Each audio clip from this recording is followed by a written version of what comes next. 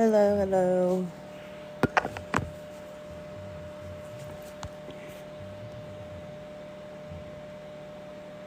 How is everybody? I know here in Kentucky, our allergies or something are killing us.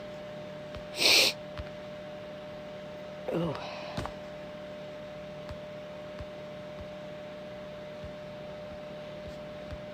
Let's send out some invites.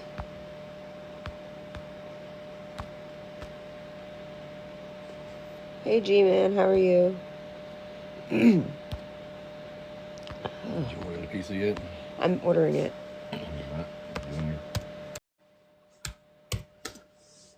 Okay.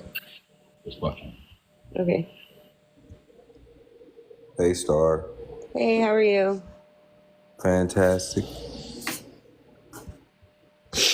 Oh man, I'm pretty good. My allergies or something are taking all my energy. Need some herbs. Yes.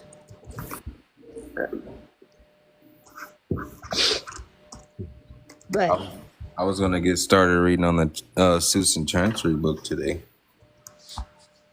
on reading, what was it? The Suits and Chancery book. Okay. I am working on a website, like Google Classroom, to where hopefully I can have it to where all the documents that everybody's going to need for the postal stuff is all going to be accessible there, with like a blank one for people to print, and then like one with everything written in the lines, like what you would actually write in. Right. But I want it to be from the very beginning and not miss anything, because if you don't do the whole process properly, you're not gonna get where you're trying to go. Right. But it is a it's gonna take a minute. Like, you're not just gonna. There's more to it than what I thought before. I'm learning, so I guess that's part of it. You learn as you go. Same. It's a lot of information, though. Yes, a lot. And unpacking it all, like, I've had the information, but it's like, okay, now how do I execute that? I know that's how it's supposed to be done, but how do I do that? Same. That's the problem I'm having. I feel like I have too much information to see where I actually need to do stuff. Like, for me, I've had so many processes, and it's like, which one is the actual correct path at this point? And yes, I am familiar with 903 and his 1040 process. I haven't done any of that kind of stuff yet.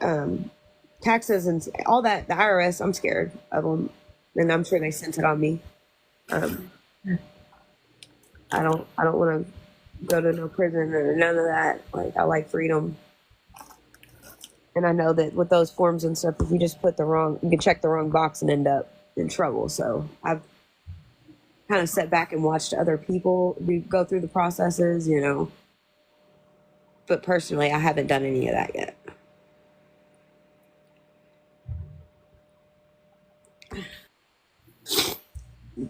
But I wish I was like a coder, because Right. I've been having AI go through all my notes, because I've written down every bit of this process. Like, as I was going through it, I wrote it down. And I'm trying to have like AI go through my notes now and put it in a document for me. I feel you. And then make it as a PDF? Yes. I feel like that would be the best. And then, like, for your class, like your little classes, are you having any documents that people can read? Yeah, I've got a bunch of stuff loaded up in the classroom. I just started it last night, because every time I try to set something up, it ends up getting flagged as fraudulent, because so many people at one time, or like going to sign up and stuff, that it's instantly flagging me, and then they shut my stuff down. So I don't even know what to do at this point, like as far as that stuff goes. I'm gonna try this classroom thing, and I don't know, like all the payment stuff. I don't want it to be an actual payment. I want to keep it at donations, and I think that's where I'm struggling the most. Right. Is because it's hard to find places that'll just allow you to do donations and not make you put like a price in on something to get the schedule load. Right. I know what you mean.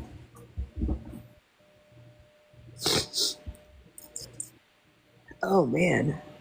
But yeah, I've got the documents, so I've got a bunch of stuff for people to get on there, and if they wanted to read over it, like it's going to have the postal manual and the Stamp Duties Act. I think those are like the two most important things that you can read up on, right, to get this process. You have to know where the Postal Service stands, like governmental and all of it, to grasp what you're doing and how important it is. It's a full-time job, I tell you that. Yes.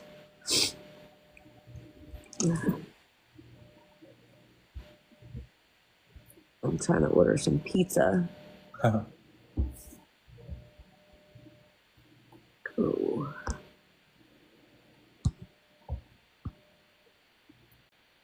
Let's see.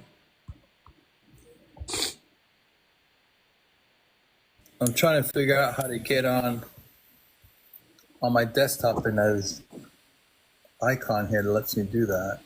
It's weird. That is weird. Was it Domino's that had that robust sauce? I think it was. I don't even like pizza because my first job was at a jailhouse that got turned into a pizza place here in Kentucky. It was like used to be an old jailhouse. When I started there, they actually still had the noose hanging. Dang, that's crazy. Yeah. I think, who is it? Jesse James? I think he was locked up there. That's crazy work. But I said that's crazy work. Well, yeah, it was a scary job for real. Not the serving pizzas part, but like when you would close at night, like you would hear people walking around upstairs, but you know for a fact that there wasn't anybody else in the building. Right.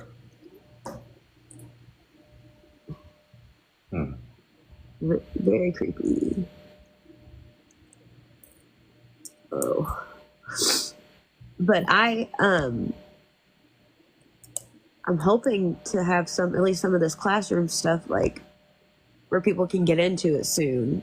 Right. Now you got your DMs blowing up. Yeah. I'd like to take myself a little bit out of it and more where people can go at their own pace. Right. But then at that point, it's just overbearing. Yeah. Oh.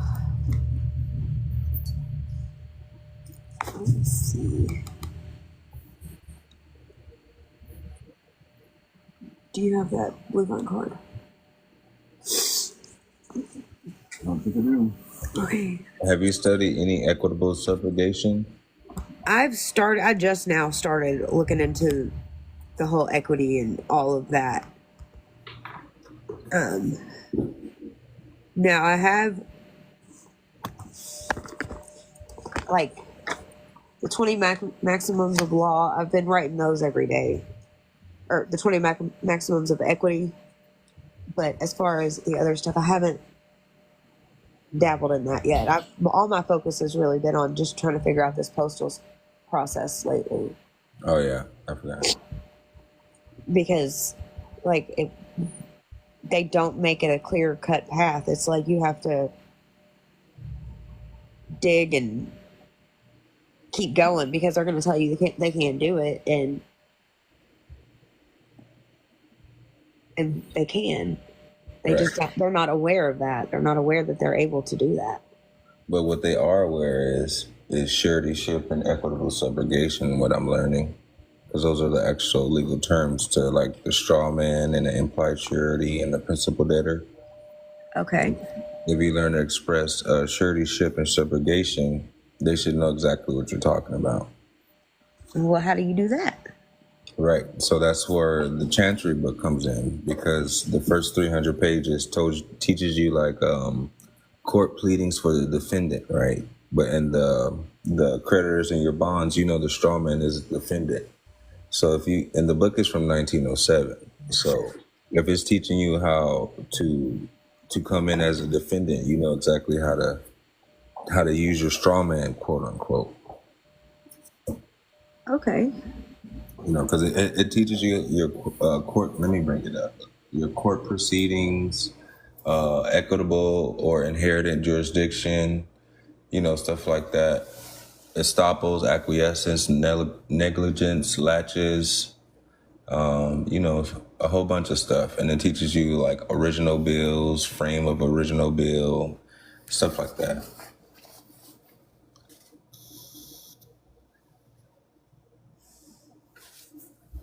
But yeah, Which book is this? this is Suits and Chancery. I think I sent you that, Elena. Yeah, let me see if I can find it. Okay. I'll have to check it out. I'm getting ready to get in there and see if those books actually. It's by Henry R. Gibson. Yeah, I just sent you a shitload of ebooks, and I think that's one of them. There was a couple of them titled something about Chancery.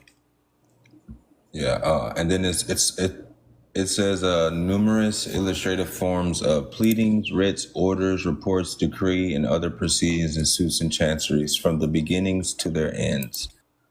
And then besides many practical suggestions for solicitors and masters.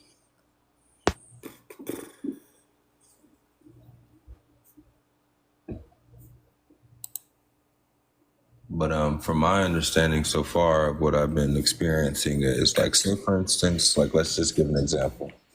Everybody wants to go get a car, right?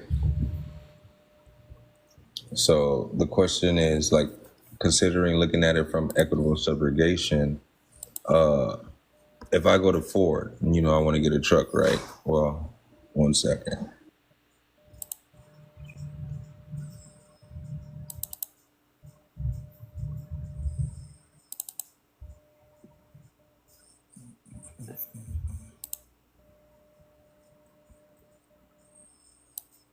Sorry about that. My dog got the barking. But say, for instance, you go get a new car or truck, right? Ford. Let's do Ford. Well, the real question is, how did Ford get all those cars on the lot, right? Well, Ford had to ask the state for a loan and stuff like that, which makes them the principal debtor. And then you come in as the surety, which is the co-surety of the loan that the bank already has open to the state. You know, so then if you're helping the car company pay off the loan and you express equitable subrogation, right? And you know that the principal debtor, which is the birth certificate, is the one obligated, and then you go tender payment. That's basically called exoneration, because if they deny your payment, your tender payment, you're exonerated, which is the same things we've been talking about, right? But there's already a legal definition of that. We just got to Hey, learn. Elena, Yes. it's in that file I sent you. I just looked at it. Same Okay. one he's talking about. So you got it. Big Hey, Wayne. Big Wayne, I have a question for you real quick. So I would like to post my my videos of the lives. Is there anything I specifically need to do to protect anybody's information? Yeah, get their consent. Okay. Would you mind if I posted the lives on my YouTube? I think what she's referring to is keeping all the identities fuzzy and whatnot, so that no one's Yes. personal shit is out there. So nobody actually knows who's talking. Yeah. Um. Ba, ba, ba, ba. It's not. I don't think my. I I mean, don't. all the faces are blurred out. You can't tell who's talking, and I mean, it's not that they're gonna know who's talking from that. I just wanted to make sure before I post any of those videos of the last few days. So if everybody on the call copyrights their essence, then everybody should be good. Mine is copyrighted, so I know I'm good. Okay. So I guess in order to be coming up here and saying what people are saying, they're yes, probably know they're good before they start. But yes. So you have my consent. okay, all right. I just wanted to double check before I did that. I don't want because there's some really good information. I went back and was listening over it. And I was doing a lot of research. I was going into documents, and I'm I'm I'm blown the stuff that I have and the stuff that I actually really know how to do, and Right. I'm like, yeah, yeah, You, yeah, you know, yeah. I had a mishap yesterday because I lost power where I was at for a few hours. And I missed a good live because I had some questions that I needed to address. And I think Elena said she put it out there, and a couple of people responded to it. And I think she mentioned you were one of them. And I was trying to figure out how to help a family member, which, unbeknownst to me, had their house foreclosed upon about a year or so ago. And the case closed, and the bank went and sold it at auction, and now someone else owns the house, but they haven't moved yet, and they're trying to get them to move, and they're trying to pay them like a key fee, and they're still working on that. And I'm wondering, is there a way of them still saving their house other than filing 1099s and getting the credits for everything that occurred, including the case itself?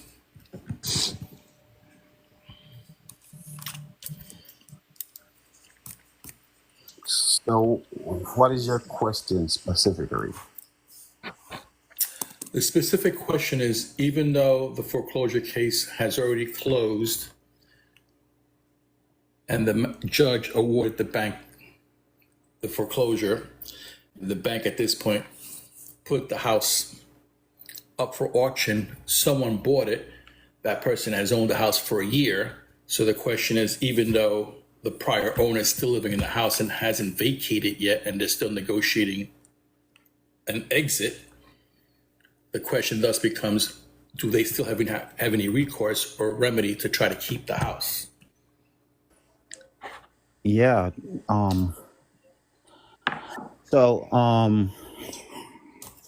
if they go to their foreclosure court order, the court order is a contract between the bank, them as the party, and the judge. If they go through that foreclosure order and they read it specifically, you will see that the transfer of deed is still in their name. Their name being who? The person who originally had it. Yes. Okay. And the mortgage was reassigned back to the bank. The interest to the mortgage was reassigned to the bank because they gave away the interest in the house when they signed the application. Right. So the bank holds the interest, the rights, and When title. you say the interest, you're talking about the promissory note? Is that Yes, what you're referring to as the interest? Okay. yes. So the bank just holds the rights to the payment.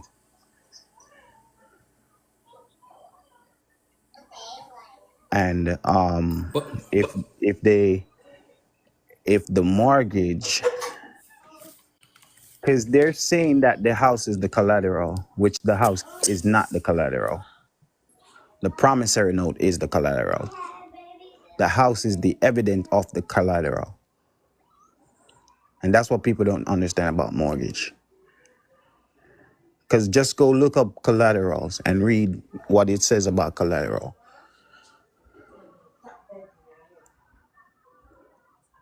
It's a security interest. That's what a collateral is. And the only thing that is the security interest in that whole contract is the promissory note.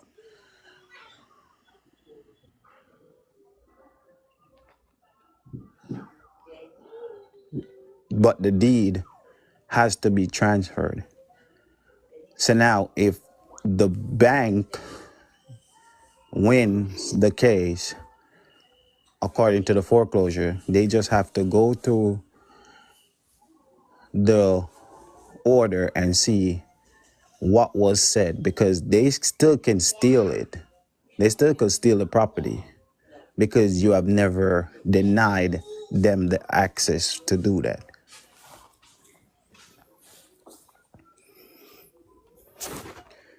Because under trust, they're the only trustee on the deed. The bank has never signed. And MER, once they put anything through MER, which is they now give away their right as the bank also.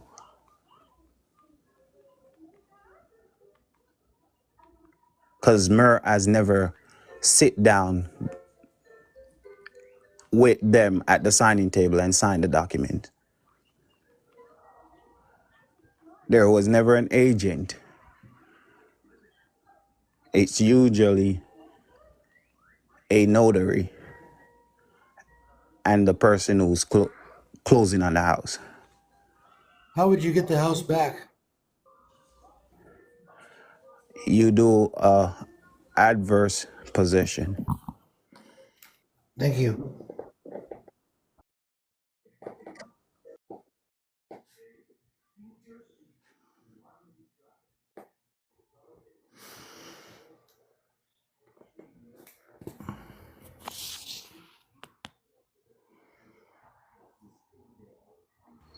I just want to say thank you for coming in here and sharing all of this wealth with us. I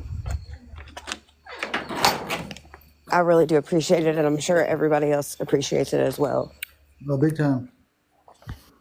What if you put the deed in a trust? Then they has no rights to it, because if it's a irrevocable trust, the bank cannot do anything with that. They can't get it out of it. The courts can't get it out of it. They have no say when it comes on to trust laws, because that's dealing with the chancellery, court of chancellery. And there's no what you call statutory or time limit. There's always a time limit, and they tell you.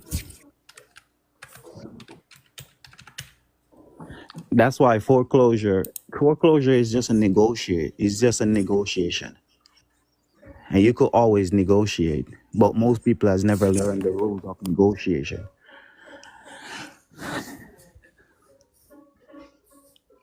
So when they send the first presentment, everybody put their head in the sand. It's just like when you get a credit card saying that you have not paid such and such amount. And we're gonna take action against you. When you get the first presentment, what they tell you to do when it come on to doing credit, they say you should dispute it, right? Right. And that's the first thing you have to do. You always have to dispute it. But I would tell them to validate it and prove their claim.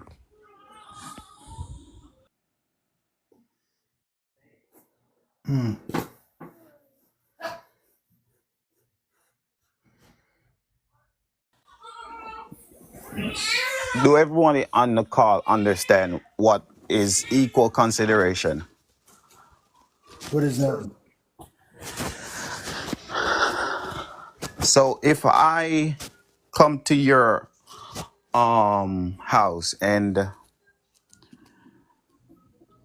I want something that is precious to you that has been passed down for generation. You're not using it, but it's been passed down for generation. You don't have no sentimental value to it, and you're willing to give it to me because of the history that it has. What would you expect from me to do?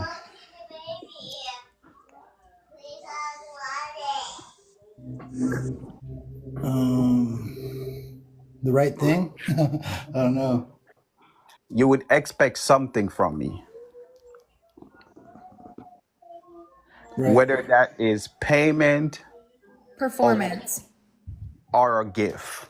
You would expect something for that thing that has such a long history. So as I'm on the call with you guys, I actually went to the county records and I realized that the bank sold. They have a deed recorded with the new owner on it already.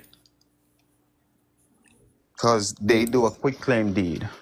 First in line, first in time. But the fact that she's selling the property, you think she can do a quick claim deed on top of that, or no?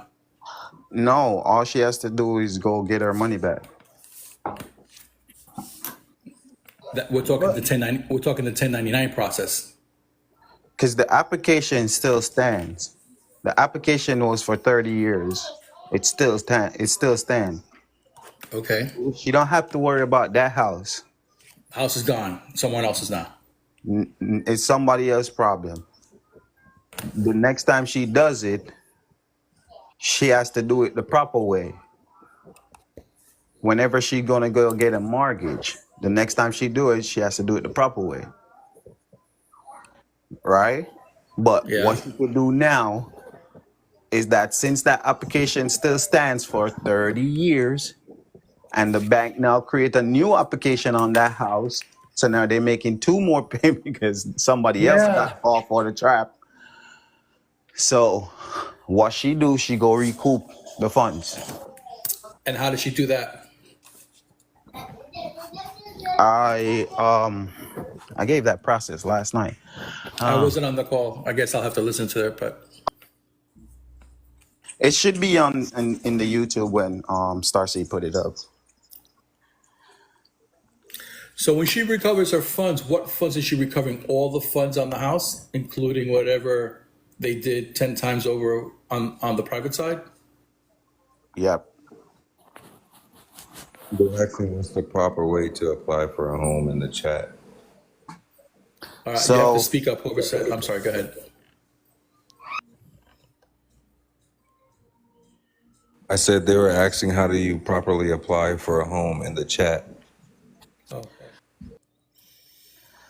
President Proclamation 73rd Congress. It tells you the New Deal. It tells you exactly how to do the proper application for anything, every bills that you have. So what I would do, I would go get an application. I'm not trying to get a finance. I said this on the call last night. It's the bank we're having the issue with. They're the biggest financial institution because they are contracted with the Federal Reserve to do business and to supply credit to consumers. But they are making fraudulent undertaking. So what we want to do, we want to cut them out the middle.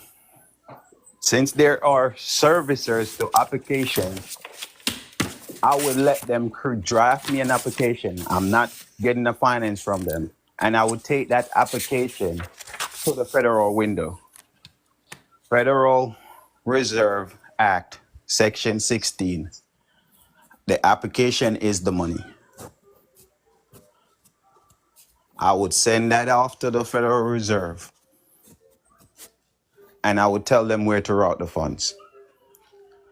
I just gave y'all the secret to pay off everything.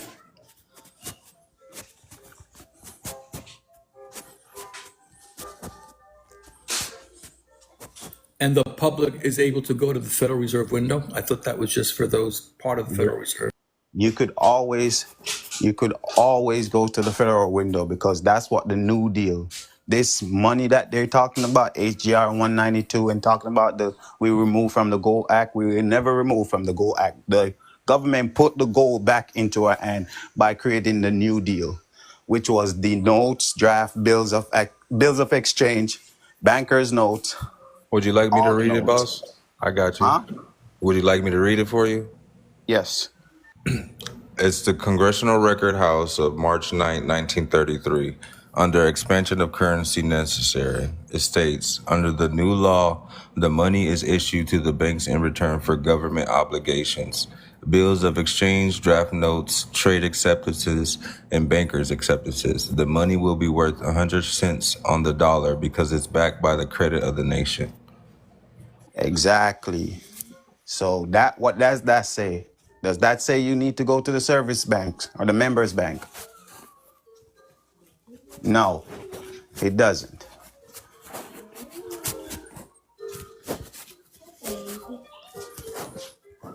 That means that you can go to the Federal Reserve. I wouldn't go there. I would just mail it off, certified mail. I would use the post office to do all transactions. And when you say it, what is it that I'm mailing, just to be sure? The application that you're going to get from the service banks. So you're going to go down to the bank and you're going to tell them to draft you an application for a mortgage for whatever amount. Say I look at a house and the house worth $15 million. I need the bank to draw me up an application for $15 million. They're going to ask me a bunch of questions. I'm going to say, no, I'm not trying to do finance. I just need the application. Once they do that, if they have a service fee for the application, I pay the service fee. I send the application, register mail, certified, with my stamps on there and my endorsement. Send it off to the Federal Reserve, and I tell them where to route the funds. Can you repeat that? Okay, I know I talk fast, but so I'm gonna slow it down. I would go to the bank and I would get a application for a mortgage, a car, a phone, a clothes store, a building, even a bank. I would get an application for whatever value I want that application to value. And I will put my endorsement on it, and I will use the Stamp Duty Act and put the qualified stamps on that application to pay the taxes for the Queen, and then I will mail that off, register certified. Beautiful. Why I'm mailing off register certified? If you know anything about certification, according to the banking terms, certified goes into promissory note. It's a certification of indebtedness.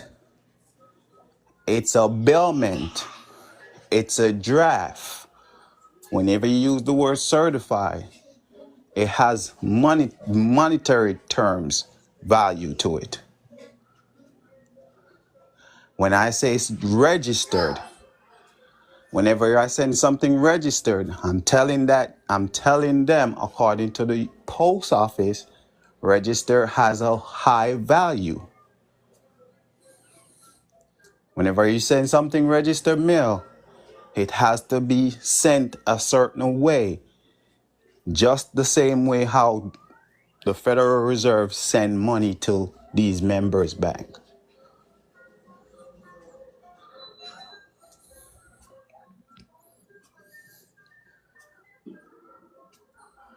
And then I direct where I want those funds sent to. Exactly. Does it So have now, to go back? if I have an account, They have a trust account. I will tell them to send it to that trust account. And from that trust account, meaning that it's a revocable private trust account, a trust banking account, that's what I'm talking about. I would allocate where I want those funds, what I want those funds to do, those credit to do. And with that, I could have a proper bookkeeping on my end as the private banker. So I could do the taxes at the end of the year to tell IRS what I paid out, how I did my deductions, how the funds was received, how the funds was issued. And is that in the public or private? All of this is done publicly. You're operating in commerce. Private only comes in when you're separating yourself from your public consumer entity that you have out here. They already create this entity for you. You can't do nothing about that. You just got to operate with that person how they're saying you're supposed to operate, how they're telling you the game is supposed to be played. So according to the New Deal that he just read, if you go to 12, let me put,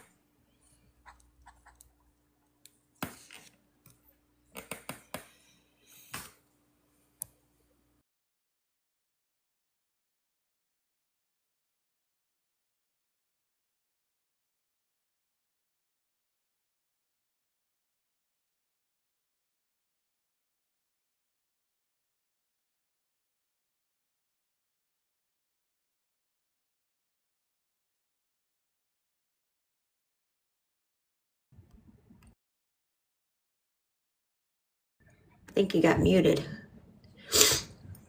Maybe accidentally on himself, or maybe he's turned off his screen for a second. I think he said, let me do something. I think he was going to pull up the new deal. He was going to pull something up. That's what I thought. Yeah, because Okay. I'm reading from the congressional records, but they have a slight change in it. I think he's looking for the other one. so I got it. It's 12 USC. I'm just going to do it this way because they kind of change it a little bit. So it's 12 USC 412. Whenever you guys get a chance to pull that code up, pull it up and read it. And I want you to read it a bunch of times till you get it. Read it every word at a time. And any word you realize, any word you see in there you don't understand, get a Black's Law dictionary, look it up. Get a banking dictionary, look it up. Look up the words, look up every word. Make sure you understand the meaning for these words. Make sure you understand it according to their terms, according to how they're using it in the sentence. But read 12 USC 412.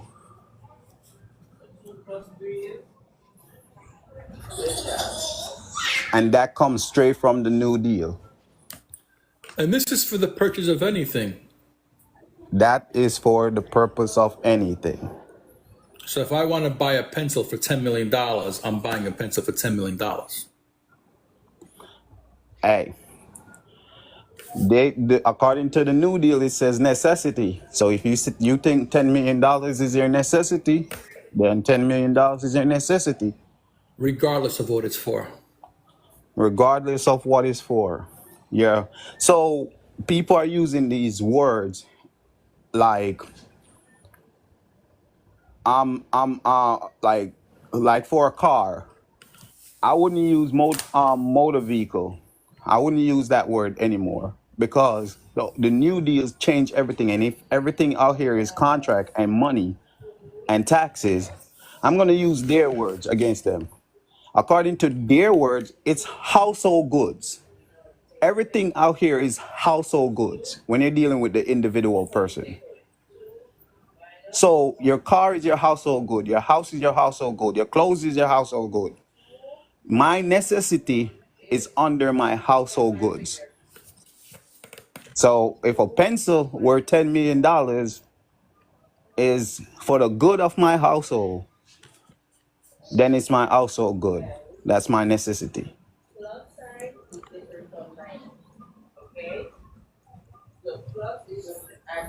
Now, when you're talking about a financial institution or auto dealer, you can get an application.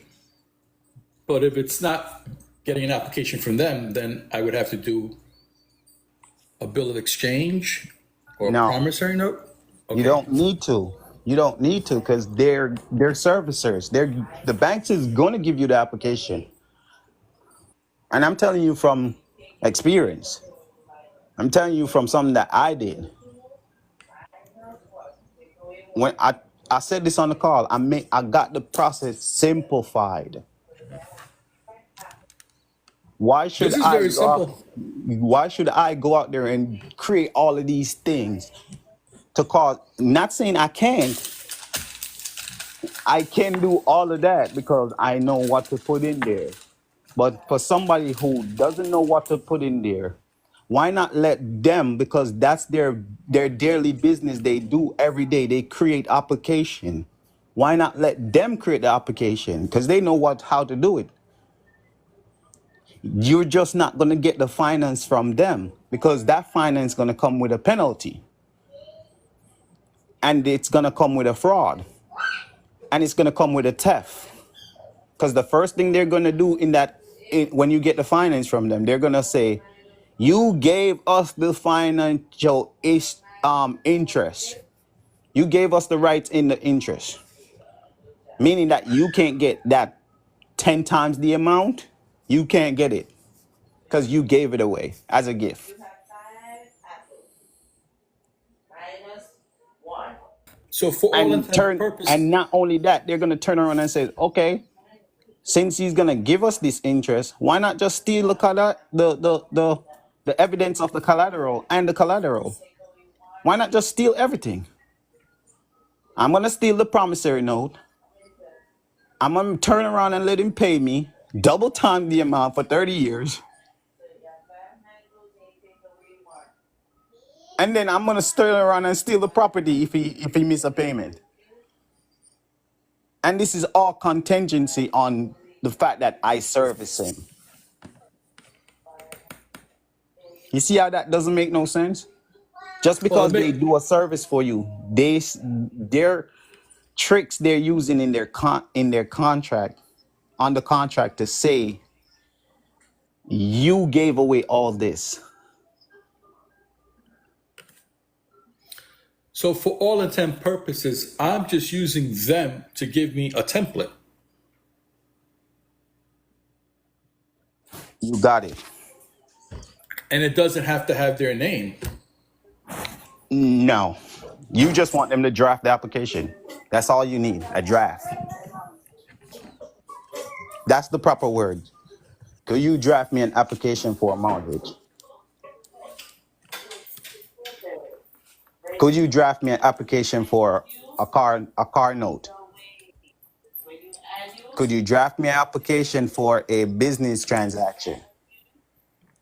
I need to go buy this commercial property for $6 million. Could you draft me an application, please?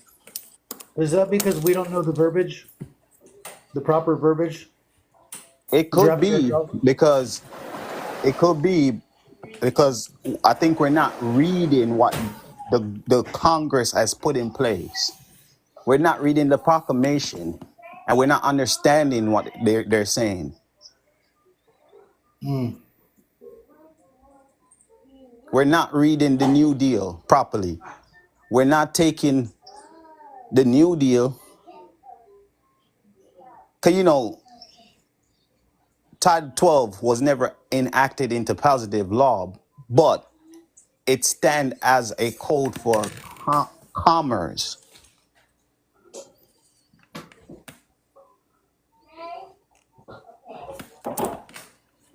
So with the fact that it wasn't enacted into positive law, our right under the Constitution still stands, and no state can make tender of payment other than gold and silver.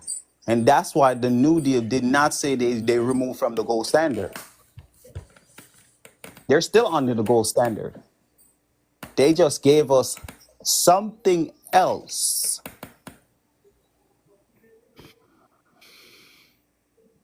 to offset what they have took from us. And I'm saying they because it's the bank took it. And that's why in that proclamation, it was the bank asset was frozen. It never said the individual asset was frozen. The people, we the people asset. It never said that. It says the bank asset was frozen. So they know that the bank has been stealing people essence, stealing people time, stealing people assets for a long time. They know this because all of them is a part of it.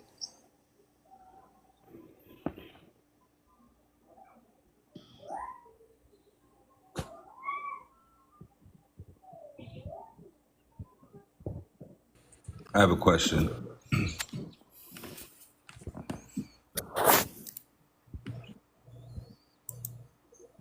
You could go ahead. Okay.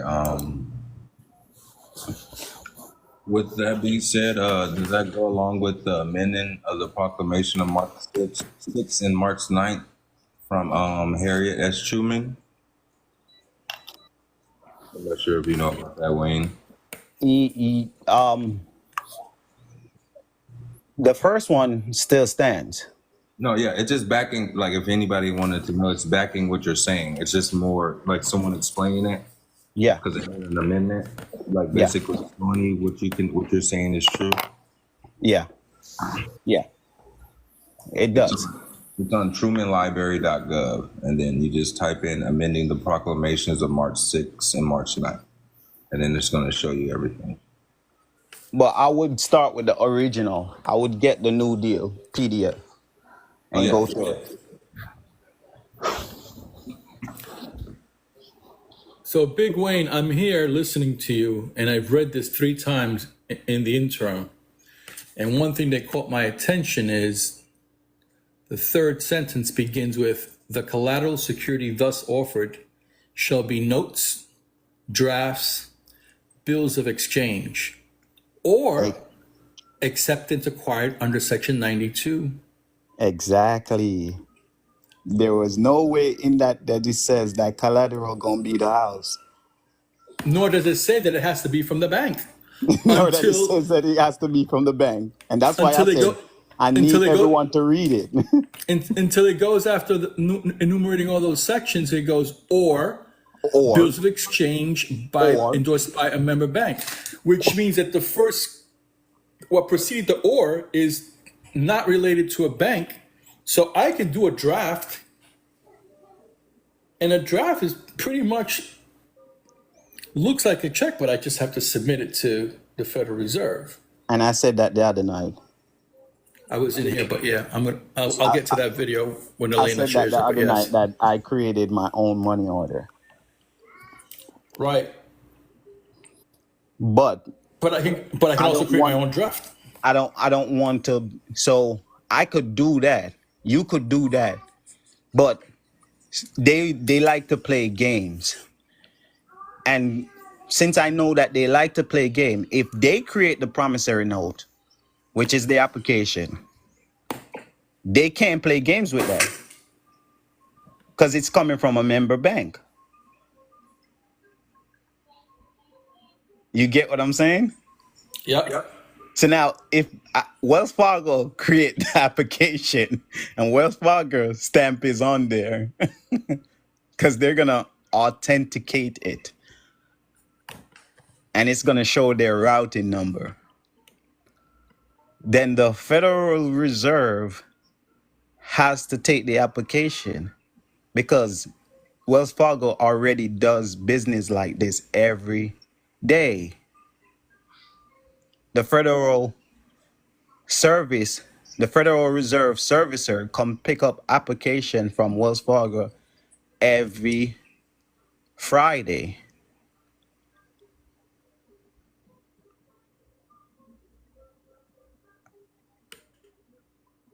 So now, what can they play games with if they're creating the application? They have nothing to play games with.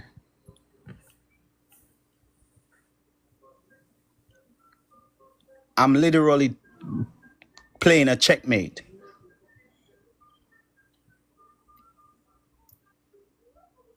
When I asked them to draft me an application for a business transaction, what are they giving me back? A document that looks like a check or a draft, or is it like an 8.5 by 11? It's going to look like the application you get for a car. It's going to look like the application you get for a house. Nothing changes.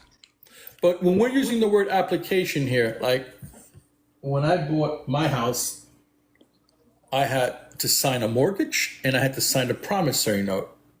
And the mortgage is where they stole your house.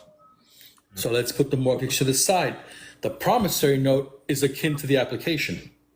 Exactly. So I don't need a bank. I can go look at my old promissory note and emulate that.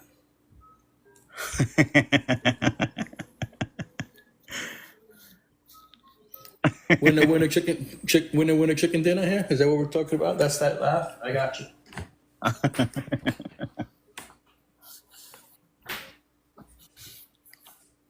Yeah.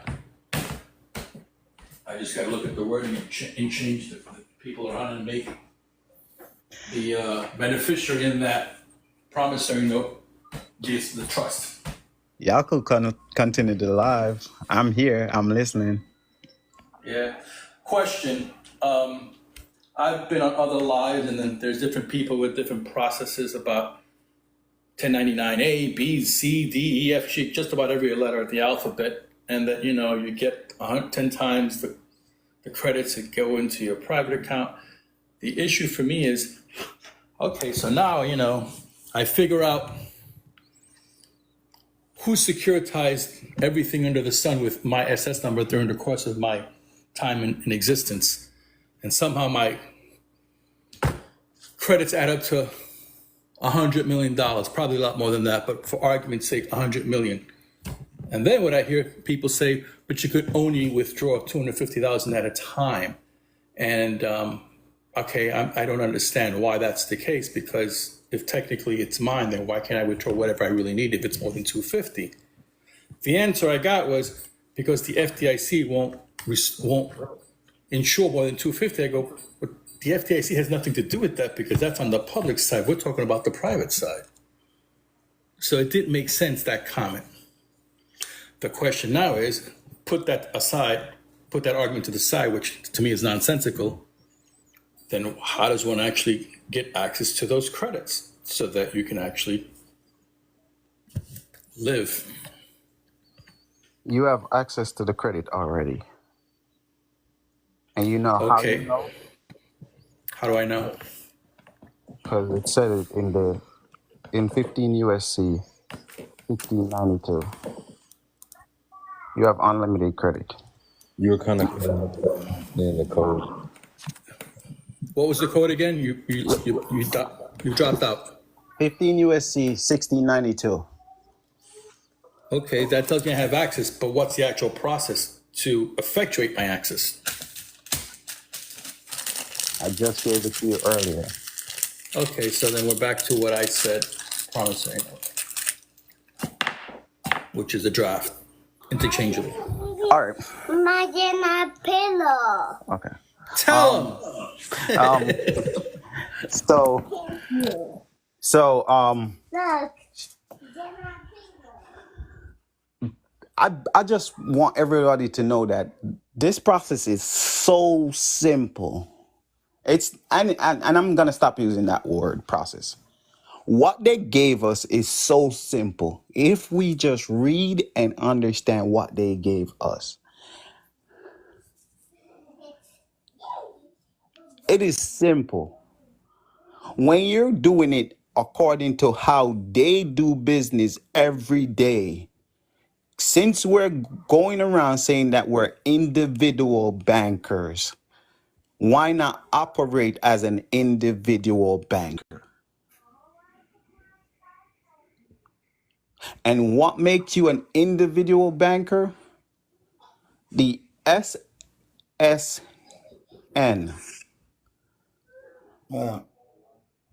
Because the social insurance plan they set up for you, it's just like when you would get an IUL. It has money in there. And every time you work, you deposit money in there.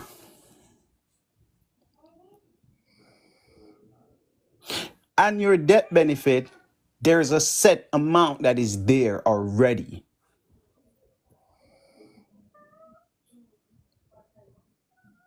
So now, if there's a set amount that is there on the death benefit side for a regular IUL, let's talk about the social security, which is a decedent. It means that you're dead. There's also a certain amount that is there already. And what is that amount? Unlimited credit.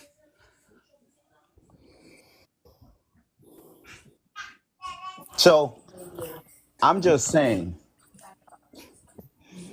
Can I ask a question? you could You go just ahead. did. I always say that before I ask a question. You guys always say that. So if it's unlimited credit, then how does a bank deny you your application? Because they don't expect you to put up a fight when they deny you. Is there a process when they do deny you? Yes, they can't deny you under 15 USC 1692. Okay, I wrote that code. I'm gonna look up that code. So do you just rebuttal with that rejection letter with them? Yes, you would send them a dispute, and you're gonna talk to the finance department, and you're Okay. gonna dispute their rebuttal because they're taking your application, they're stealing your promissory note because they're still gonna get paid from that promissory note. And do they have to fund the whole amount, or let's just say I applied for like a loan for $50,000 for a car, and they're only going to give me? Can they say we're only going to give you 10,000, or do they have to fund No, the full no, amount? they have to give you the full amount because the full amount goes with the promissory note. Okay. I did an application for $50,000. I need $50,000. Okay, that makes sense. And then you just wait for the rejection letter in the mail. Is that what you do? No, I don't even wait for the rejection letter in the mail because if when I get the rejection letter in the mail, that's Uh-huh. another $1,000 they have to give me Ah, because okay. they lied. And according Okay. to 15 USC, it says civil liability tells you that if they lie or reject you, then that's a discrimination. And if they Okay. discriminate, you have civil liability against them. And the penalty for that civil liability, it could go up to $10,000. So every time somebody reject you and send you that letter, that's just evidence of that lie. So I will let them send me that evidence all the time. You know why? Because Hmm. that's my receipt to get my $1,000. Okay. And they still have to turn around and give me my the financial asset that I asked for. Is either they Okay. give it to me or they send me the application and I go get it from the federal window. Okay. Hey, wait.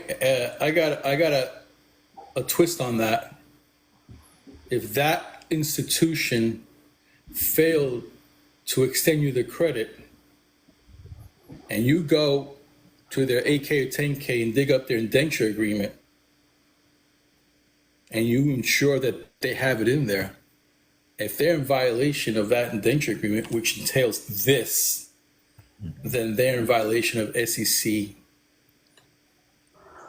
regulations, which puts their access to the window at risk. They violate their rules all the time. But unless we hold them accountable, You gotta then hold their feet to the fire. exactly. And they use the laws that the Congress has put in place to hold their feet to the fire. Yeah, yeah, yeah, yeah. Hey, Big Wayne, what's the best book that you've read pertaining to all this stuff? Black's Law Dictionary. Well, there is not a best book for me. The first document I got my hand on was the Modern Money Mechanics, and when I read that, I was blown away because that was Oh just yeah, a publication. It wasn't even a book. It was the bank publicly reported on themselves. out of Chicago. And when I read that, I was blown away. And that came up in the newspaper. I got that information from the newspaper and I went to go look up the publication because somebody in the newspaper was losing their house to foreclosure. And he remedied his house by filing a 1099-C and a 1099-A. And did a FOIA request on the 1099-A. And they could not present the note. So when he went to Supreme Court, because they didn't have equal consideration and they couldn't present the note because they destroyed the note. After they made the funds off of it, they destroyed the note. They couldn't produce it. He got his house back. Wow.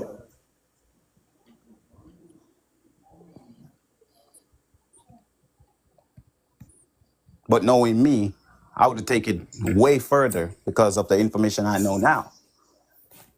How much further would you have gone? Oh my God, they probably would have been out of business or changed their whole business to a new name. They probably would have been in bankruptcy court.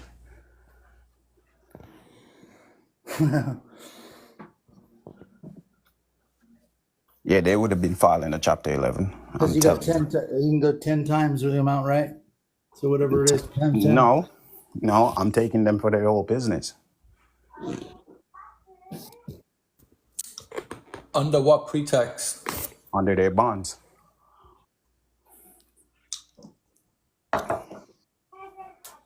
So when a bank attempts to foreclose on me and the judge rules against them and dismisses the case with prejudice, and then they go and assign it to one of their subsidiary bank and start the process all over again, they're in violation.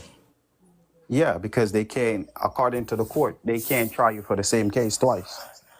Or for that matter, 4 times. They can't. They can't try you a second. Under the Constitution, they cannot. The court knows that. When you say that under the Constitution, we're not talking double jeopardy here. That's different. It's still double. Contract law doesn't. The court doesn't have right to come in between a contract. That's the first thing we need to know under the Constitution. And if that's the first thing we need to know, because the Constitution stands above everything, because Title 12 was never enacted into positive law. So everything after that is just a contract. So when you invoke the law, which individual has the rights to the law,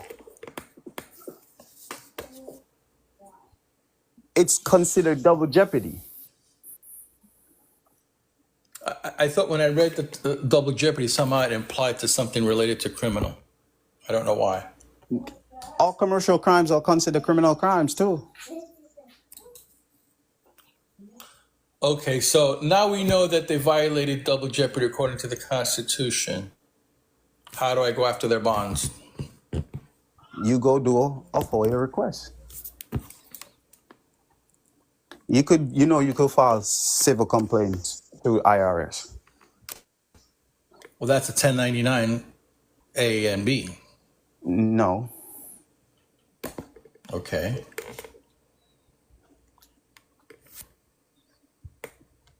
Then what form am I filing?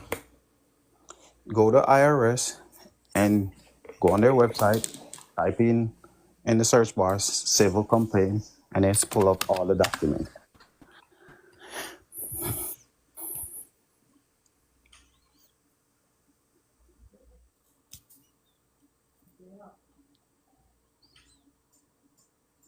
And I would definitely file a 211.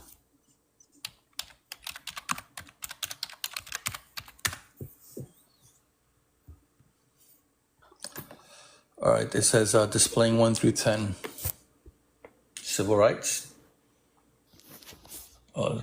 Oh, these are all. Well, Hey, Big Wayne, do you ever? no, Sorry, go ahead, brother. I'll wait.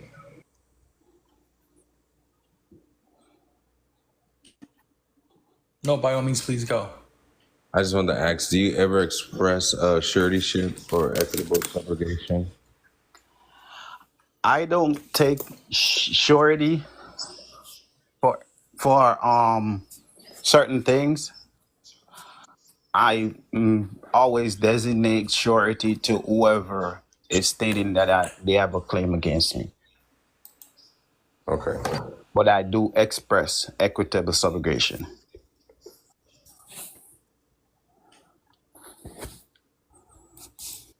So we're talking form 14652. Yes. That is so short. It's like it doesn't even have it. Do you know that It's there's not on the site. No, you could go to Google and get it. Yeah. Okay. I'm sorry. They're scared of the IRS? You're about to say? Yeah. When they get a civil complaint violation from IRA from a consumer, that's a big problem. Because even the court can't reject that. Because the court has to file the taxes because they're a corporation. All right, go ahead. What you were gonna say?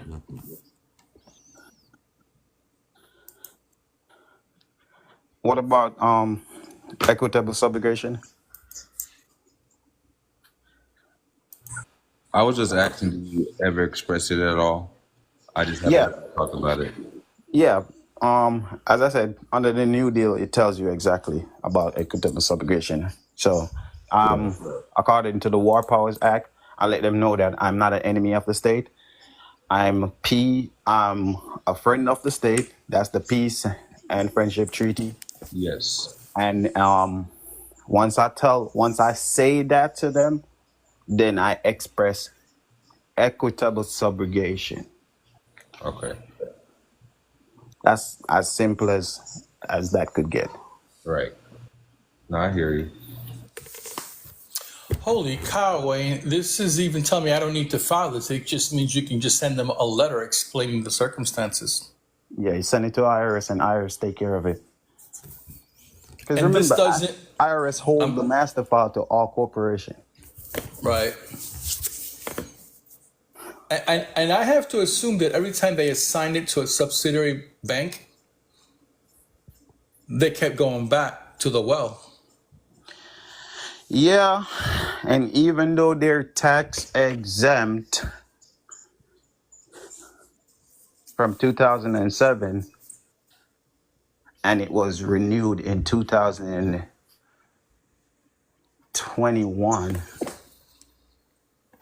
they still has to follow the rules. And me putting forth this complaint doesn't negate my ability to still file a 1099 A and B. No, that's just you just saying that what these people are causing harm to me as the consumer because consumers has rights.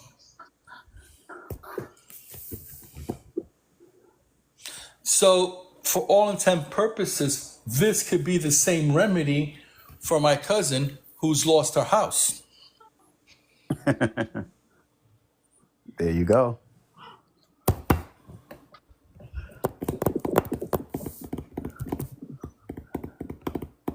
I'm not trying to take up the call. Hey, how did, if you don't mind, how did she lose her house? Oh, I didn't even say this. I don't know if this. Well, it shouldn't be an issue.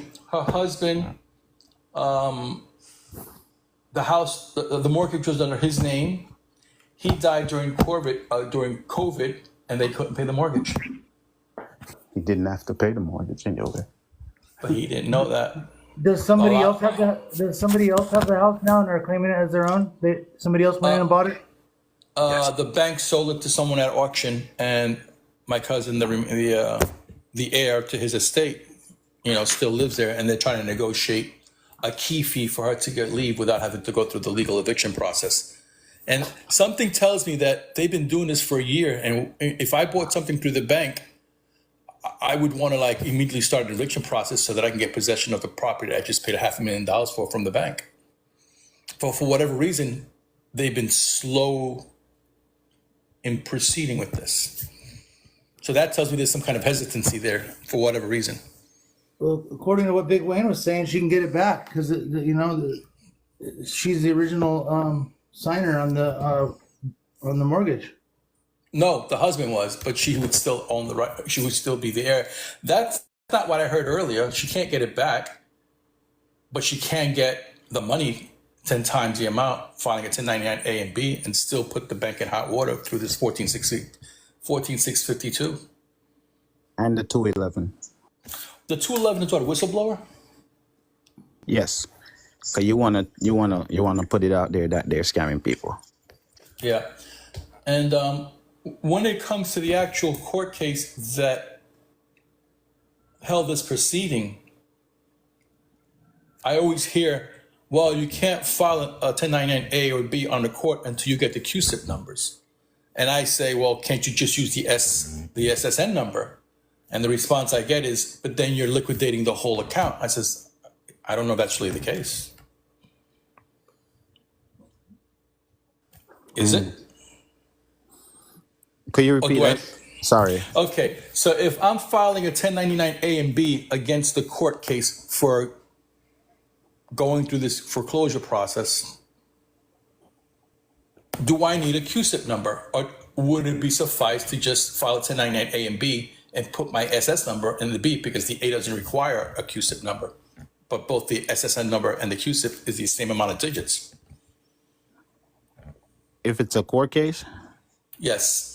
the court case already has a QSIP number. If you look at your court document, it has a QSIP number. The third, I think it's the second number, is the QSIP number. Okay. There's a file number, a docket number. That's not the QSIP number, is it? No, there's 3 numbers on there: file number, docket number, and QSIP number. The last time they messed up on mine and told me exactly what it was. They told me in my case it was an account number. When they said that, I was like, ooh, they gave away the secret.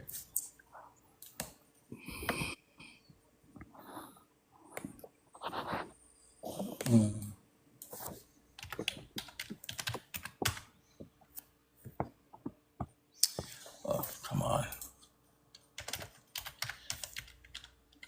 Here I am, doing all the research to do an FTC a complaint, a consumer So the person bureau that's complaint. asking about the birth certification, do you really need to do your birth certification? What do you need to do with the birth certification?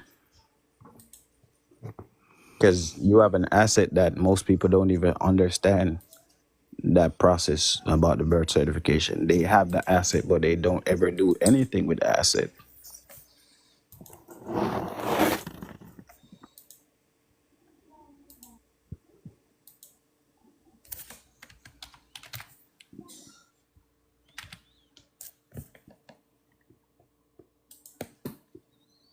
Hey, Star, do you have anything that you want to talk about? You're good. I mean, I can come back in and talk too. But I enjoy listening and learning too. Yeah, because I love your process. I'm actually right now over here on my computer. I'm putting together the classroom thing so that it's all organized and all the documents that anybody's going to need are going to be there. But I just kind of got sidetracked because I was wondering if I could find any documentation on the master file. And I'm over here and I pulled up some stuff as far as like your master file being within the post office, and that's what I'm doing right now. So And what did you find? I found that if you go into like their FOIA part on like about USPS, there is some stuff in here. Now I just pulled it up, so I haven't got to really read much of it yet. But it says you can go to about.usps.com to get information on your master file. You can also find it at faq.usps.com. Ask me a question. Oh, I had a good one earlier and it escaped my brain.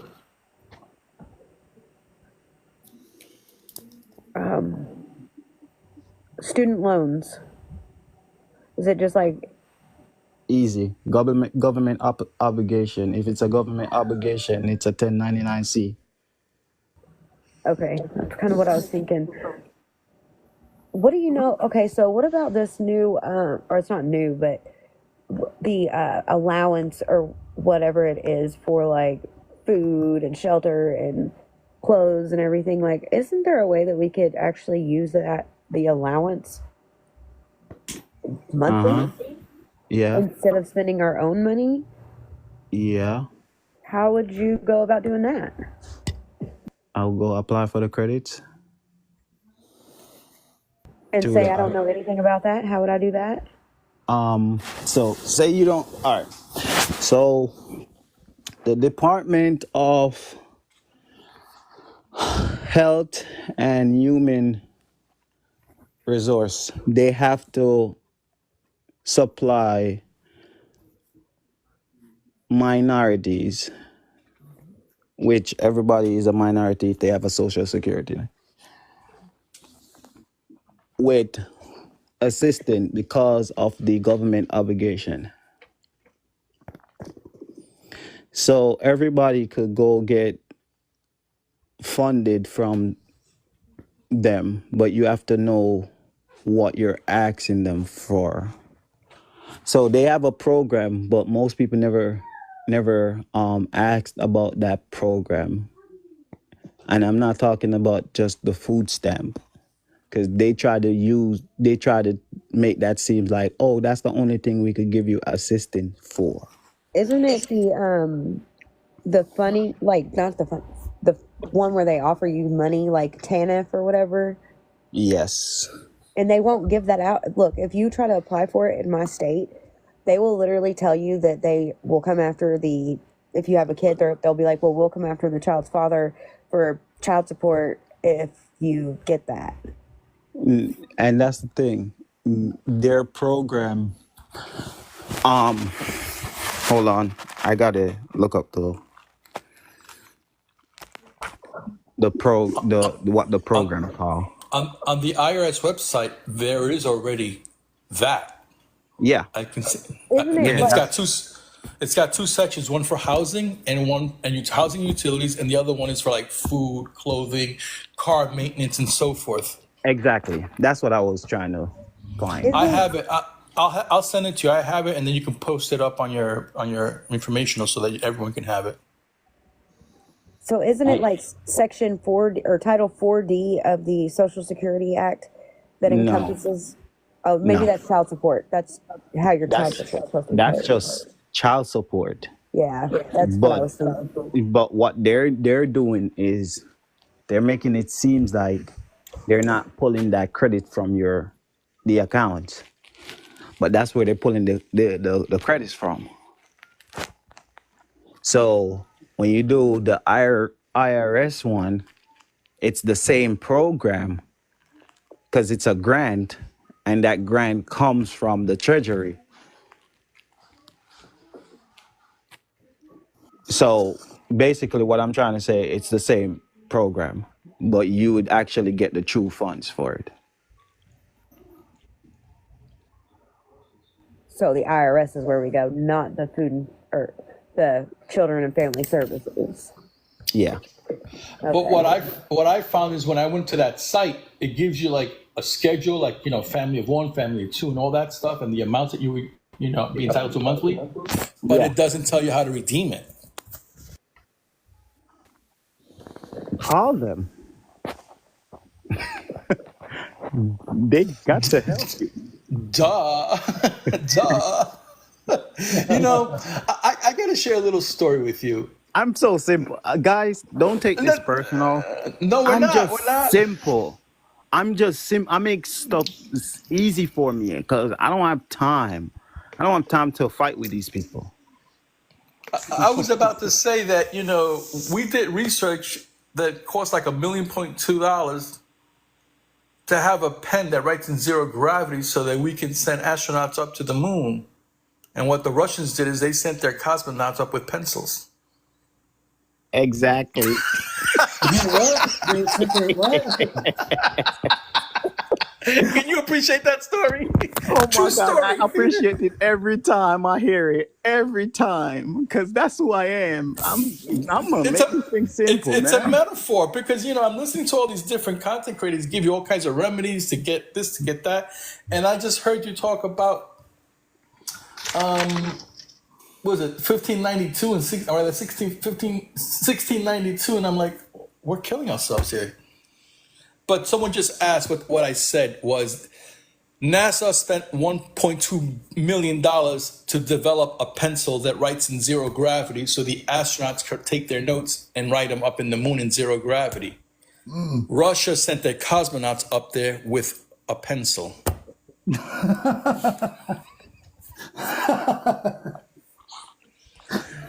Yeah. As we're talking here, I went online to the Supreme Court e-courts in New York and I found all my documents, but there's no other number other than the case number on it. They refer to it as an index number, but that's not a CUSIP number. But nonetheless, if I don't have the CUSIP number, I go back to my original question. Can I submit my SS number on that 1099, naming the court and the judge?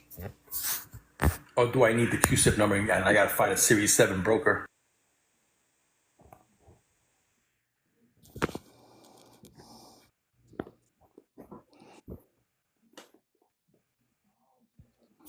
I always thought that the birth certificate ended up going to the Vatican, but I just discovered the other day that it actually goes to the DMV.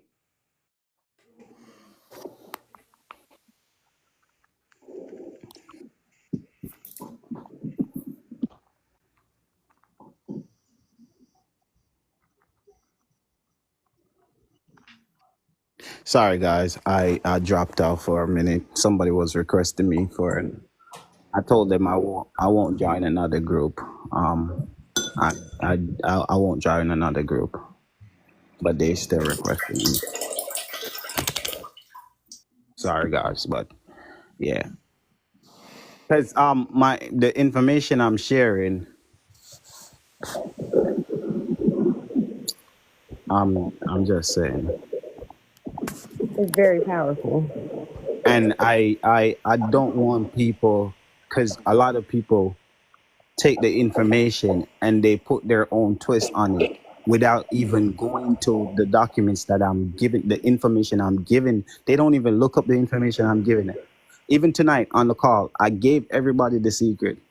Just read the New Deal, President Proclamation. Read it. It tells you everything. That's the big kept secret. They don't want people to. Why you think when they put it out, they didn't even tell people to go to it, to look at it? Well, of course. They secretly put it out. Secretly put it out there.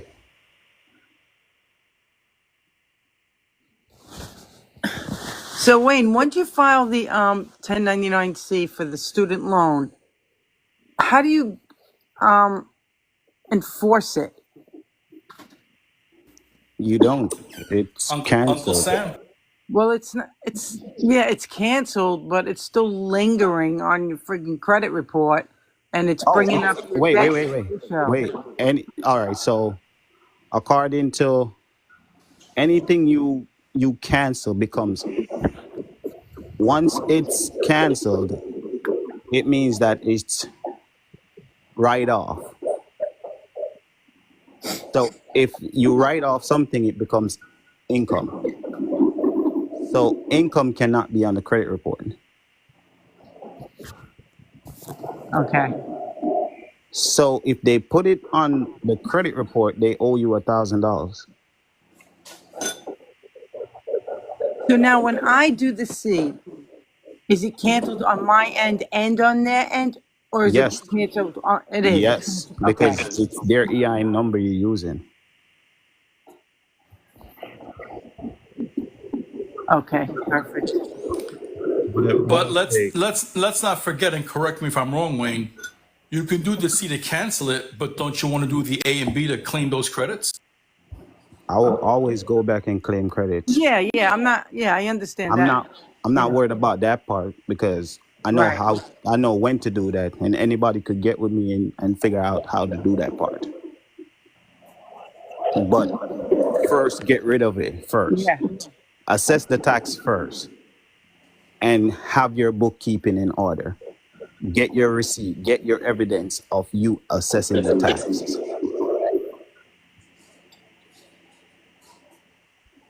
Cancel the debt. Right. Once you cancel the debt and you have your receipt that the debt is canceled, you could either send that evidence to that financial institution, because they Right. know already, but they will act stupid. Yep, I But did. since they want to act stupid, I'm going to put it in their face that the debt is canceled. And if they still want to act stupid, I'm going to use the 15 USC Civil Code. And if they still want to act stupid after I send them that dispute, I'm going to go to the CFPB. That's the only credit reporting agency. True. And if they still want to act stupid, I'm going to go to the FPCB. What's that last couple of letters? Charlie Bravo. C.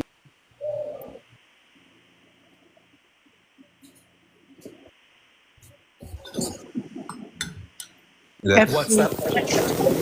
What is that an acronym for? Federal Trade Commission Bureau.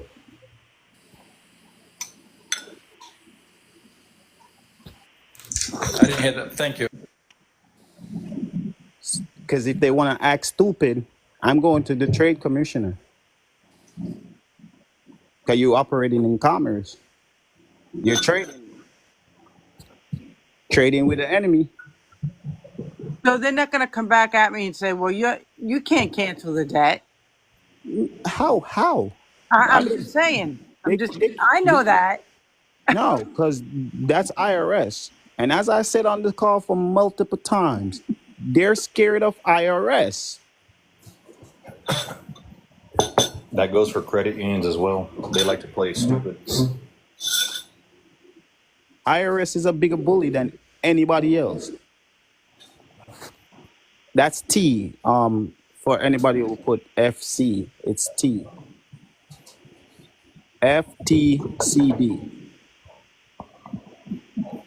I think you were offline when I was asking if I can't get a QSIP number for the case on my filings, then I have to go to a broker to get that QSIP number in order to file my 1099-B against the case.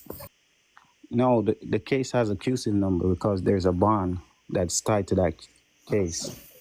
But how do I identify that number? I'd have to go to a broker now. No, you don't. You get the bond. How does one get the bond? You request it. FOIA request. FOIA request. From the court? Yeah. Okay.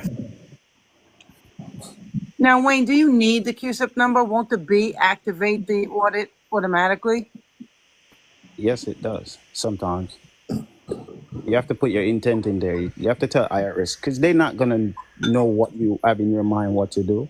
Okay. Oh, but the FOIA goes to the court has nothing to do with the IRS. No. You're just requesting documents. The bond number. From the court clerk. Yes.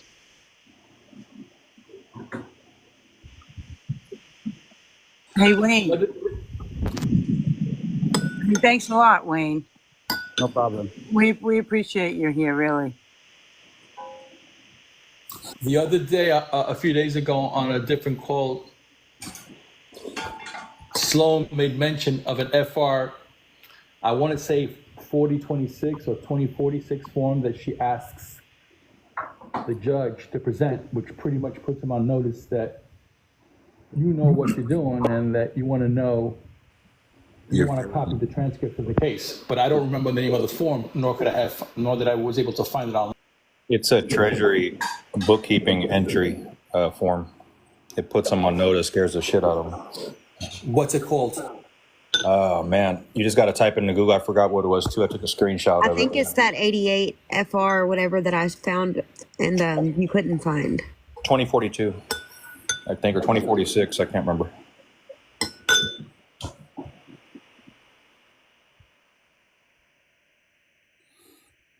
There's the form down there.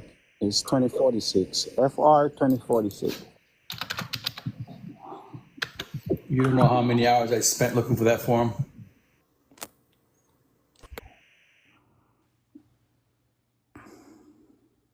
Because that's one quick way to shut down the case.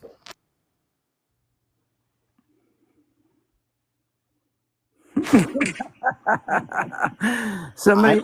I negotiate with the judge all the time. I go in there and negotiate with the judge. What do you say? You give me one banana, I'll give you 2 apples. What do you say? I negotiate with the judge. You give me one banana, I'll give you 2. Wayne, someone wants to be your neighbor for 6 months. You give me the credit, I'll pay the taxes. Oh my God.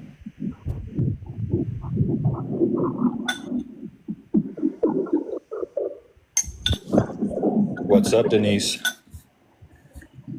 What's going on? Nothing much here. Getting late, got to get to bed.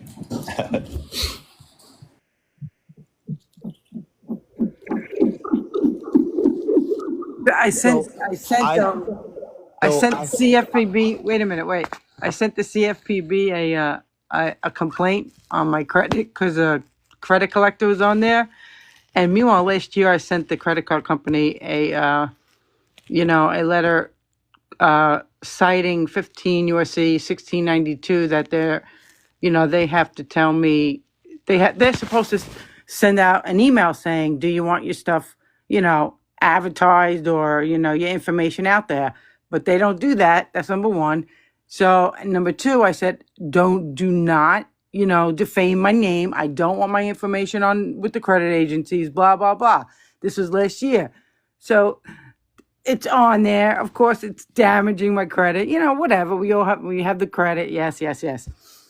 So, I sent CFPB, I put a complaint in and I said, not for nothing. I don't know what your job is, CFPB, but if you're just going to write the company, which I can do, and not solve the issues and go after them for the fraudulent acts that they're doing, what is your purpose as a public servant? So I got a letter today from the Office of the Comptroller regarding Credit One credit card. That if they don't resolve this issue, because I put a copy of the letter that I sent to them to CFPB and said I told them to stop sharing my shit, and they're still sharing it. And not only they're sharing it, they're selling it. So the Office of the Comptroller, I did it all under my trust name this time. He got back to me and he said, if they don't resolve it, please get back to us. I thought I never got a response ever until I used my trust.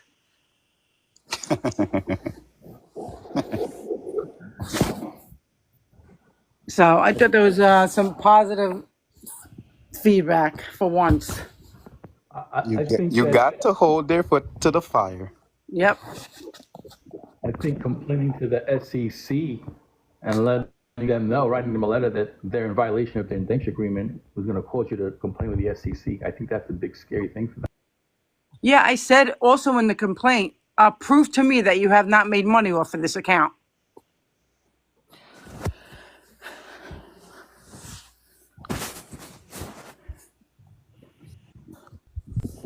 Who knows who? All right, I'm just gonna say this. I like, all right, I can't do nothing about this. I'm just gonna say this. Who knows who knows the underwriter for all credit cards? If anybody knows the underwriter for all credit cards, drop it in the comments. New York Bank, Mellon Bank, New York. U.S. Bank. No, there is only 3 underwriters. New York Bank, Mellon. No. I want to say J.P. Morgan because they're probably the biggest. Nope. The Federal Reserve Board. Nope. Goldman. I'm thinking Amex. MasterCard. Is it There you Chapo. go. Master, Visa, and Discovery. Not Amex? Nope. That's interesting.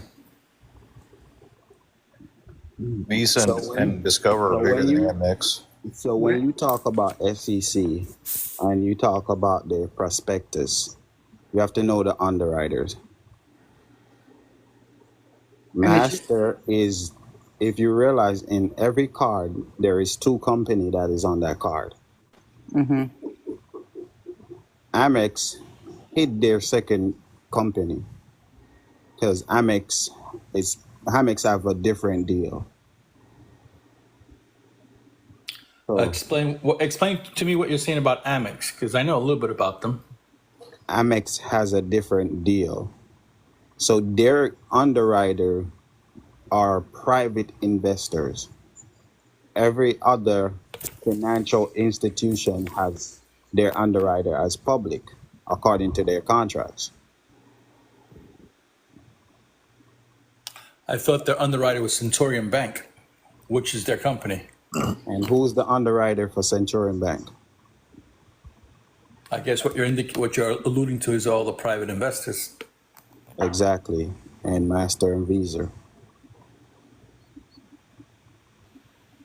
So now, if you're talking about prospectus, you have to know who to go to. And whenever you're talking about the credit, it's always the underwriter that does the underwriting, the undertaking for the credit. Because you're the first undertaking, right? Because you're the principal and you're the original creditor. Mm-hmm. And then the Master and Visa is the second underwriter. So that would be our go-to. That would be your go-to. Okay. Whenever the institution not performing, if you're gonna go to and talk about using the AK and 10K, right, and the prospectus, you start there. You gotta look for the indentured trustee. And they are the indentured trustee. Now, what happens let me tell you, as I'm telling you, I love reading the prospectus. The more knowledge you get, the more you read the definitions, the more you're like, oh my God, this is all mine. It's just unbelievable. Really. I actually got the prospectus off the Fidelity account when my dumb ass tried to move the whole thing over there before I'd done anything. But they sent me the prospectus on the account. So what happens in a scenario No, where you so my they say my question is totally off topic. Yeah, because I'm over here doing some research. And why are all of our master records, I mean, I guess I know why, but they're all about Native Americans. Like, every bit of them is like Cherokee or the Dawes. But all of our master files are Native American, which, okay, I get it. But at the same time, like, if we're not Native American, I mean, I know I am, but a lot of people don't. So I don't really know what my question is here, but What make a lot of people not Native American? they're not claiming it. The media, school, the All right, media, I'm school, gonna give you the secret on that because I could talk about that. public school. I feel So like we all are. so she said it. They not claiming it. They claim something else. So anything you claim in the eyes of the law, presumptions is 1/10 of the law. They could presume whatever they want. So if they're saying that you're not this, and you say, "Oh yeah, I accept that you're saying that I'm not this," you just agree to what they claim. So if everybody could get the 1828 Webster dictionary and look up the word America,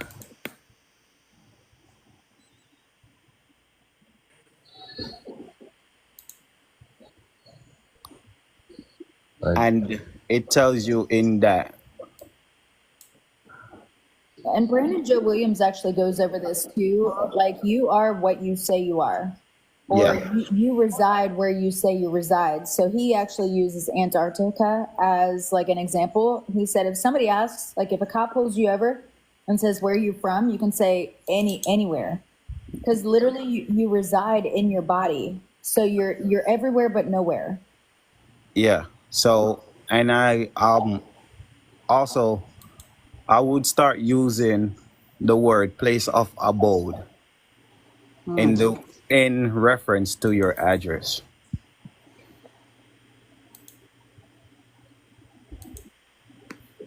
How about venue? So No, Venues place a place of of commerce. abode. What about domicile? I don't use their Those are the terms. colorable legal jargon because I don't understand it. Okay. Place of abode give household service.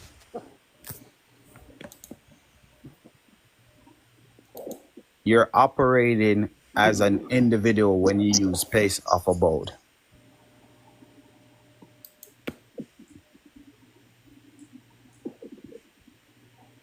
so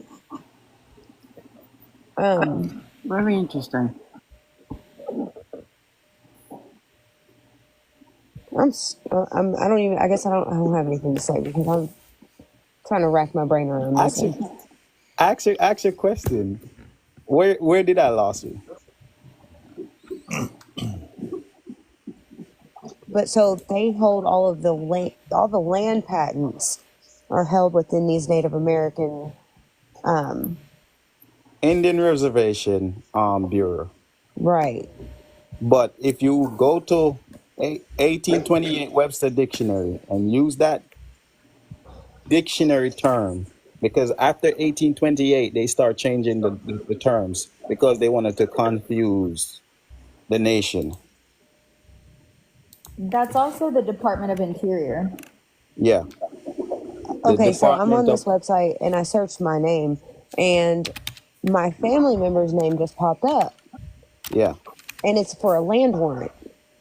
So because my name popped up, does that entail, and I wouldn't think this except the fact that it actually is a family member of mine. Land warrant is the key right there. Right. That's the patent. I know what that is. So I don't know how to word what I'm trying to say, but I know you know what I'm trying to say. Like, Yeah, I know what you're trying to say. She wants her land now. yes. Wait, land warrant, you said? Wait. I said warrant. Yeah. Oh, I never heard that before. Land warrant. Oh yeah, they yeah. did land warrants, they did land patents, they did It's the same thing. yeah, the warrant was just from the military for serving the country or whatever. They would give warrants of land, and some of them actually, quite a few have not been cashed in. So they don't expire. You can always cash them in for the amount of land on the warrant. So that's always something good to look into your family and see if anybody has one uncashed in. Just saying.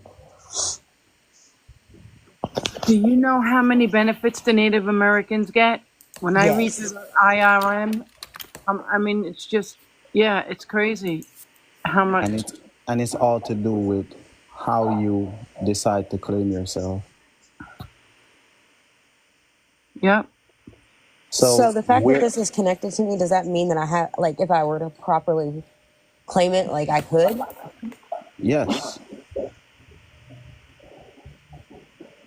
Heard. I put that website down in the comments, but like I talked to my AI to get here, guys. Huh? Oh, people were asking which website I'm on, and I told them in the comments, but I said I talked to my AI to get where I like It's even where I'm called at right now. it's called the archives. It's called the government archives. Wayne, wouldn't we have to change that on our social security application Yeah. to Native American? Yeah, you change it on your social. Hold on, let me pull up the form. I think you'd have to go down there and do it because they don't do it over the online. I do it registered mail certified. Oh, all right. I get the impression you can't do registered and certified at the same time, but you're saying you can. Who told you that? Some If you schmuck at the pay post for it, office. Yeah, some of those schmucks, man, they don't know what they're talking about. Yeah. Have they take up their own documents and read it? No, they don't. Answer that question. No, they don't. Because Okay. I asked them for some registered stamps in advance, that, like the registered stickers, and they was like, "We can't give you that because we keep a record of it." I go, "You keep a record of it once I pay you and They mail can't it." give it to you. They can't give it to you. They can't give it to you because it has to be it has to go through a process. they gave me a whole No, row of No, they could red give it ones. to you, Wayne. They they just could choose get not to. Not according to the rules. No, I'm going to beg to differ because just I actually read the rules. It still supplies until you pay for it and they record it in their books. Then it becomes something that they have to, have a very strict process of tracking from the minute you hand it that piece of mail to the minute it gets delivered, and everyone who touches it along the way has to be recorded and signed for it somewhere along the internal process of the USPS. That was my understanding, but I've had certain post offices that give it to me freely. I've had others that say no, but Do, I do, guess they don't. But anyway, be that as it may, that's what I understand to be the case. Who knows?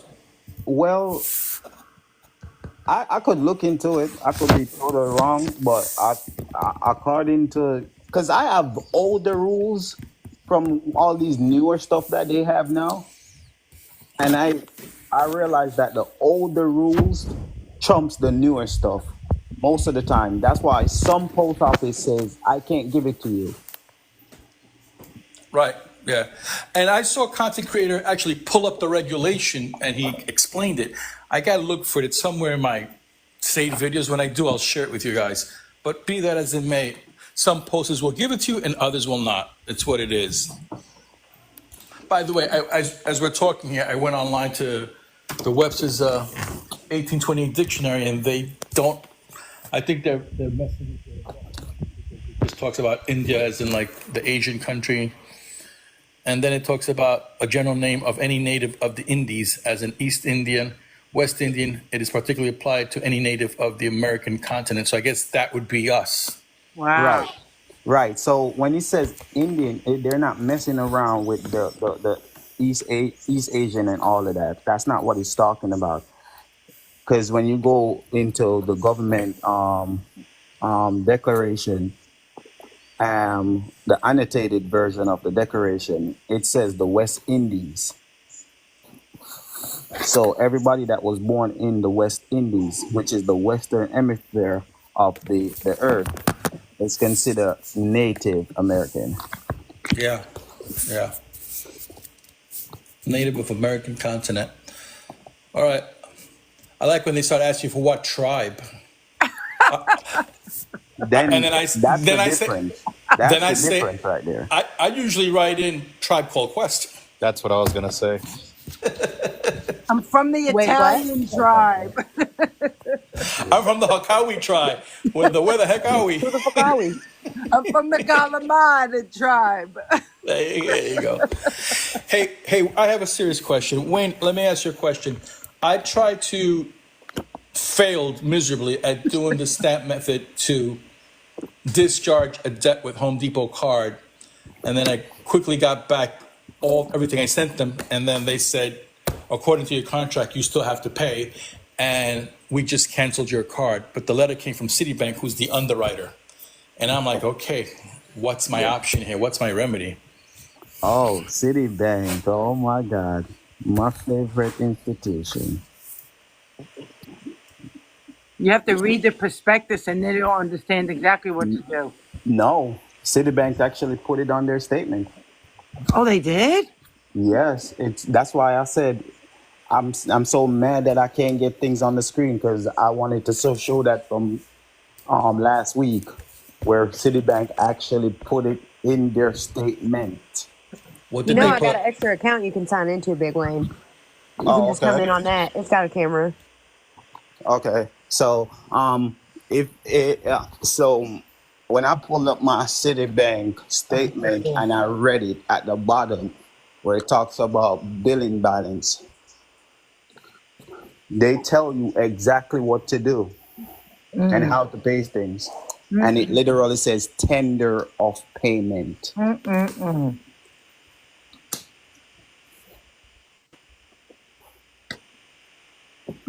My Now favorite institution. I gotta look because the statements came from Home Depot. I don't think they have that, but Citibank is the underwriter. Citibank is the one that get the payment. Yeah. It doesn't change the fact that Citibank is the one that gets the payment. Not to mention that under 1692, they already got paid. Huh? Was it 15 USC 1692? Is that what we were talking about earlier? Oh, the application? Yeah, That was the new deal. the New Deal, right? Let me look for a friggin' Citibank. I'm sorry, you said 12 USC 412. That's what you said. Yes. So that's what would be relevant to cite to them that said you already got paid. So why are you busting my chops? Well, if you cite that to Citibank, they can't bust your chops. They know that law. So they want to act stupid. All right, let's go to the IRS and see if IRS goes with what I'm saying.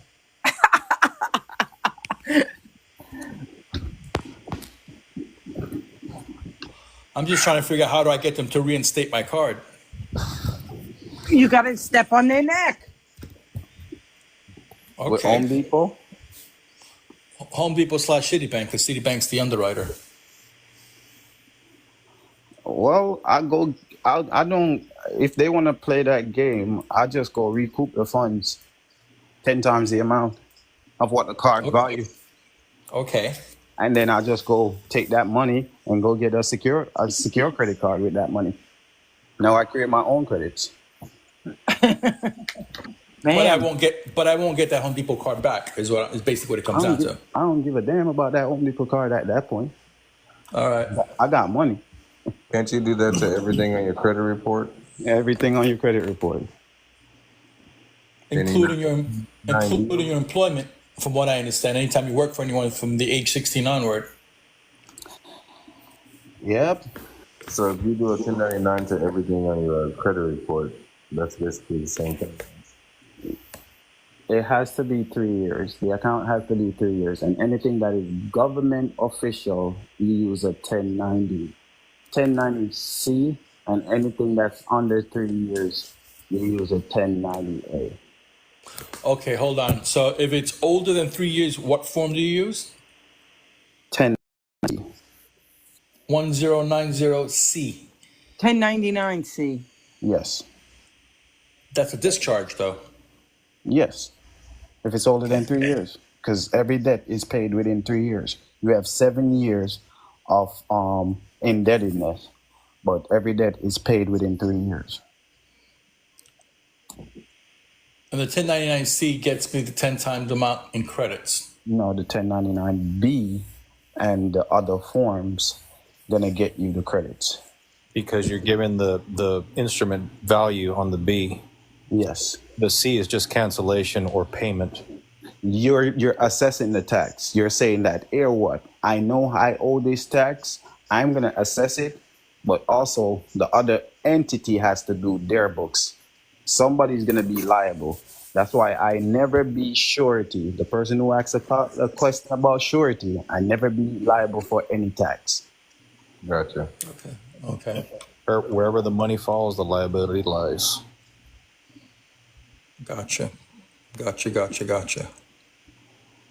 So now, since they already pulled the credits at the federal window, why not go recoup that?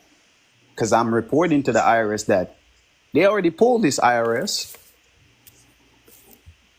but they didn't want to pay the taxes. So since they didn't want to pull the taxes because they didn't want to pay me, I'm asking you to take care of it, and then you send me the check. Are they going to send me the check, or are they just going to put it on my credits? They're going to send you the check if you want it in check. I hate doing ACH. I just do the check. I'll wait the time. So if I do the 1099-C and submit that information at some point or another, I'm going to get a check.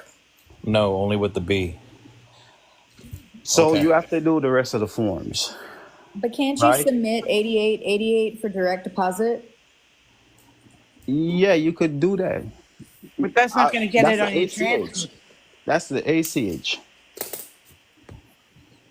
But I don't want to do an electronic transfer of funds. I want to get my check so I could have evidence of receipt. So when I'm doing because you have to have proper bookkeeping.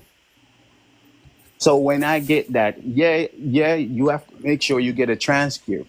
And sometimes who you file with, and even Starseed has this guy that told that says that he has a different, instead of using 1099 online, he used a different, I think it was Iris, and they give you the transcript.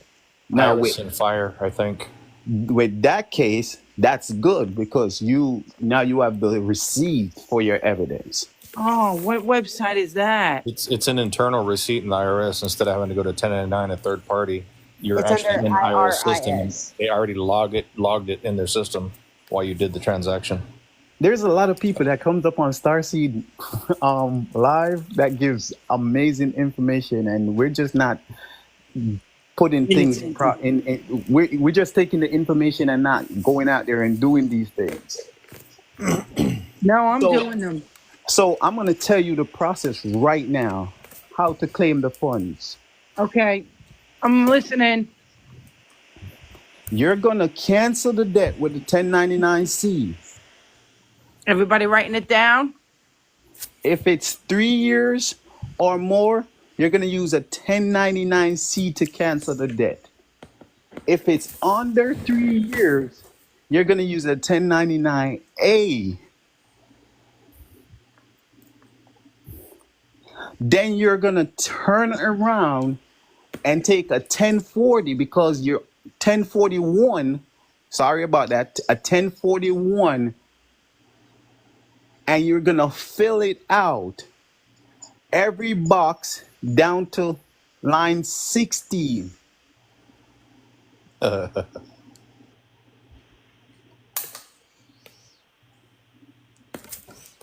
Sorry about that. Every box down to line 16, you're gonna put 0. 60, 60, or 16, 16, 1 6. Okay. 16. Okay. You're gonna take that value you have there and put it where it says total. I can't switch over at the same time. Let me see if I can get it. You gonna said put it in the- 1041, right? Yes, 1041. It's a trust. The reason Is why that you're what they, using- is that what they call scheduled? I'm sorry, is Read that what they call twice. Schedule J? Let all right. I'm save the question till after. I'm just gonna go over Sorry. the process one time, right? And I need everybody to write it down. But I'm gonna tell you the reason why you're using 1041. 1041 is under class 5 of the IRS code in the master file. Class 5 is a gift and estate tax. Yep. 1041 is the form we're supposed to use whenever we use our social security. And with every application we use, we put our social security on there. So to get or return, we have to use a 1041 because it's under the same class. Wow. Who done that? So now when you put the value on line 16 and in the line that it says total value, you're going to put the same value twice. You're going to go and fill out a 1040V. You're going to take that value and you put it on the 1040V. And you're going to put a negative sign before it.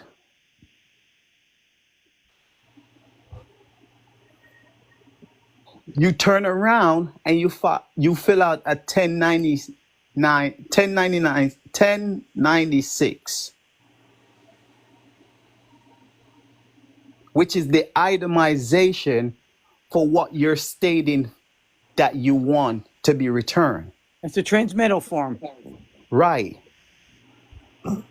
So now after you fill out the 1096, you're gonna fill out the original discharge, which is the OID.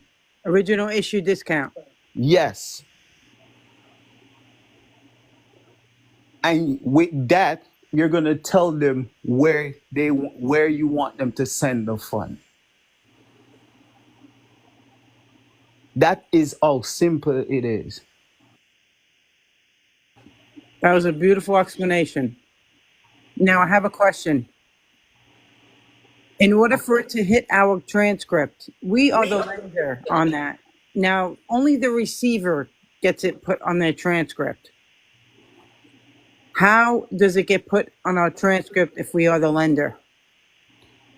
Social to social. The taxes.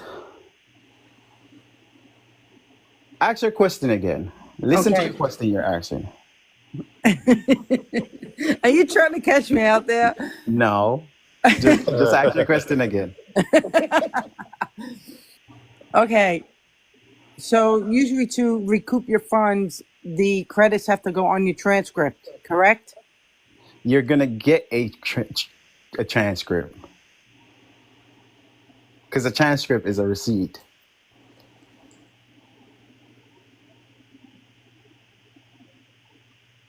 Okay, so you're saying when we go through this particular website, that's when we get the transcript? Is that what you guys are talking about? They offer a transcript. Who offers a transcript? The website. The IRS website. So it's just like when you go to the bank and you make a deposit and they give you the receipt. No, but Wayne, when you fill out that OID or any form and you're not you're the lender and not the receiver or the debtor, that does not go on your transcript. It goes on the receiver's freaking transcript. But you get a copy of that.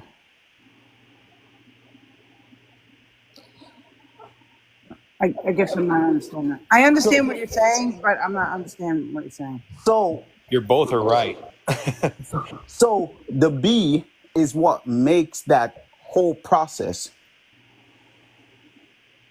The 1099B, the same thing you do on the A, you're doing on the B, and you're doing on the C. But the B is what goes with all of that process.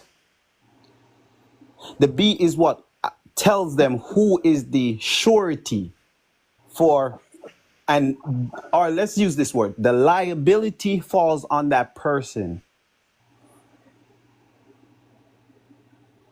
So it does goes on that person's transcript, but you also get a copy of that. And then you have to use another form to pull the credits to you. You using the other forms like the 1041 and the voucher to pull the credits. Yeah, so you're basically giving a quarter to the person that's receiving it. You're reporting it on the taxes and pulling the quarter out of their account, out of their Exactly. transcript, and putting it into yours. Right. And getting a transcript for that. Okay. And get a copy of the transcript for that. I have a question for you, Wayne. Okay. See if you can answer it. How in the flying fuck do you see the credits on your transcript for your business master file? I've you know what? Your business master file, you know, because every business is an entity and every entity is like a person. Correct. It's the same way. You got to call them, or do you have to tie in like a CAF number to get the transcript? Because there is one on file. It's the EIN number. Yeah, you call them and ask them for it, or can you see it online? Yeah, you could call them and talk to them. I got like 3.8 sitting on that one right now. Call them and talk to them.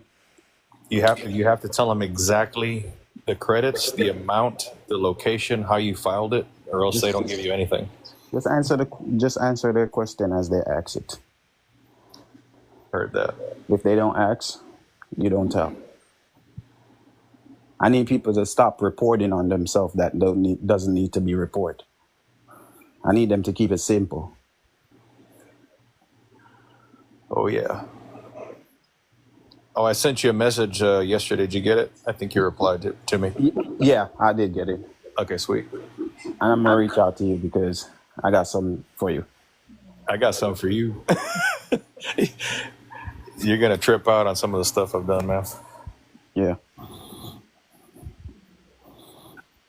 So everybody got that process, how to pull the funds? That is correct. So the while you're doing the 1041V, it's the payment voucher. That is that's the promissory note. That is what's going to be transferred into the check that they're going to send you to the treasury. I have a question, Wayne. Okay. Doesn't each form have a different mailing address? No, you mail the form to the same place. So you mail the whole packet to where the voucher goes. You mail the whole packet. And what they're going to do is they're going to receive it, and they're going to send it to each stop that they need to. So they're going to process one part of it. They're going to send it to the next stop as a whole. Thank you. Simple. It's just like an office. Because if you send it to all 3 different locations, it's going to sit there forever, and it's going to sit on the desk. They're never going to scan it, and they're going to put it at the bottom of the pile for people who are more perfected than you. So send everything as a packet. Exactly. It's just like when you have a correspondent, like say you get in a dispute with a corporation. You wouldn't mail the file to the address. You would mail the file to the registered agent, and then the registered agent will do the job. Understood. That makes sense. All paper filings, just send them all in paper. You can get rid of that 23% withholding. What is it called? That withholding restriction that they did on the CADE system too, and you can bypass that red flag in the system by sending any kind of withholding, 100% withholding on any of the documents in paper. Just FYI. So you could do the online after you do your first process and get remedy for it. I want everybody to get the check in their hand and get that feeling how I felt. I have the credits there. I just got to get them to get out of that damn department. They're just sitting there and they're playing games and they're. But I told you last night why yours is just sitting there. I fucking forgot. I forgot. Yeah, because you have multiple processes, Happening. and you send it to the department. The Revo. Yeah. You think it'll still come? Yes, it will. As long as you told them that where you wanted them to put it, it will always come to you. I called the bank president of a small bank and I said, "Hey, I've got a large amount of money, this exact amount." They said it's going to be fine. I said, "Are you going to run a sweep account on it?" And they said, "We will absolutely not do that." So, They don't. Once it comes from the treasury, they're not going to do nothing. no, I said, if you touch it, I mean, that's those funds are allocated already. Yeah. So So they're like, no, we're not going to do that. We're not going to do that. they're not going to do it. They won't do it. So I did an ACH. I just filled out the account number, routing number on that first one. The second one I did was, I think, the OID and the 1041, and I filled out just the basic. Everything was all zeros except for like 3 or 4 in there, and put the amount, how much withholding I wanted, and they still have not even processed that whole packet yet. It's been 4 months. They haven't even scanned it into and got a DLN number for it yet. I keep mine so simple. It's ridiculous. I'm sure you're going to relay that to me later. Yeah, I will. All right. Gray, you ask the best questions, I swear. Hey, you and I are from the same town now, so we just found out today. So it's a small world. So everybody has the process how to Get your money. get your money. Yep. And also, now, let me say this. If you doesn't have an estate EIN and a bank account for that estate EIN, go and get one. Yep, because what'll happen is if the name doesn't match, the electronics transfer won't happen. And you don't want to use, because you're gonna have a designated person when you fill out that SS4. You're gonna designate a person that you want that check to come in, the name to come in. And sometimes when you have that bank account, you're telling the bank how to operate with that estate bank account. When you go in there and talk to the bank and you let them know that it's an estate account, you're telling them how to operate with that. You're not going to leave anything up to chance, because you're not going to sign in blank anymore. Every time you sign in blank, they take your money. Explain that to me. I'll explain it to you if you don't mind, Big Wayne. No, go ahead. So you know how some of y'all's checks bounce if you get them from a kind of a shitty person that doesn't have enough money in there, per se?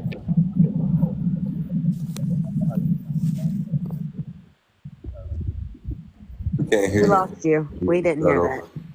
Oh, sorry. Let me get back over here where you can hear me.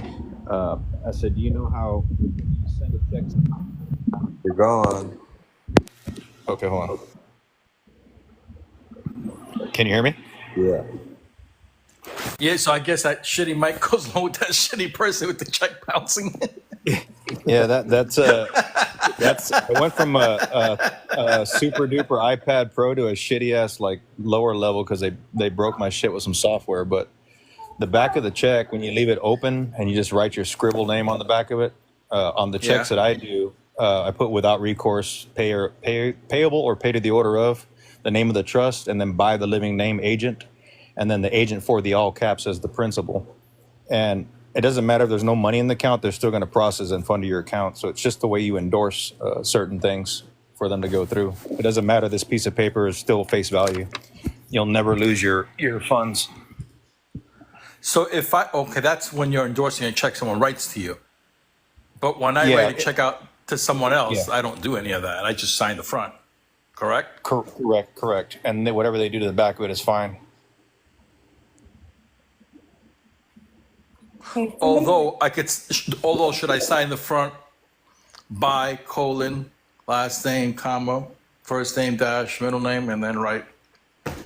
No, you don't need to. No, Okay, it's just I'm a asking. signature at that point. Yeah, it's just a signature in commerce at that point. It has nothing because you're not losing anything. You're gifting something away. On the back is where you want for sure where the money to land. You have to do the endorsement properly, and you let the bank know that that's a directive instead of just like here, take it. It's always the backdoor deal. Right. Yeah, it's So- literally in the back door. You turn it around. So I want to read some of the comments and let you guys answer these comments. But Anthony asked, "Do you need to have the trust?" It would be good to have a trust. And is it a state trust, public or private? Depends on how you set it up. Estate trust? No, estate is an estate. A trust is a trust. Or the estate, my bad. The estate is just the estate. You're getting an EIN number for the estate. The estate is already created. That's your Under- social. Yeah. The social. And Siberian is asking, "How do we set up an EIN?" You go to IRS website. Yeah, I can literally walk you through it. So I'm not even, I'll wait. Patrick Devine has a perfect template of how to do the estate. And Eric is asking, a non-interest bearing account.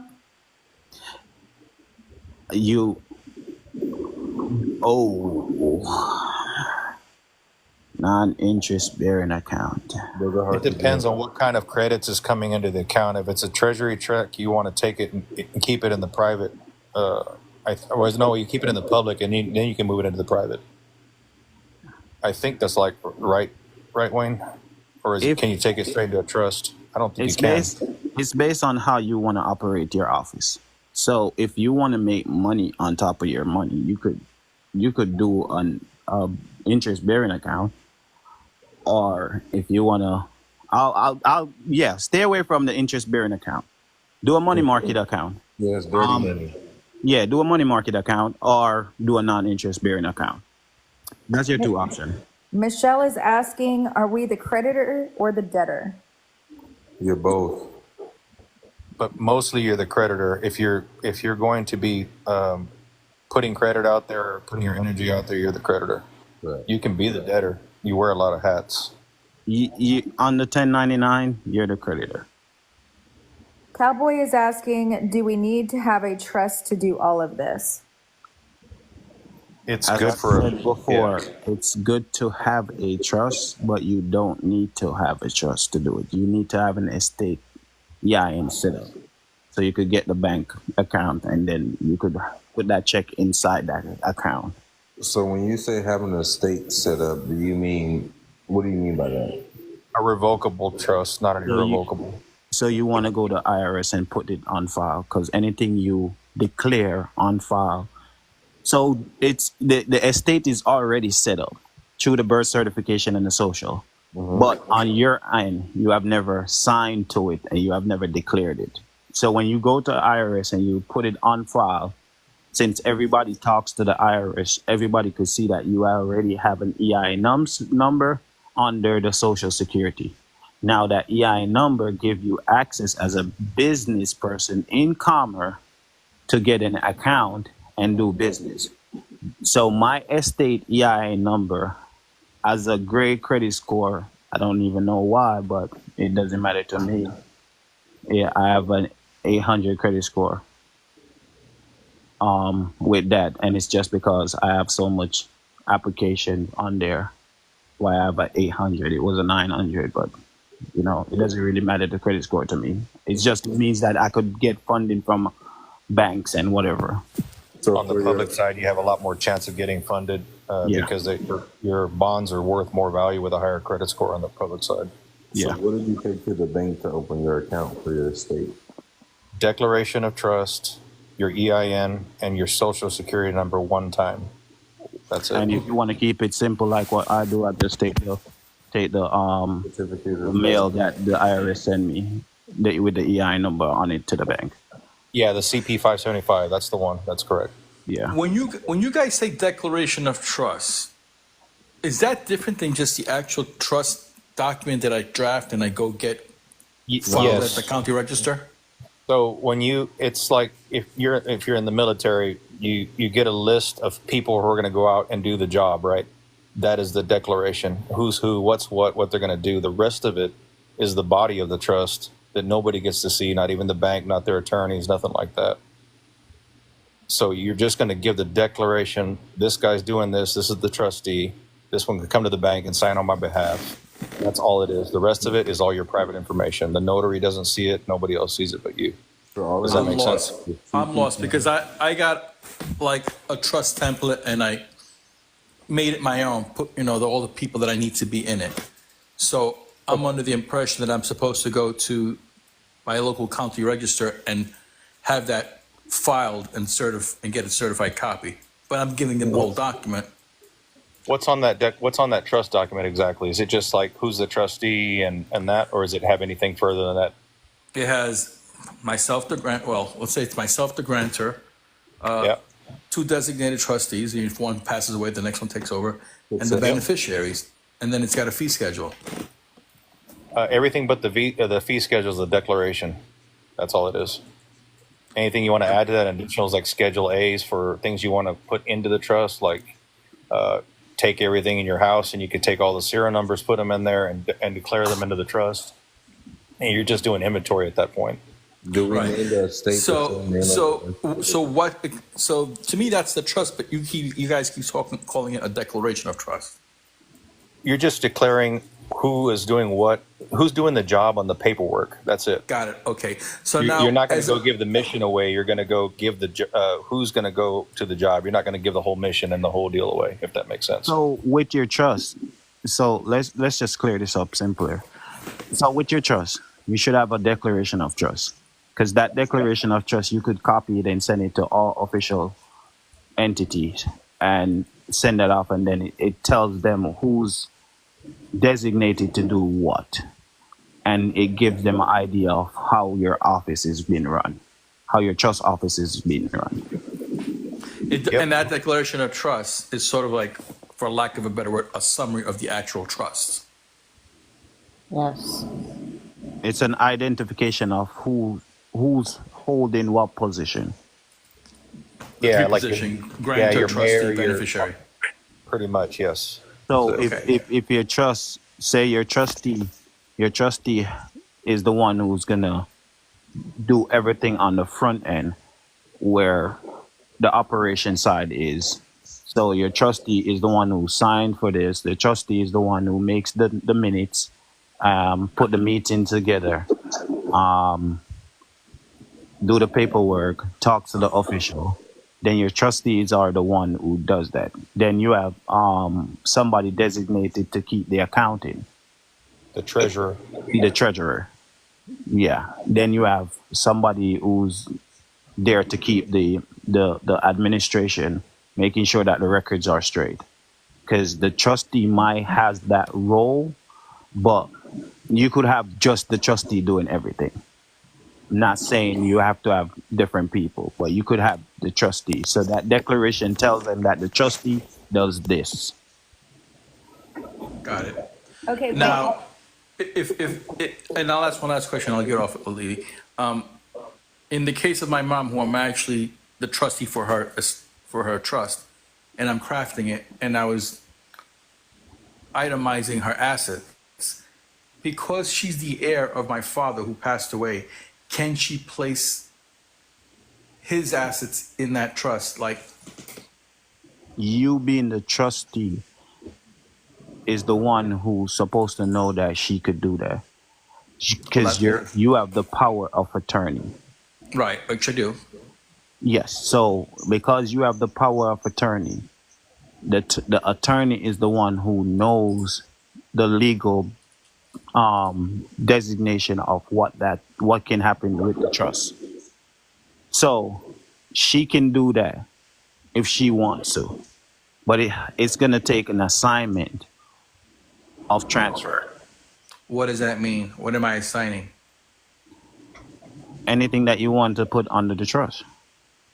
So So can I put my father's birth certificate in there and his death certificate, His Sure. death certificate and his birth certificate, because but those are not asset. I said it earlier.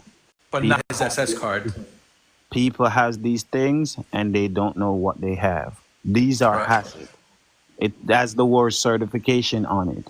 That makes it promissory. But that doesn't get registered with the county register. Only the declaration does. That stays in the private. That's correct. You're just telling who works for the company, and that's it. And you're filing that. That's it. Who does what, and that's all there is to it. The rest Because of it it's is all your your office. private. They don't know what's going on in your office. Hey, Or her T-Works, this is how I look at it. Say your mom has, just to use it as like an analogy, the estate is a house, right? So your mom's in the house, but you're kind of running it, right? You're the one that's saying, yes, you can put that piece of furniture in there. That would be like a certain EIN, or maybe it's a birth certificate or something like that. It's whatever you're putting into that house, into that estate. So you're making up the rules like with her, as the trustee over the state, saying, yes, mom, you can, put this in. It's like you're giving authorization to her to be able to. Yeah, I get all that, and I guess the part that threw me off earlier was when Greyman said that your fee schedule doesn't get filed. I thought it did, or maybe I misunderstood you. No. So your fee schedule is under the trust. That fee schedule is if you have damages concerning any asset that is under the trust, then that fee schedule comes in place. But I don't publish that. No, because that's just in your office. So think about it like this: it's a business. You don't know what's going on in the meeting as the lower employee, but all the managers and the supervisor know what's going on. And the reason I ask is because there are people that put fee schedules and say, hey, if I get arrested and you violate me, then there's a fee for that. And they're putting that in their trust as part of a schedule. And then they file that in the public so that you're putting them on notice. If you violate me, this is what your consequences are. So if you get pulled over and they tow your car, you would send them either a renter's bill or a true bill plus the fee schedule. You just don't want to just send it to them unless you just want to put them on notice. You know what I mean? You only want to use it when you want to execute something. If I get pulled over and I have a trust, my trust will file a promissory note. And with that promissory note, if there is a damage to my person has a fee schedule already that is filed under the trust, because everything concerning me is under the trust. Now, you just said a key word. You said it's filed under the trust. It's filed under the trust in your office. So now, it's private. It's not filed publicly. Gotcha. No, it doesn't file publicly. So if anything happens to my person in the care of these officer, my trust will step in place and says, his person has a fee schedule that is attached to his person. And since I filed this promissory note to release him from your care back onto the trust, and there was a damages, I need recuperation. Yeah. Because of his fee schedule. He was in your custody when he got damaged. It's just like a business. If you borrow a piece of equipment and it's in your custody and you damage it, it's gonna have a fee schedule. There's some type of payment that has to be released. And it doesn't have to be filed in public,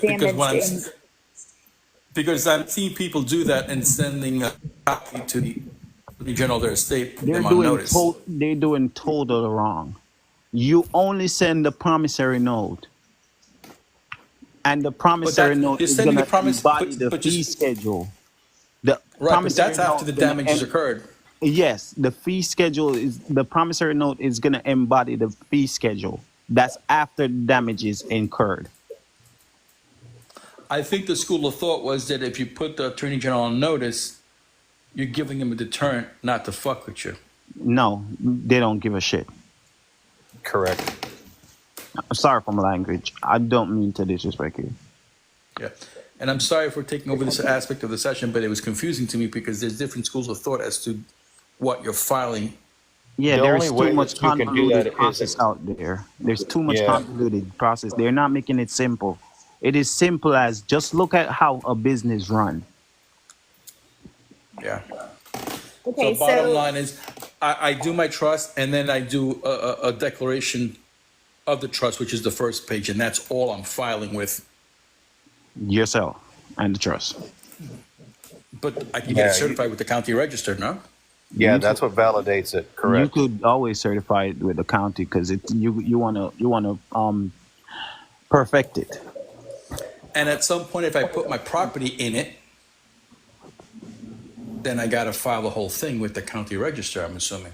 And, no, if you file that the trust is in place, then whatever is under the trust is considered assets. So Okay. they already know that the trust is on file. What the assets is under the trust, it's in the description. In your Schedule A.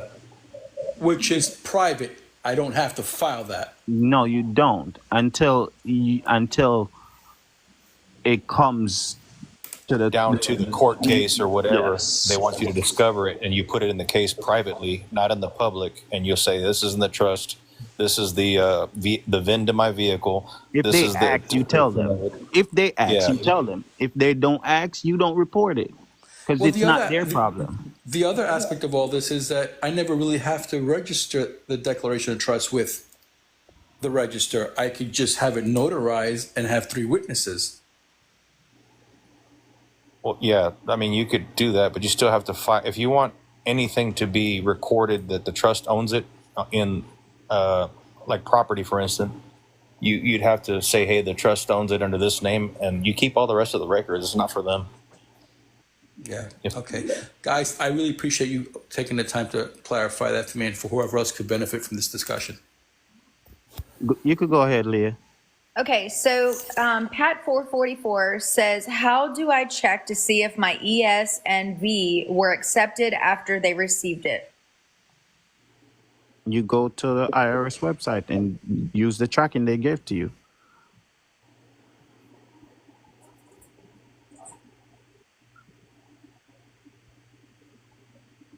Somebody also asked, how do I sign the back? And I think they're talking about, I'm way up in the comments. So how do I sign, like endorse the back? Of the V? They weren't specific, but I'm way up in the, Yeah, they have to ask the question specific. Call out the name and let that person write the question again. it was Harry 369. Be more specific. Yeah, he asked a couple times. And then it says, Denise says, trust certificate, declaration of trust, trust indentured, and Schedule A. Is that what they would all need together? Trust, trust certificate, declaration of trust, trust indenture, and Schedule A. And your perspective. You could copy all of this from other companies. Yeah, if you structure yourself just like the way they do, that's exactly how you're supposed to work in commerce. That is their system. Just to go the T. pull somebody like a corporation that is on file, trust indenture, and see how they do their stuff. See how they structured it. So Nano asks, and she's asked a couple times, but it says, he said the process for within 3 years. Can you ask what process for over 3 years? It's still the C. 3 years and over is C. Three under 3 years is A.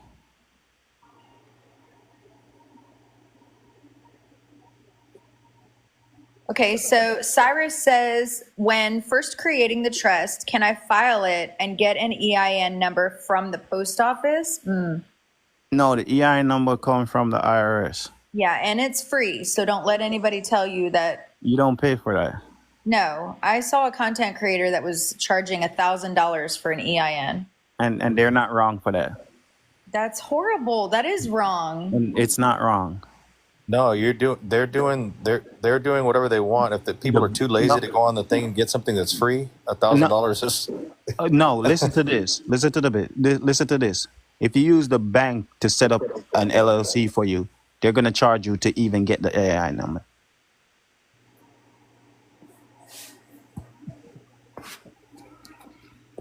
I hear no lie. Just Google how to get an EIN number. Yeah, you just go IRS EIN, And you fill out and it'll pull up. SS4. And Brian's asking, should we put the 3 EINs in the irrevocable trust? Yes. LPS says, can you go over what EINs you have? Revocable trust, estate, sole prop, bankers, question mark? Yes. All of it, yeah. And Sole prop. Why do you need 3? And sole prop does business. That's your trifecta. The trust stay private. The estate is how I do my estate planning. The estate is the one that controls your social. The Then trust there's the control banker. the estate. That's correct. And then Michelle- and then the bankers is what I use to conduct business in the public. Michelle is asking, can you ask him can you ask him the SBA question I posted? Can't seem to find, I didn't know what that was. Hold on. SBA loan? I don't know. Discharging the SBA loan or something. Rossi says, do you set up the trust through your bank? No, you don't set up the trust to your bank. You could get a trust planner and let them set it up. You could get a trust lawyer and let them set it up. Lacey asks, the 3 EINs, question mark? Specify your question. What are you trying to say? Asnu says, what types of EINs are we talking about getting? Estate, trust, and bankers EIN. Is the trust foreign or domestic? It doesn't matter that you want a foreign, for sure. Yeah, I would get 3 trusts. And Michelle is asking, re-asked the question, can I discharge my SBA loan and recoup the funds? Yes. Resounding. Everybody on the call Yeah. or on the panel, what would you say to that? Absolutely. Yes. Get all Why? your- Can somebody explain why? Yeah, because it's They're withholding all your credits. They're withholding all your credits and never gave you any, what do you call it? consideration. Consideration. There's 3 reasons. They withhold all your credit, never gave you a consideration.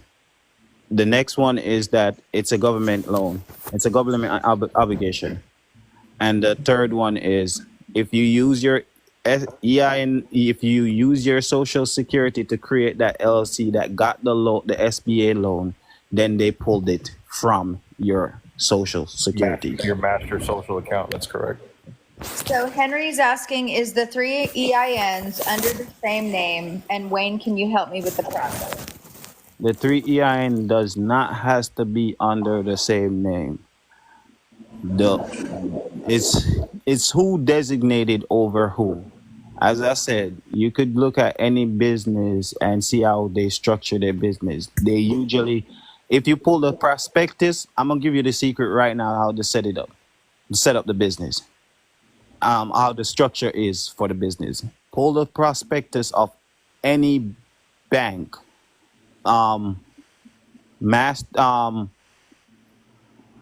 Discover Bank. Pull the prospectus of Discover Bank, right? Get their 8K form and their 10K form, and look at how they set it up.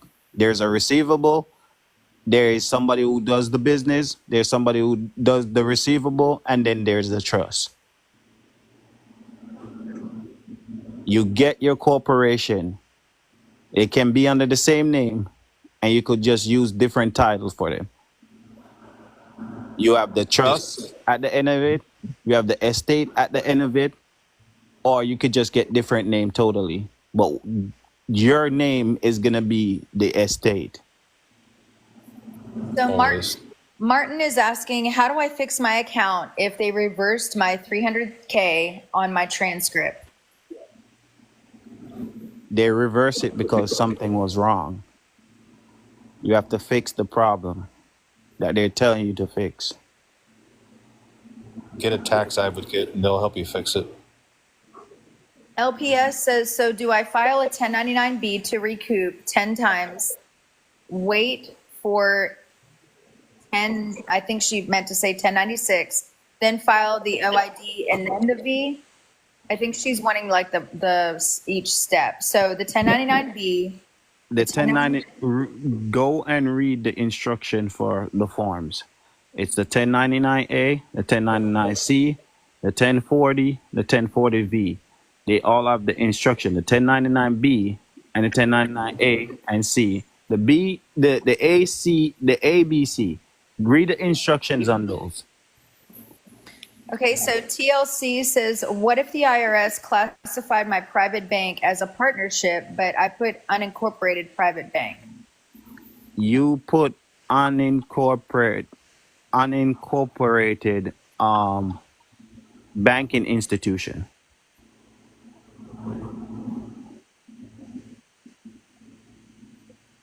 The only thing should be private is the trust that is gonna govern everything else. So this person says non-withholding foreign grantor, revocable living, and irrevocable 508c1a banker, question mark? So the non-withholding. Non-withholding foreign grantor. That sounds like a pass-through, quick pass-through. Yeah, that sound like a pass-through. Yeah, I know. What is he trying to accomplish? I don't know. He didn't say. I think he just wants the definitions to all those words he's probably heard, he or she's heard somewhere, and what All the right, definition. so that's some other process, but with each process that is out there in the internet world, you have to understand what are they trying to accomplish. Right. I think So what Big Wayne was saying earlier about the Discover, they usually have Discover in the name, and then they have withholding, or they have trust, or they have Receivable. yeah, what the actual purpose of that entity is after their name discovery. Exactly. Okay. Depository, withholding agent. I can't remember the rest of them, but there's a bunch of them. They usually start with a LLC as the entryway or the portal to the business, and then they funnel the money into a place where they hold it, and then they wait 3 years, and then they file on it and they put it into a trust like a savings account. So the And they trust start is stacking. the trust is at the top, the LLC is at the bottom. Yep. Everything after the trust is doing business as. All DBAs, right? Yeah. So Kim is asking, are we supposed to open an EIN estate or revocable trust non-bearing account to deposit your refund? Yeah, you could under the trust you could open a non-bearing interest account, because if you're just using your private trust, then you could open a non-bearing interest account and funnel the money from the estate to that trust account. that's what I do. Okay, so Daddy Cool says, I filed a 1099A to borrow money from the trust to buy a house. Is that process okay to do? No. That sounds like a lot of Patrick Devine and Paul Michael stuff. You're not borrowing money with the A. You're just identifying the transaction. The rest of the paperwork has to be filed to get it to funnel into your account. There's a lot of steps. What is the title of the A? Acquisition. Of? Abandonment. Exactly. They tell you what it is for. Because just Michelle? filing the A doesn't do anything at all. It just identifies the IRS that a transaction happened. Now you got to figure out how you want it to move. And the Michelle? IRS gonna always tell you that you have to tender payment, and that's why you file the V, because the V is the promissory note. The voucher. Michelle says the IRS lady helped me with it and said I needed the 98 number. A nice agent. What was the whole reason? What was the conversation about that had her say that she needed a 98? That's against protocol for sure. Because a 98 designation is everybody. Do you know? All right, everybody keep talking about the 98. It's an irrevocable trust. You have to pull the designation of all EIN number. Those two numbers at the front before the dashes as a designation. Go to the IRS and look this up. What are the designation of EIN numbers? There's a whole web page in the IRM that shows those first two numbers, where they go, what they are, what they do, what they mean. Because people just hear these process and says, okay, I'm going to do that. But they don't even know what is it for. Right. And as you know, we're all foreign to every single section of this government and Yeah, commerce. my door was completely shut. He opened it.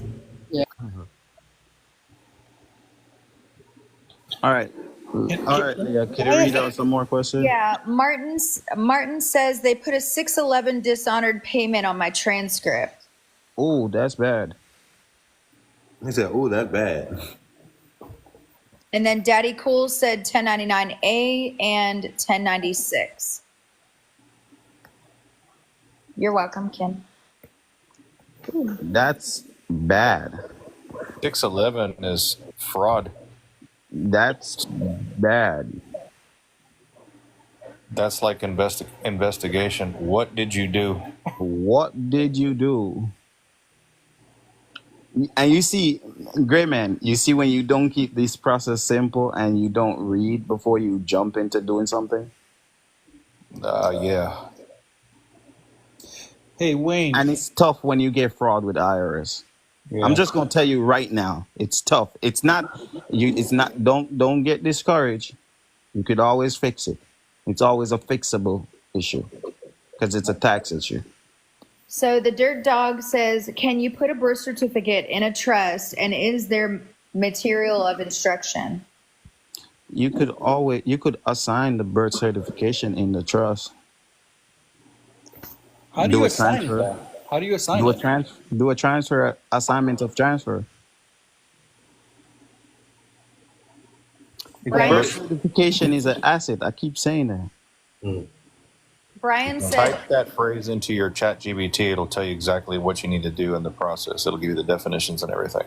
All right, cool. Thank you. It's called an assignment of transfer. Just type that into chat GBT and they will literally give you a affidavit of assignment of transfer. Yeah, just tell them the exact same question. How do I do an assignment transfer of my piece of property or my birth certificate into my trust? It'll give you a whole list and it'll give you bullet points. And then it'll give you the source documents of where it comes from. hey, Gray Man, Brian's asking, can you please go over the check endorsement again?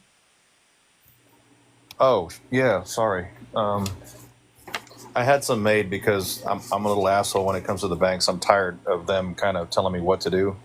But it's just a basic stamp I got from simplystamps.com.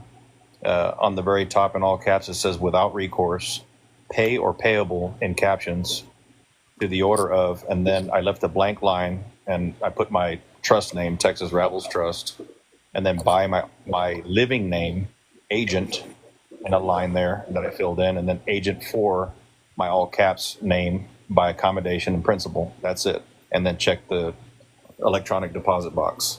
That way they can't, there's no way they can't fund it.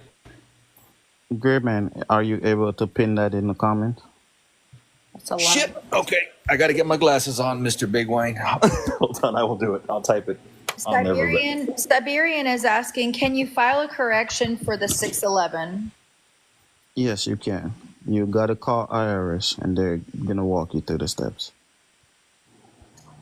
Hey, Wayne, that code that we spoke about earlier, 12 US code 412, I'm looking at it, and the very first line begins with any federal bank may, and then it goes on. Doesn't that mean that they could do this and not just us in the public? But you mentioned something about our trust, but we're not a federal bank. We're not a reserve bank, rather. That's why you're doing the banker's EIN. Okay. That process, I'm gonna get with Star. So we're missing that part. That's the part I'm You missing. can get your FACTA set up too, and all that, and it helps you start getting the banking, Hey, Star. structure down. Yes. I'm gonna Yes. I'm gonna send the I'm gonna write the information, and I'm gonna have you do a class on the banker's EIN number and the ABA number. Okay. Haywood asks, how do I claim my kids' trust before they are 30, or, oh my God, how do I claim my kids' trust before they are 25? Do your kids have a trust?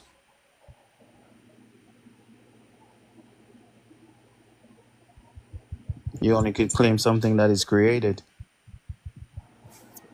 Sprout Lady says, both of my parents passed over 10 years ago. Is it correct to assume the value of their death certificate? Yes. It's a bond. It's a bond. Thank you. Someone also asked, how can I settle a tax lien on a residential lot in California? It's a tax lien.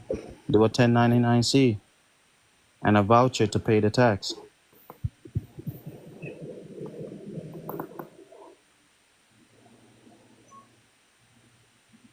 Faith just said, make a new one. EIN doesn't become active until first information return is filed. Is that correct? Repeat that. I think I don't know if she was answering somebody's questions, but it just says, make a new one. The EIN doesn't become active until the first information return is filed. Oh, you're probably answering somebody's question. Siberian said they became adults at the age of 21, which is maturity, I think. Age of majority. Mm-hmm. Harry says, how do I discharge a bill? Okay, Faith, sorry. 1099-C. Mm-hmm. You endorse the bill. You stamp it using the Stamp Duty Act. You put pay to the order on the remittance coupon that they give you.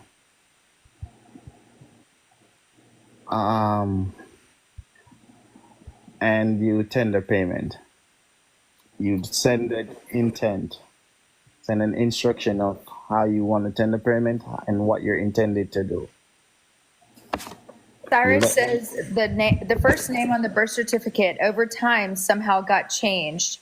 Can I use that to my benefit, or do I need to get it corrected? Repeat that again. The first name on the birth certificate over time somehow got changed. Can I use that to my benefit or get that corrected? Correct that shit. So you have two birth certification? I think what he's saying is like over time the name was changed, somehow got changed. Is it changed through the Secretary of State? No. Or it's just changed? Changed. That happened to my daughter. Her name is Marley, and then throughout the years, she stopped putting the E in it, so it changed. Well, her license has one name, and her birth certificate has the other. Okay, so there are two different documents. If it's on the license, that's a the license application. You could put that on the trust too. But the birth certification, if it's not changed on the birth certification, it stays the same. Lacey said, so can you make a trust for your kids? Yes. You put them under your trust. You make their trust name the beneficiary of your trust. You can make a trust for your kids, but I wouldn't. I would just claim their estate. I would make an estate. I would just declare their estates. Princess says, Oh, how do I get direct access to the CQV trust? You already have. That's so Your broad. master file. that one's like arrow straight to the heart right there. That's Give so- me my money. Right. You already have access to it. What are you trying to get? Yeah, everybody has access to it. They already gave you the insurance. You know, the How to sesticate buy a house in off of Latin. it. Sesticate in Latin means he who lives. Say And they one wanted create- to buy a house. How And would they you go create about it? and they created that sesticate trust because of what happened with the pandemic they had or epidemic they had. The Black Plague. Right. And when they created that, they said, all right, how can we make this insurance feasible for everyone to have? And from that, that's where the Social Security take the idea of creating their social insurance plan.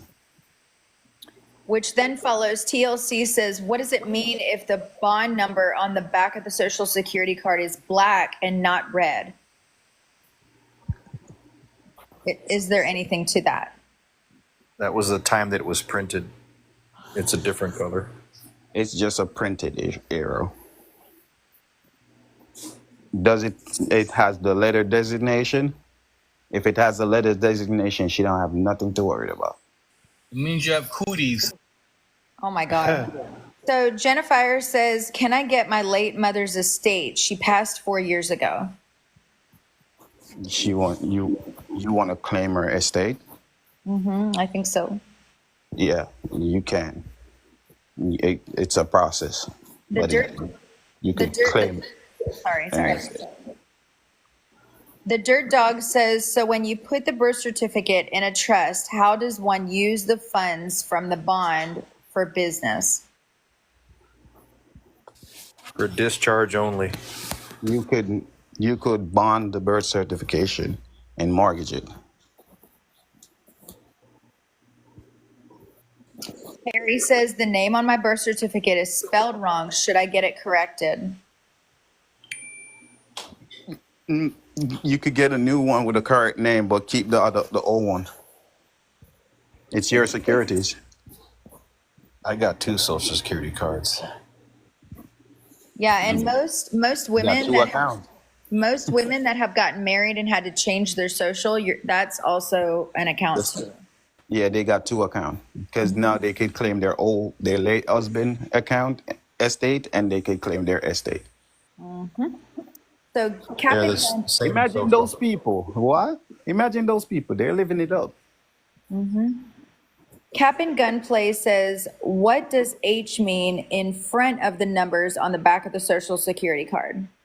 Look up the designation. The bank, the Federal Reserve Bank's designations. It coincides with each bank. So if you That have was an like H, Chicago. Or yeah, St. Louis. St. Cincinnati, Louis. H is St. Louis. St. Louis, yeah, St. Louis. I mean, That's what I have, yeah. Yeah, I always get them confused, but that's what I have too. yeah. So I have New York. Lacey says, what form is needed to submit the live birth certificate? You go to the Secretary of State and do a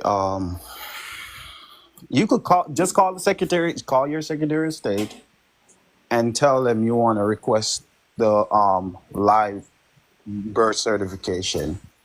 Kentucky has a And form. and if they have a form, please to tell you what the form is. And Harry's asking, and now my social security card is spelled correct. Should I get a new social security card? Yeah. Mm, Now that No, it's spelled right? correct? I would use it as the correct way. Yeah. Denise says, how do we claim our loved one's estate that have passed? The decedent, social and decedent on the form. I can't remember what form it was, but go to Leah YouTube video. There is what's her name? Salone. Yes, but it's You not my took- video. It's my video. I think it's Starseeds. Starseed YouTube videos, yes. Salone said how to claim all the funds. Kay Wood said, my daughter passed. Can I claim her estate? Yes. Yes. Yes. If she had a social security, you could always claim her estate. you can also liquidate her account. Cap and Gunplay I says, would liquidate the account at that point. I would just file a UCC one to liquidate the account. this is so broad, this question. How do we manage estate and trust? Yes, that's a broad question. You have to manage it. You have to become the business. You're the trustee. You have to manage that. You Oh, have I to. think- You have to go No, and get no. some knowledge about business and how business work. Yeah, Yeah, hold look on. how our business is structured. Who's the employees? How they're going to work? Who's going to handle the money? Who's going to pay the taxes? Who's going to do what in the company? And what are you going to do with it? Okay, hold on. I can't read. He said, how do we merge estate and trust? By assigning the estate to the trust. Who you And not the designate other way over, around. who you designate over the estate to manage the estate. You got to think about the estate as a property, a piece of property, right? Somebody has to manage that piece of property. Either you're gonna hire people to manage it, or you're gonna manage it yourself. Siberian The says, property can't hold it. Yeah. So that's where that assignment of transfer comes into play. yes.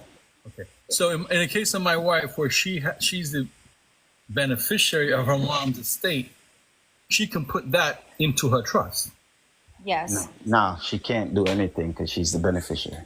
Well, I thought Yeah, she only the could trustee can make moves. The beneficiary can just bitch and complain of what needs to be done, but the trustee does all the work and the executor. But Okay, she Those are can- the two people. I think she's the executor. I may have used the wrong term because it was left to her to control. So maybe she's the executor. No, If she's she- holding, Yeah. if she's holding Yeah. the executive office, it means that she has administration rights. So she could just decide that, here, what, I want to be trustee over managing this estate. All right. So I got to figure out what that is, and then if she's the executor, that she can put it in her own estate, in her own trust. If she would, if it's a will and they named her executor and they gave her control over it, she is the executor.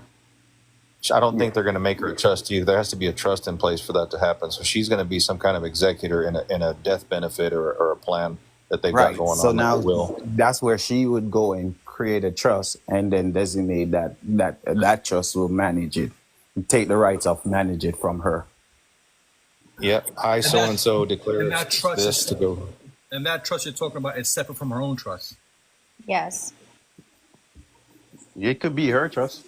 Okay, so then at the end of the day, provided that she's the executor, she could put that estate under her trust. Yes. Yeah, you're just going to add another page just to the gonna- trust document and write what you want on it. That's all it is. It's very simple. Yeah, she's just gonna release her rights as the executor, Got it. and then take up the rights under the trustee. Thanks for that clarification. Siberian says, if I was married and divorced, can I claim that as that estate too? Well, both of the married and then the divorce, those are both bonds. Then those are both bonds, and Right? I found that after my divorce. Yeah, I would try to dematerialize it and liquidate it down into my trust account, right? Put a UCC one on it. Yo. The first one to do that leaves the state out of it for probate, and you can actually claim it's like adverse possession. The one that does Yeah. it first gets the claim. But Yep. isn't that 1099 as well, like in A or B?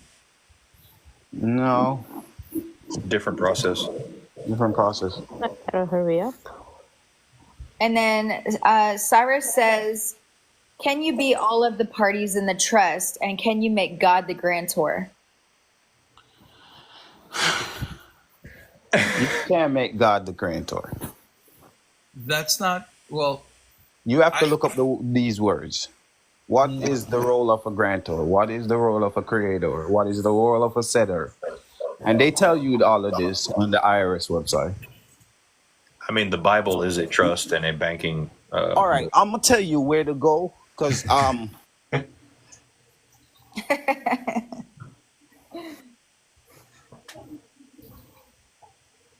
I love how he says, I'm going to tell you where to go, and then he leaves. I think he's looking for it. He's Googling it. go to hell, probably is what he's going to say. No, I'm just kidding. Right? Hey, bang up job, by the way.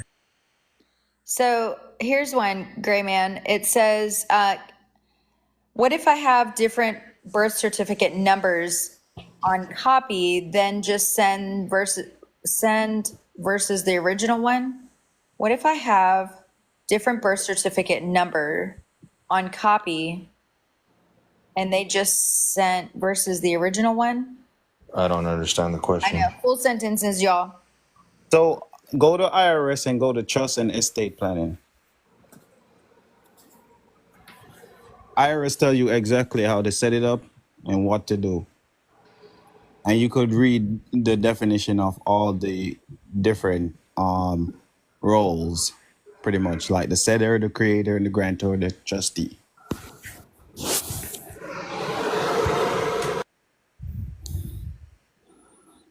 Okay, so Kay Wood says, what UCC do I file to liquidate my daughter's account? UCC 1, UCC 3.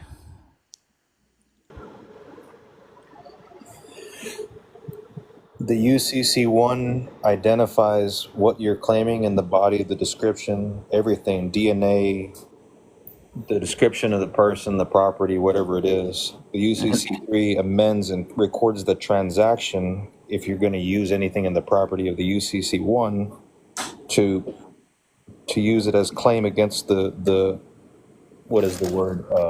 The asset in the UCC1. So if you have a bond in there, the UCC3 records the transaction and says, hey, I want to take some funds out of this to discharge this on behalf of the bond in the UCC1. And that's kind of how you use it.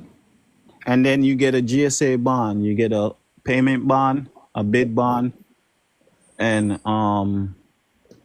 Performance. performance bond. And you put So- that down in the UCC1. And as he said, the UCC3 is going to say, oh, yeah, this is how I'm going to perform on this. And those bonds, once you record those with the Secretary of State under the Social Security number of those decedent, then you could go back and claim all the funds. I think LPS was talking about the new copy sent or versus the original. I'm not sure what she's asking. What do you ask? You can use them both if they have all the information correct. If she's asking about a Social Security card with different information on it or a birth certificate, you can use them both if they have the same. Doesn't matter if it's old or new. If they give me a Social Security card with two different names, I got two estate. I love that. Thank you. I would say thank you. You have New York and Cleveland, and they both have a lot of money in there. Not money. They have a lot of credits in there, I should say. I Wayne, would say I'm gonna send you a message. I need some clarification on that offline because I don't want to get in detour the conversation, but that's confusing to me. what? Having Just two ask cards. it. Just ask it because I'm just running through these questions. I have two cards. Yeah, so And I got two because I lost one back in the 90s, and I got another one sent to me. So they just changed the different bank, and they started another account and gave me the same transmittal number, which is your social. It's the same number, but the different routing, a different transmitting utility number. That wasn't my situation. My situation was that I didn't know I was adopted. So at 15, 16, I needed to go get working papers, but I needed an SS card. So I applied for one. Then when I turned 21, I learned that I was adopted, and it was what do you call that? A shock to me. So a few years later, I got a job, and I'm like, you know what? Let me do this correctly, because they're gonna want to figure out. They want to see your birth certificate. They want to see your SS card. And my SS card that I got when I was 15 didn't match my birth certificate name, because I never saw it till I was 24. So I went back to the Social Security office, where back then you could just walk in and say, hey, these are my parents. I need an SS card. When I went to apply for it, they said, oh, you already have one. So someone already took one out in my name, in my original birth name, and I just stopped using the one that I applied for myself when I was 15, 16. But I've worked under both of them. So you have two different social security numbers, or you have two different numbers on the back that go to different banks? Two different social security numbers. Oh, Oh my God! Thank you. Oh my God! The things I could do. Can you just give that to me, please? Oh, Okay, so hey, T Works. That's kind of I sent you a request, so maybe we can talk online when you have free time. Yeah, we T could talk. Works. That's kind of the same thing, like with my daughter, like what you said with your daughter's name, Marley. My youngest daughter wanted to add the E to her name. So we applied for the new thing, new name change, and she ended up getting a new social. The social on the front stayed the same, but then the back ended up having another routing number. So now she actually has two. So they just change account. Okay. That's all they did with that. So They just we were changed just talking account. about UCCs, and I know something, but not enough. If someone owes money, and I went through the administrative process requesting that money, meaning, hey, I sent you a notice, affidavit, you need to send me the money. Sent you the second, I gave you time to cure it. You didn't do it. I sent you a second time, letting you know, hey, you didn't comply. I'm giving you 5 days to cure. Now I'm about to send the third notice and say you're in default. Since they never responded, can't I then now use that and put a UCC1 lien against them because they defaulted? Got to enforce it. Yeah. The only time that you can use a UCC lien is if you have a contract or somebody defaulted on a contract. You just can't make one out of thin air. That's unlawful and not very becoming of a. But the contract here relates to wages that were not paid. Yeah, if you got something to speak of, yes, and you got a documentation, that would work, yes. Somebody didn't compensate you. Wasn't me. My kid. She was working. She got laid off. The company's having hardship, and what they did was they stopped paying. She didn't get paid the last 3 weeks, and they haven't paid all her vacation time and PTOs and all that stuff. So and under New York law, by the way, it's an LLC company. Under New York law, you can go after the principals of the company for wages not paid. Did you send a notice to the Department of Labor? No, did you send a notice to the registered agent? Registered agent of what? In Secretary of State? Of the company, your administration process. Did you send the letter to the registered agent? No. Then it's not considered served. So even though it was mailed to their office and they signed for it, it's not considered served? It's still not considered served. So I have to then send it to the registered agent? That's the secret. All that's done is you create a correspondence. It has you haven't assigned to any living person into that company to do anything. Right. So now when you send it to the registered agent, this is going to be your remedy. And now I want you to listen to me. After you send that first presentment to the registered agent, if nobody answered that, you send the second one saying, hey, I just want to get a confirmation if how is this going to go, blah, blah, blah. I sent you the first presentment, you didn't answer. So I'm just giving you more time to see if you're going to respond. And I'm just going to remind you of what I sent in the first one. This is a copy of the one that I sent to you. And if they don't answer that one, you send them a third one. And you say, hey, I reach out to you the first time. I reach out to you the second time. Nothing. I don't want this to go into default. I want us to stay in good faith. Could you answer the first one? If they don't answer that one, then You send them the fourth one with an invoice. This is the secret. The true bill. invoice, right? So once you invoice them for their non-compliance, which is $1,000 on the invoice, right? Because they're not complying as a corporation, you're gonna say, "Hey, I mailed you out the first time. I mailed you out the second time, and I feel like you're being non-compliant, and Latch is gonna incur. This is an invoice for your non-compliance, according to the latches that is incurred. Please correspond with me. If they don't respond to none of that, you send all that information in small claims court to the judge chambers and ask her to summons them to respond. Once she send out that summons, if they don't respond, then your suit for whatever value that you're suing them for under small claims, because small claims have a minimum value that you could go up to. Yeah, that's $10,000 in New York. This is 51,000. Right. So if it's 51,000, then it's not small claims. Then you got to go to the higher courts. But it's the same process in the higher courts, because So you're saying okay, so now she's employed in New York. The company is employed in New York, but they're a foreign corporation out of Florida. It doesn't matter. And so the registered agent is in Florida, so that's why I have to. That's why They I have have to a foreign corporation. You sue them in your own county, and they have to come to you. Yeah, because they have a foreign corporation. That makes them international. It means that they could be sued in any jurisdiction. So wait a minute. So she works virtual out of North Carolina, so she can sue them in this county. Yes, they're anywhere. The corporation is anywhere, so you can sue them from anywhere. So she could sue them because they know that on their contract she was gonna be working like that. You get what I'm saying? So I had to do this whole process. So I already started this process 3 weeks ago. I had to start all over again with the registered agent. So it's all simple. These are simple letters. From your first correspondent, you're gonna explain in your first correspondent what happened and why you're doing it. What is your intent? After that, you're it's all reminders. The secret sauce is the register agent and the invoice.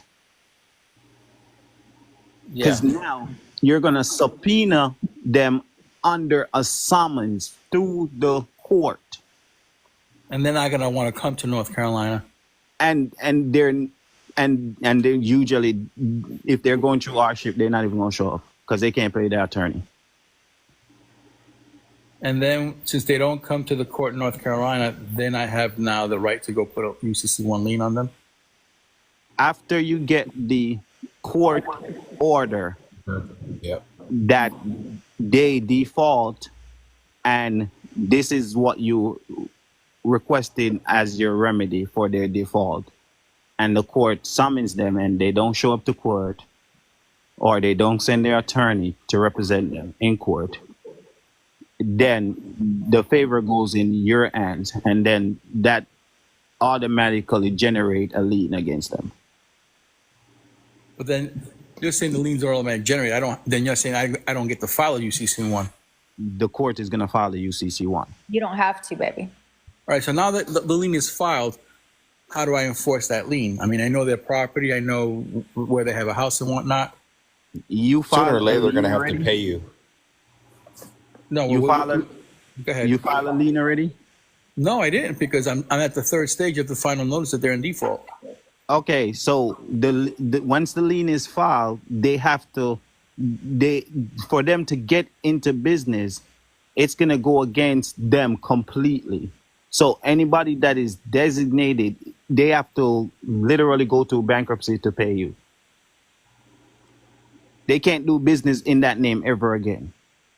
Yeah, but I don't care about the companies. The company's getting defunct, but because of the New York statute, I can go after them personally.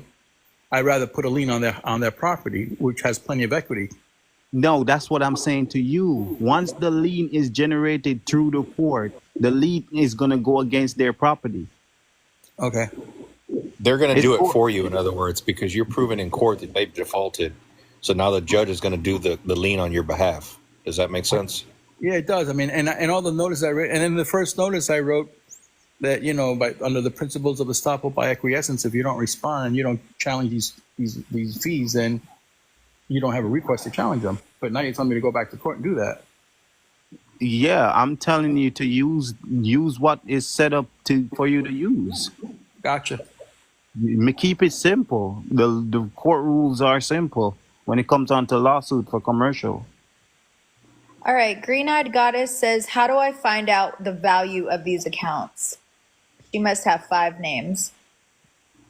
There's no value. They're unlimited. They're just trading on a bunch of things off your energy. There's It's unlimited credit. credit. It's credit. Yeah, unlimited. Credit doesn't have a value. Okay. The only way it has a value is if you file a form to give it value. You have to identify what you're pulling from that cloud. Okay, Blue it's is asking. Sorry. It's okay. Blue is asking, do I need to make the private banker before making the estate? No, you get the estate EIN number so you could go get the bank account, or you get the estate EIN number, get the trust, put the estate under the trust, and get a bank account for the trust. Either one works. Okay, Princess says, do you claim the all caps name and how? How do you claim the all caps name? Getting an EIN from the what do you call it? The IRS, and then finish it up for me, Big Mike. I'm tired. I don't know how you got this much energy, man. I work 16 hours a day. Yeah. Okay, the Dirt Dog says, how do you get the PTO pay from a job that you left for another job? I have over 60 hours for PTO. Don't worry about the PTO. Go to Starseed YouTube page and listen to what Saloon says and claim all of that back. Don't fight with them. Just claim it. That's it. Simple. Blue also He said you could claim up to 75. What that means is that they already pulled these credit. They're paying you from the credit they pulled. And they're not even compensating you from the credit they pulled. What is crazy enough, I find the SP Global for the company I work for. And I realize they're paying me from their stocks that they're trading on my application in the pool that they put my application. So I guess my daughter could do the same. Okay, Tyra says, is this the same process with a women's company? Yeah, yeah, because they're all falling under the same LLC rules under the state. I mean, it's just the same concept. Yeah, it's same. Okay, Mary Lou says, what 2 forms to liquidate the Social Security account? Why would you want to liquidate the Social Security account? Because she wants that money. What money she wants? She gave me a little. What are you going to do with it? Like, what are you going to do with it? If you People are making the process. All right. Everybody stop. Wherever you get this idea from that you're going to liquidate a Social Security account, take it out of your head. Get rid of it. It's not possible. You can only access it for necessities. So what do you need necessity for? To live, right? And I don't care if you want to live like Rick Ross or Michael Jackson. If that's your necessity, that's your necessity. There is no such thing as liquidating a Social Security. I pulled my master file. I shouldn't even be saying this, but I pulled my master file. There is no money there. The only thing that is there is credit. intangible funds. The bank is insured up to $250,000. If you put $1 million in the bank today, you cannot go back tomorrow and get that $1 million cash. Because they don't have it either. They don't have it. They didn't. Yeah, you're not giving them anything that's that they can hold. It's all credit transfer. It's Under the passing new zeros and deal, ones. under the new deal, everybody go read the new deal. Michelle says, Wayne, how long did it take you to learn this and implement this? And thank you for the information. It didn't even take me long. I just read it. I just read with understanding. But I've been doing it from 2014. He's a bookworm. He loves reading. The implement part, I choose whenever I want to implement it. I just need to understand what I'm doing. So Blue says, how can I show the court that I'm the living man and not the entity? By walking into the courtroom. But You- doesn't And not really. that puts you in their jurisdiction though too? When you walk into no, No? jurisdiction, they presume jurisdiction over you. But when you declare jurisdiction by your declaring, I affirm that I am this person. That's all you got to say.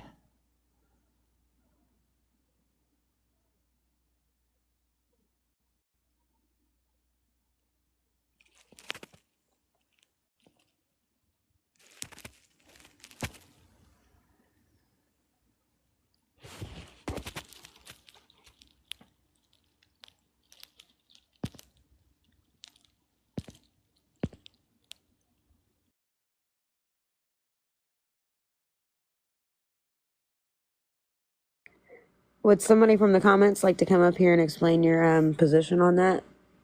Because almost everything that I've heard Big Wayne say and fact checked has been correct.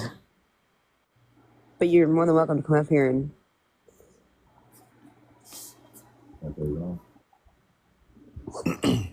Read that new deal. Read the prospectus. Start learning how they operate. I mean, those are the big key things. It's very difficult to explain everything in one, session. It takes a lot of time.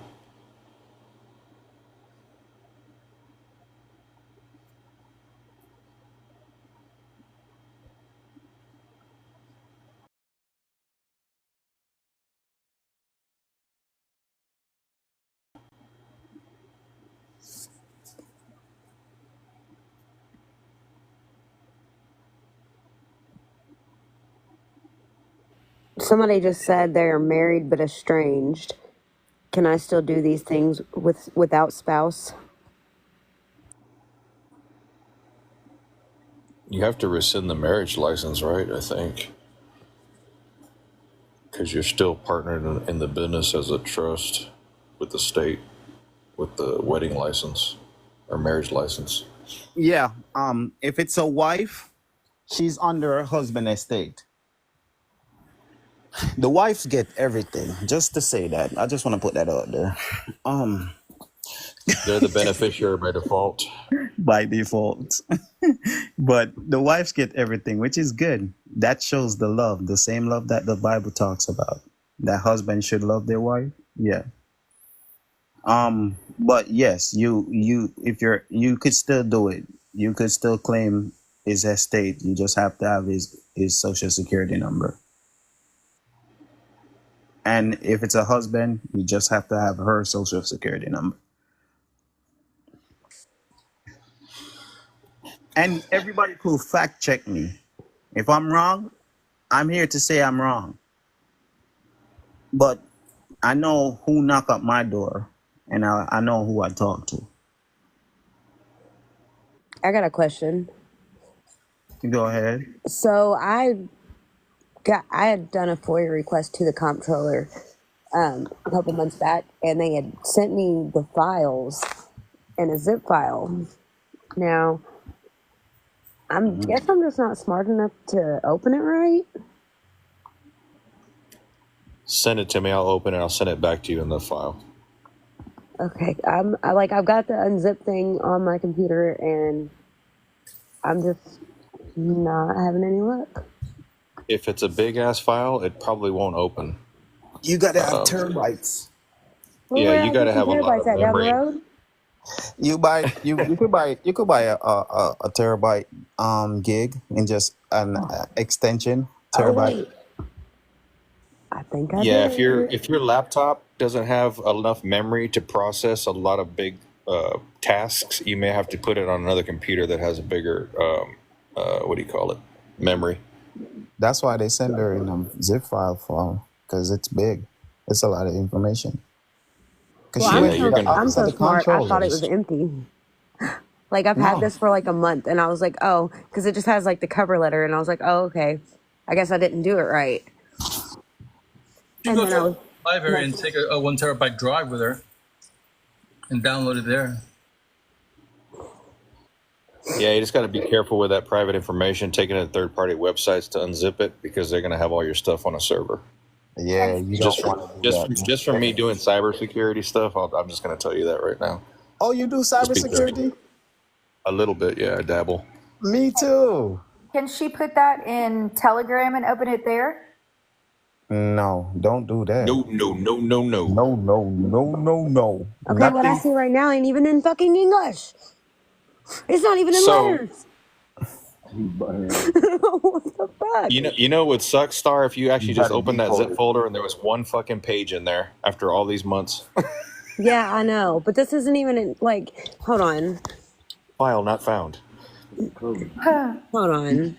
You gotta decode it. I've got to decode it. Yes. What? Oh, like Christmas Story, you got to always drink your Ovaltine. And that's Oh, why Lordy. whenever I send FOIA requests, you gotta be specific of what you want. You have to ask them because they're gonna send you everything. Oh, and I asked for everything too. You're gonna be like Bruce Almighty when he opened that file cabinet on Jim Carrey. You're just gonna. Oh yeah, it pushes him back. I mean, I thought, well, I don't know why I even went there because, like, this was before I realized what I mean, I knew they dealt with money and shit, but, like, this was before I really understood it. And my screen's not even letting me turn that crap off. I want to show y'all what this is. Like, What is the purpose of the controllers? don't they control the money? Like, The currency. yeah. It's all part of a big trust. That's one of the positions in your own trust that you got to have in the future when you get big enough. They handle the money. I'm a big girl now. Well.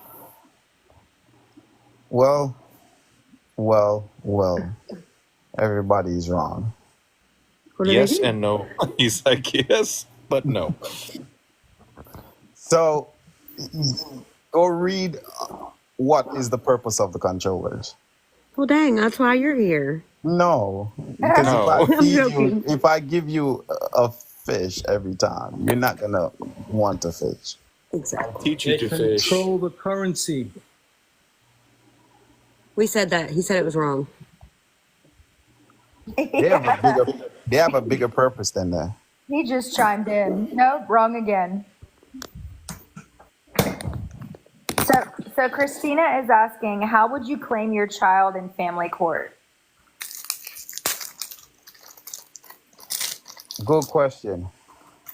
Put them in a trust.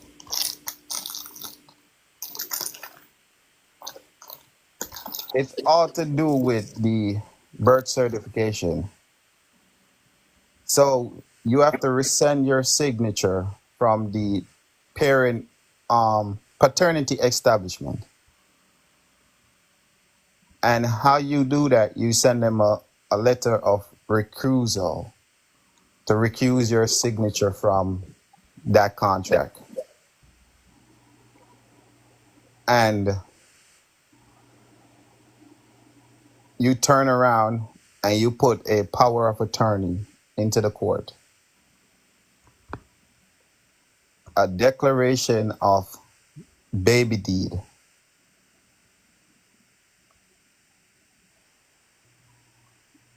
LC says, I can't be getting up here sharing private shit. Get a will done for a non-decedent letter, executor liability. Yeah.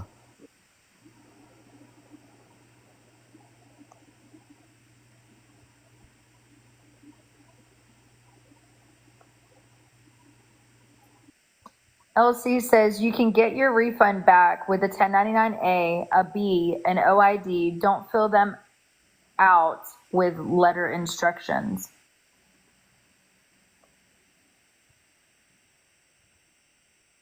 LC said intent, power of attorney, hold harmless for the IRS, but usually you walk your site draft right into the TSA or bills. Sorry, I have all this shit. I've been trying to get a hold of you. This is for educational purposes only. Wow, that went so quick. Hold on. LC said, I've done all this shit. I've been trying to get a hold of you. I feel like she kind of has an attitude. I'm sorry. What if I have an ecclesiastical deed and asservation? Hold on, let me do it again. What if I have an ecclesiastical deed and a assertion of nativity with POA for the kid to get the kid in court? All right. So there's a. You don't need none of that. You just need to recuse your, because they're taking the child because if it's a mom, she informed on the child that she want to give the child away. Because hospitals are foundling hospitals. They're not, they operate like that. They're in business with the government to do all of that stuff. So you just need to recuse your signature from the paternity establishment and just declare who you are and your guardianship over the child. Make sure you put that you are custodial. You owe legal title because the government says that they cannot come against a parent and child relationship. And there is long-standing laws on that.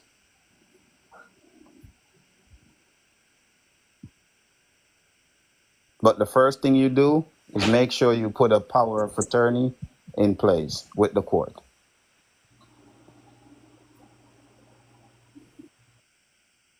Hey Wayne, the comptroller, is it the administrator of the national banks? Yep.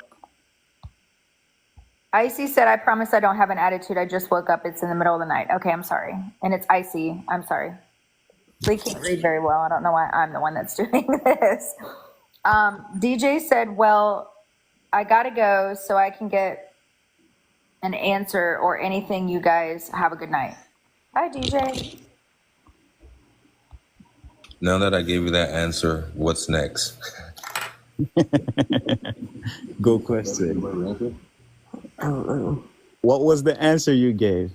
Icy says, and I'm not trying to be smart. Just what was the answer you just gave? They're the administrator of national banks. What are they? Administrator of the national banks. Exactly. So if they administrate the bank's business, who should we be talking to when the banks are not doing what they're supposed to? The comptroller. How do you change the format of a PDF? So when she asked for the FOIA request for all the documents, she got everything. I mean, I just asked for them on myself. I saw the fonts there. They're not even correct. When you try to open it, it looks like freaking matrix symbols. Some hieroglyphics. That's what I was saying. Like, it's not even letters. It's stuff. Okay, so when you open it up and you unzip it, what is next to the file in the folder? Is it TXT file? Is it a there's HTML.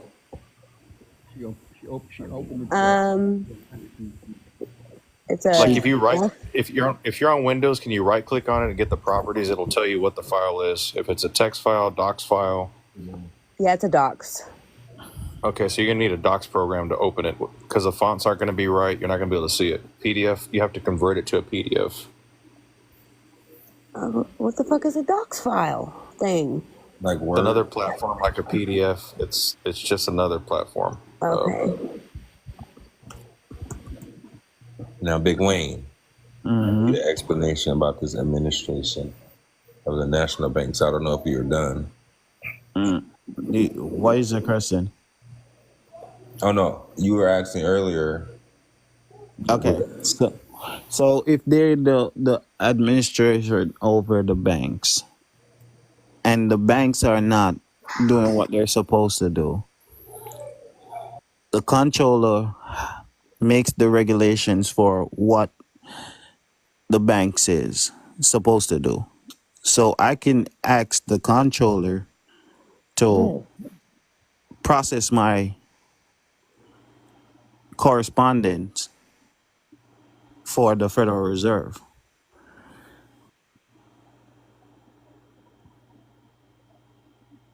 Gotcha. They're in charge of all the LOCs, the corporations, and the way they do business, and all the bookkeepings.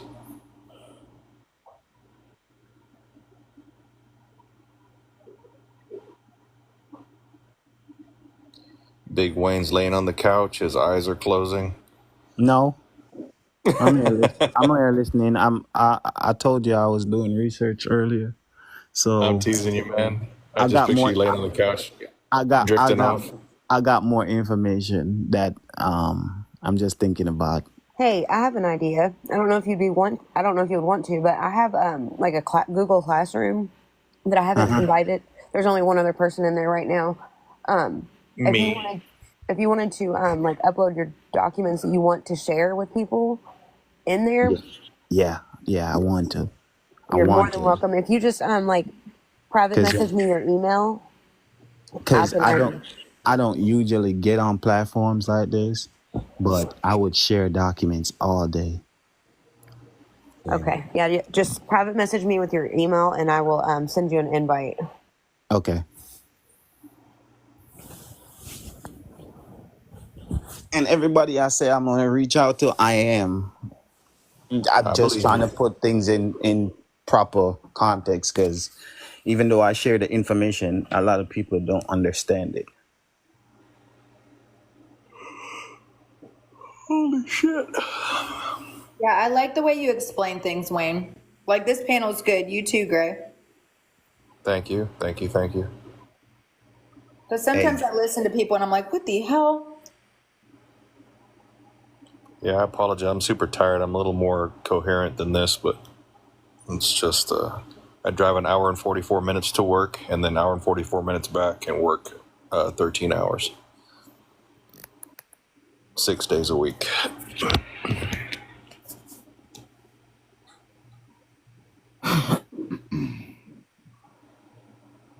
Is there any question for the new panelists?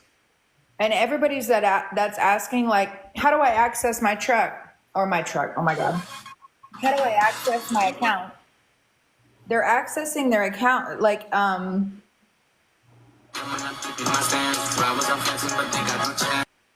right. No. Big or Gray Man is already accessing his trust. He's being paid. You know, when people are saying, "How do I access it?" You already are. Like he's getting paid out of his own trust. You know. I'm funding it first. I'm sending a gift to the Treasury with my own energy and drawing up everything per the bill of exchange and everything that's in most of the paperwork in the documents. It's in plain English how you do negotiable instruments. And as soon as you can send a piece of artwork to the Treasury and they're going to take it if you give it value and they're going to sell it and they're going to trade it and they will give you credits on behalf of that instrument. Just FYI. It doesn't matter what you give them, they'll make use of it somehow, some way. So I'm under the impression that I can I can draft a negotiable instrument and send it with a 1041V to the Treasury. But do you know what makes it negotiable? My signature. Yes, and another signature. So you're saying you have to have 2 signatures on it? Yeah. Would that be a notary? No, it's a medallion stamp. Oh, I got to go to a bank with a medallion stamp. That I did not know. That was a piece of missing information So that I did not have. That's the if you get information that everybody is missing. yeah, so the medallion stamp, it's like, there's different tiers. There's 10 million, 12 million. There's different colored stamps, and depending on the medallion program that they have, all that does is guarantee that particular signature is guaranteed up to $10 million. The instrument may be worth more, but if you don't have the stamp on the instrument, you just put your own signature and you fill it out the proper way and you submit it to them, they will perfect it with their own signature as a witness once they file it and scan it in their system. But what's confusing to me about what you said is that if the stamp is only designated to be up to 10 million, but you make it beyond that, then No, it's just guaranteed. It's some of the transaction, the signature. It's there. If anything were to happen to that document, it's covered for $10 million. gotcha. So even if a bank has a medallion that's only up to $1 million, because I've heard that, some smaller banks don't have that. You can make it for 10 million, but it's guaranteed for 1. Yeah, I mean, you can also go to the post office and send it off that way. And if they trash it or shred it, or they say they didn't use it, you can actually claim the value on that registered mail for that full value of that instrument. So you can also get paid that way, if that makes sense to you. No, it doesn't. So I can go to the Postmaster General at a post office with my negotiable instrument, and they have medallion stamps, is what you're saying? So if I send an instrument to Wells Fargo and I send it registered mail, and Wells Fargo says, hey, you sent it to our lockbox, we can't scan this, it doesn't have MICR code, and they say they destroyed it, they send you an email, they send you something, they destroyed it, you can actually tell the post office, since you sent it registered mail, it was valued at $1 million, the post office will compensate you for $1 million. And you got paid on an instrument that never got there. Got it. But that's just an issue of loss. I'm just talking about going through the process where a bank with a medallion stamp can stamp it, and then they get sent to the Treasury with a 1041V, I'm told. No, the 1041V is for your trust. So you're just going to gift that to them in a packet. You're going to give them a letter of instruction. You're going to give them the instrument because they're not going to know what the hell it is. You're going to send it all together as a packet. You're only doing this if you know how to create a negotiable instrument. Don't go out there and start doing negotiable instrument. Don't do that. If you send them a bunch of stuff, they're going to flag you. They're never going to do business with you ever again. And you're going to shut all the doors that are open to the people that know how to do these instruments, and you're going to gum up all of the works for the people that have already gotten this process. So take it slow. And you're not going to stop it for me. I'm just going to let everybody know. You're not going to stop it for me, but you're going to stop it for yourself. Right. You already got a contract, Bubba. You when Big Wayne sends something, they know to process. Exactly.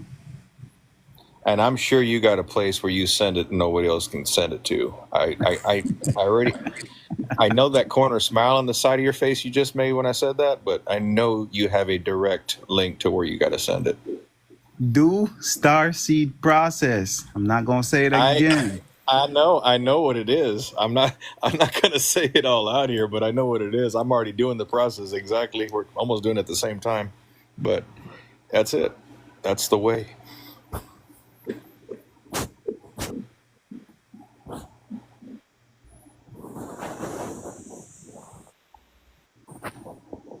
The post office will go more than $50,000. You just got to pay more on registered mail.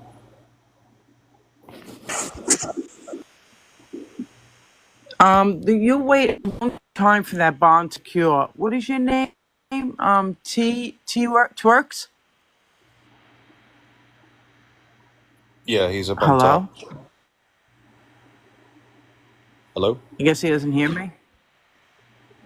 Oh, No, he's I'm out. muted. That's why. Yeah, Now, there you go. I'm unmuted now. Sorry. Yeah, so What you'll was you? wait a long time for that bond to cure, like months. Um, I'm sure Big Wayne doesn't have to, but I'm sure if you've never done it before, you will be waiting quite a while for it to cure. I mean, it's got to No, go to the window. I have to wait too. I have to wait. Oh, okay. They give me a time yeah, frame. it doesn't matter what position you're in. That's Come they still on. have to process it, and they still have to turn it into something that they call it security of a new issue. They have to change it over and put it into commerce. So your best bet is to do, the post office or even the revocable living trust and do your Bs. That would probably be the fastest way to recoup any funds at this point. But I yes, mean, you can fund it with the you with the can bond. technically borrow from yourself because you have credits in there already. My purpose was to fund it and not have to use what's already there. I created a bond on a what was it, a kind of like a diploma style platform, like something you picture frame, and I made a bond out of that, and I put it for $76 million. And what I did Bro, was you're on TikTok. You got to chill. yeah, that's Just all right. It's fictitious, but it's a fictitious thing. So in a movie per se, if you were going to do that, that's you write it out in that format, like a check or whatever it is, and you're just gifting it to the Treasury, and they do whatever they want with it, and then you file whatever you want to claim against it, and you pull credits. So I decided not to use what's already there. I created my own. You could just give the interest to the securities. No. Yeah. So what I just said a while ago is that what I would do, I would put it through the Treasury, and I'll just give the interest, because the interest when the Treasury gets the bond, they're gonna turn it into a security. They're gonna trade on it, and they're gonna give you the value of the bond. But you have to designate a gift to them. If you want to give something to them, I would give the interest and take the principal. Perfect. So what I did, I just gifted a lump sum of $2. Let me just say $2, and the $5 I claimed, and the $3 that I wanted to have excess paid in to get refunded back to me. Yeah, you could do it like that too. But I usually And I just give basically the put on. interest. Yeah, because the interest is something that they usually want you to pay taxes on, that because that's considered income in a sense. If you gift it back to them, it pays the debt, taxes. and you just put it. Yep, and it goes back in playing your the game. transcript. It goes back. It's rinse, wash, and repeat. It goes back in your transcript, and you can get it again and use it again, and you keep gifting and it's forever. That takes forever, though. It takes forever. It takes forever. Because That shit. they don't know you. That's what it is. They don't know you. Nah, bullshit. I mean, It they takes know you forever. probably now because you've been scratching at their door for a while. Yeah, but But that takes forever. I would never do that again. Now that I know what I know. yeah, I mean, but you realize how far behind. There's like 7 million returns personally they haven't processed yet. right, And it's if not you my were to steal, problem. yeah, true, it isn't. But I mean, that's like if you're getting in a car and it only goes 30 miles per hour and you're trying to go 100, it just doesn't work. I You might as well know. get in another car and try I another know. process. Right. But just if you wait a year or two, it doesn't matter how long you wait. If the funds are coming back to you, it's worth the whole years of working a 9-to-5 job. Well, Wouldn't you that's say? the thing. That's the thing. If you don't need it right away, yeah, okay. But if you do, then no, it's not like, something, it's not a quick fix thing. You're Yeah. pre-funding. That's it. You're just pre-funding. Just Yep. like Social Security does with us, the friggin' Social Security Trust. Do you know that there's a document on the White House that says that? Whitehouse.gov. Social Security is a pre-funded friggin' trust account. It's fucking unbelievable. The nerve in them to put it right in our face.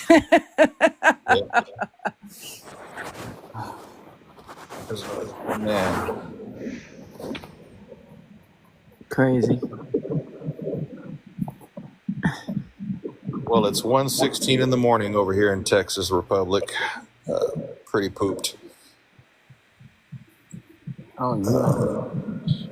Well, it's Huh? 7:15 in London. Who's in London? Prince Twerks. Charles. Prince Oh, Charles. wow. So cool. Anybody in New York? My daughter's employer who's getting sued. Anyway, y'all have a good night. Wow, there's a few people on here who didn't say one word on the panel. They're learning. They're taking notes. Is there any question before we go? Don't forget to send me your email so I can add you to that thing. Oh yeah, I'm definitely Who gonna said send that? you that when I get off Me, this. Starseed. Oh. Leah, can you reach out to me? Yes. Big Wayne, I sent you my number. Yeah, I'm gonna jump on a call with you tomorrow when you get some time. Just let me know. Yeah. Text me as soon as you get some time so I could share some stuff with you. Wayne, I Sounds worked on good. that stuff today that we were talking about. I worked on that today. You send off your requests? No, I haven't. No, I didn't send off anything. I was working on things today. Okay. All right. Yeah. And I did do my FOIA though. Okay. Yep. That's good. Denise, Wayne, I'll call you you're tomorrow. helping her? Wayne, are you helping her get out of that mess? Yep. Good. And Thank you. That's very nice of you. after I'm done with them, she's gonna be exactly where I am. Good. I'm glad you're helping her. That's so nice. Denise, I'll call you tomorrow. Okay, Mark. Have a good day at work. I love all y'all's accents. Thank you. I do. I love it. What accent? Holy shit. Leah, message me when you get some time. Yes, sir. Everybody in the comments, do Starseed process. Don't worry about nothing else. Just get set up. I'm not gonna It's say all it on again. YouTube. Get It's on set YouTube. up. Get Here, set let up. me just wait real quick. Don't go in there. I'm going to put some. I guess he's looking for something. Somebody's gonna put some information in there. Yeah, Gray Man, I just messaged you.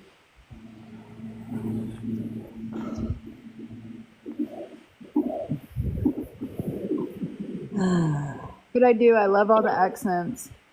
Because like Starseed kind of sounds a little country, you know. And then you have New Yorker, and then you have Wayne. When Wayne said third, and it sounded He's from like Dorchester. no, he said first, second, and then he said third, but it sounded like turd. I was like, what the fuck?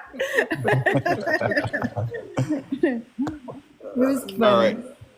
Check the chat down in the comments. That's the link right there. Take a screenshot with your phone, save it as a picture, and then highlight the link, and it'll open up in a browser and start your USPS account.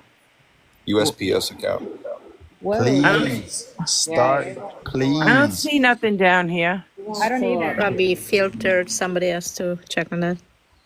Yeah, I don't Please. know. It's not down here, Mark. Please, Okay, everybody, try- start your Try it accounts. again. Yeah, I don't see it either. Because the Yes, PO go to box is on the Postal One. private side. The PO box, I'm going to say this again, the PO box is on the private side, and it can take unlimited funding. Yep, I'm almost done. It can, but in $900,000 increments. Okay, FYI. but would we be able That'll to? do. Would we be able to draw up a negotiable instrument to fund it? Yes, you can. And I could tell you Why would you exactly need how to to do do that? that, but I would Why tell you would- that in the private. Why would Go- we need go- to do that, though, Wayne? Why would we need to do that? Go to the post office Why and would then we need to do that? Why would we need to do that Do what? to fund it if we're gonna if there's so much that we're gonna have You to have to activate it. recoup? I don't think he's talking about fiat though. no, he's talking about, well, let's just put it to you this way. You have to create pre-fund it, you- Leah? I mean, You- I'm sorry, Mark. No, you just you talk to the person who receives the checks or the funding for the EPS account. There's always one person that's a manager at the post office. You ask them what the recommend or the specifications or the what is the policy on Requirement? depositing certain things, and they're going to tell you. And you can ask Then what species of payment too. Yeah, and you can draw something up per specifications of their manual or of their policy, and you could deposit a certain face value at par into that account. Okay, that's something that we have to do, right? Shannon, don't If you feel want that to fund it, yeah. Okay, so it has to be started up that way, correct? That's what you're saying? Yes. Okay, thank you. Yeah. One more thing. When everybody get a chance to do this, whether tomorrow or whenever, look up the meaning of deposit. Okay, and what dictionary you want us to look it up? Find it everywhere. Just go on the internet and go crazy. Okay. One more thing. Tomorrow at 3, I'm gonna open up the classroom and start teaching people the right place if you're not in my Telegram to go and get this account started and get it set up. I will put the link on my page in a post here in just a little bit if anybody wants to.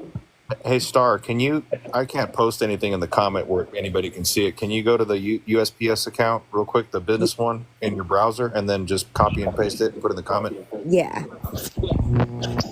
You're the admin on it, the host. Gray, I looked at, I didn't even see it come through. Some of the comments have had like the little invisible thing, but I didn't even see yours.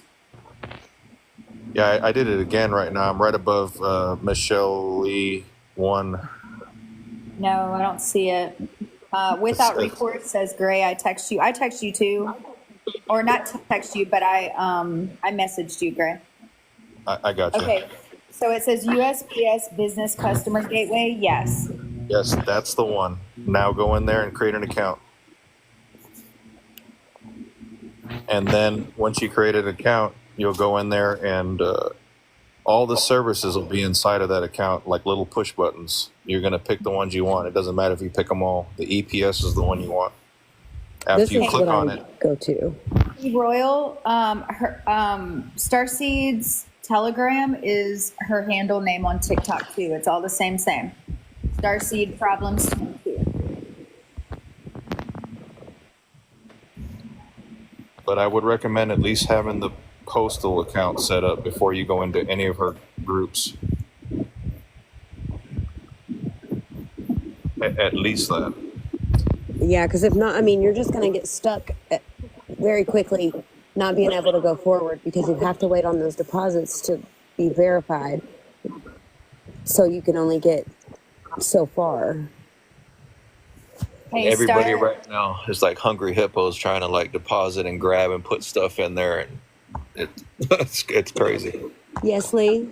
my account still says it's pending. Okay, so you probably didn't put the bank account information in right. Did you use their information that they give you? Or Yeah, okay. I changed it. Yeah. But then I noticed today I got an email that says that my payment from my post office was declined, which it should not have been. I'm going to message you and tell you what to do. Well, and that's the thing though. I have enough funds in that account to be able to just draw from it with fiat, and it says that it was declined. Well, I went on my bank account and I'm like, wait, why is this like, it just shouldn't be? And then I don't know. Well, that shouldn't have anything to do with your bank account. If you do it by their information, then it's gonna come out of the trust account. Well, and that's what I wondered, because it said that my card was pushed back and it was credited back to my account. So I wonder if it's actually drawing from the gateway now. Hold on though. Look on your business. Go to your EPS account though, because it might have done that. Even if it'll take. Sometimes if you have it in the wrong account, then it would do the micro deposit, but it's still gonna fix whatever it took out of your account for the micro deposit. It's gonna put that right back. It's not gonna. Yeah, you get up to 5 different ways to fund it. They only give you 5 options, and if one of them defaults, you can create another 4. Yeah, I'll do it So- tomorrow. Interesting. I called them today and they said that you can fund it cash. You go to the post office, give No, them no, a penny. no, no, no, no, no, no, no. We're not Don't doing do it that. that way.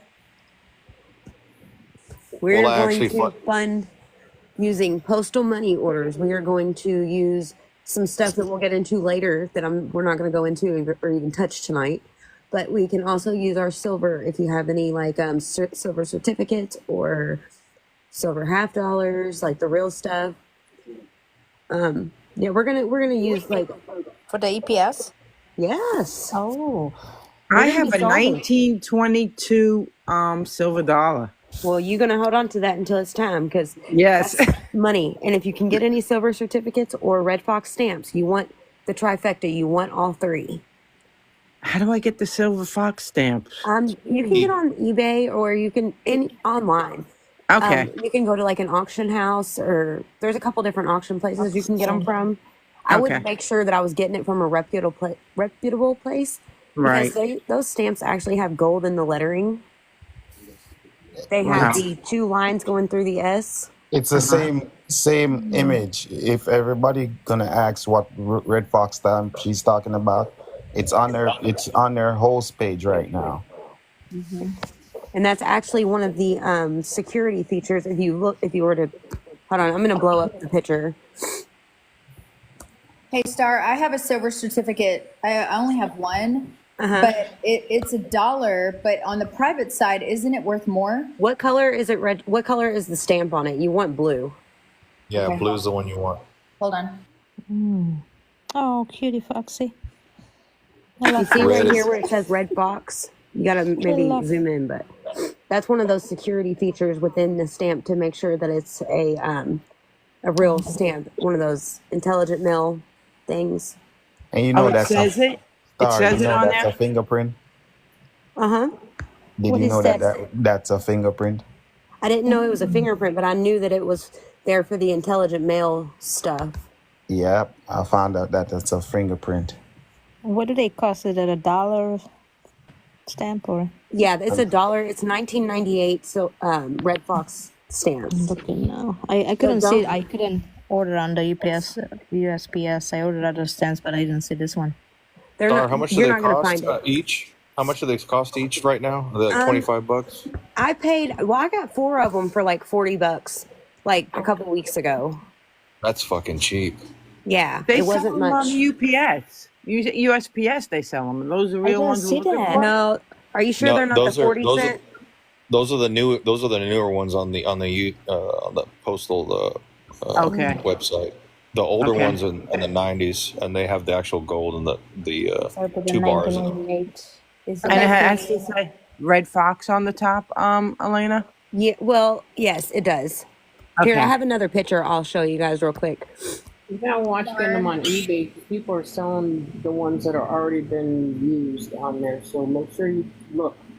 Wow. What It's you're messed looking at. up, man. People are So friggin'. beautiful. Star, Anybody the one has that an I extra one have, to sell? What's that? Does anybody have an extra one for sale for me?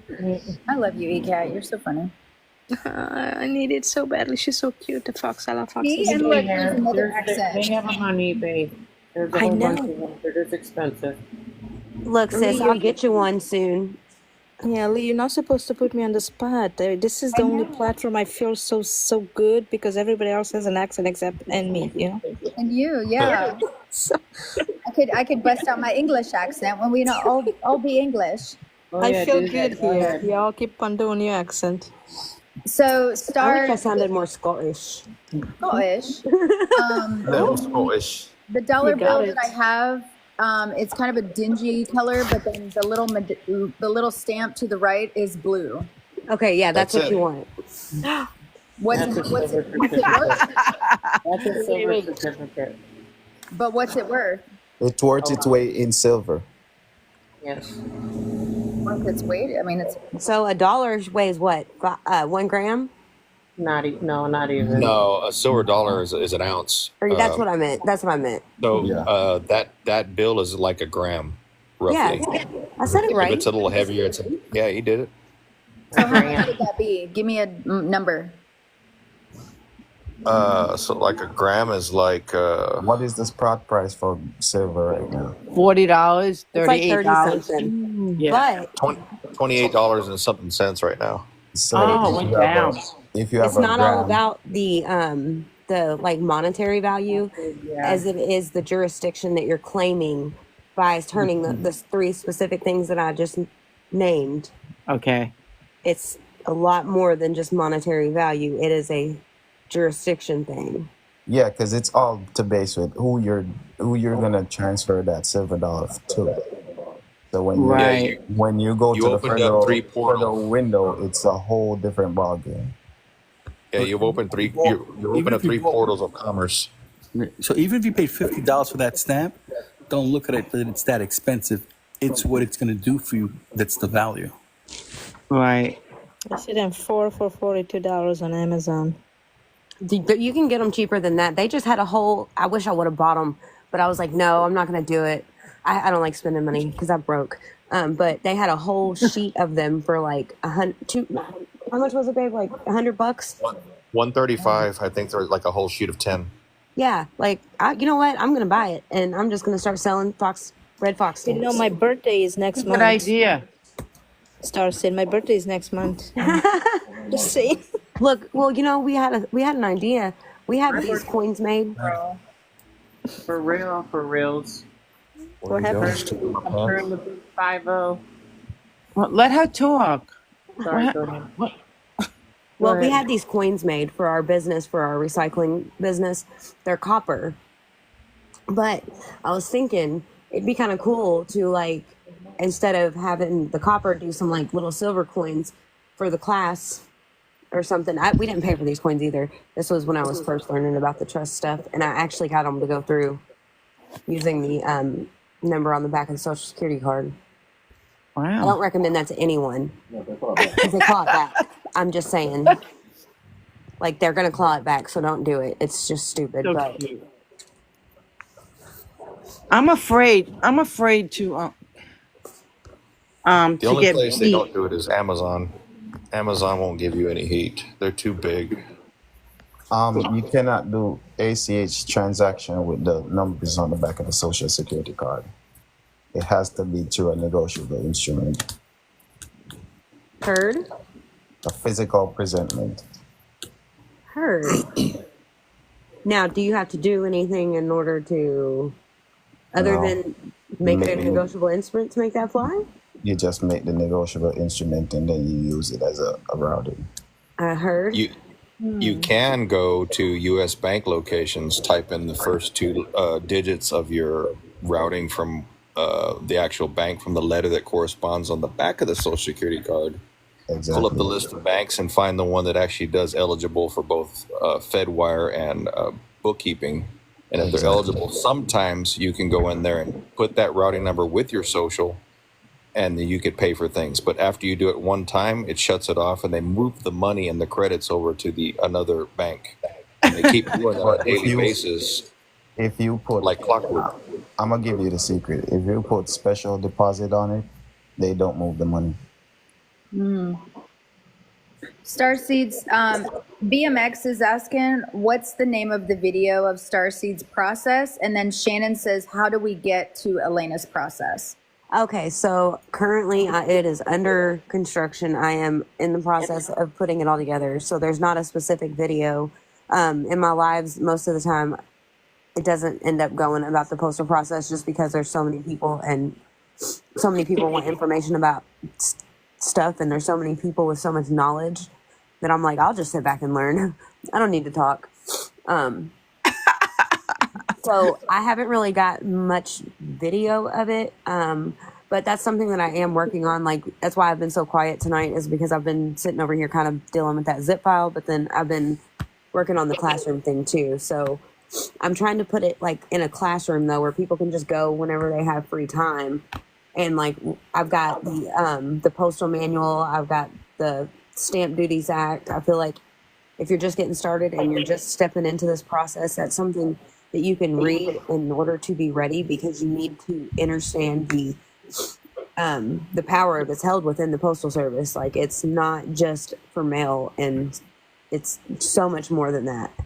And until you read those things, you really don't have any idea on the power they hold. But yeah, I'm working on it. Here in the next couple days, I will put this class out, like, for anybody that wants to join. But as of for right now, while we get it together, I'm gonna let the couple people in to upload some documents for everybody, and I'm gonna try to get like the perfected documents that we have to turn in, and like get like a blank one for everybody to download, and then have one that's got like how to properly fill it out. So that's kind I'll of what help I've been you in the process organize of the last few days. What? I'll help you organize it, Star. I got the invitation. I'm on the back end of it now. Okay. On my other computer. That's very nice of you, Mark. Yeah. I told you, Denise, I got you. If everyone is in here and they need to see some type of remedy right now, so they could take care of their bills, their day-to-day bills, I'm gonna give this to you. We'll just send you our Cash App. Cash He App has to don't allow. report where the Cash money App, goes. All right, let him finish. Cash App doesn't allow me to do certain transaction anymore. Y'all better get y'all pen and paper out. All right. So what you do is work on your credit, please. God damn. Well, Take shit. a 1099-C and cancel everything on your credit and clear it off. Go down the line and just cancel everything on your credit. If you have bad credit, that's how you start. Pay the taxes, assess the taxes on your credit, clear it off. Go get a credit card that values something like 50 to 100,000, because they can't deny you access to your credit. But doesn't And that cancel the cards?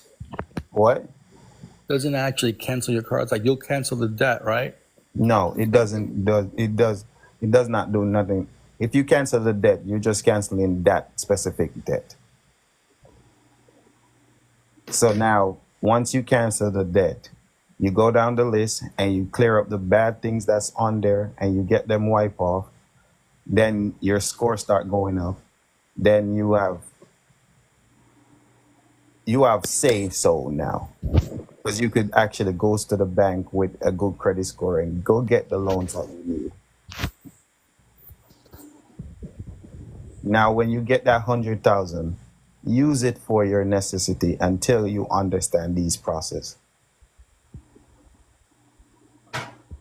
Turn around, and whenever you make any type of transaction on that card, you turn around and do a cancellation.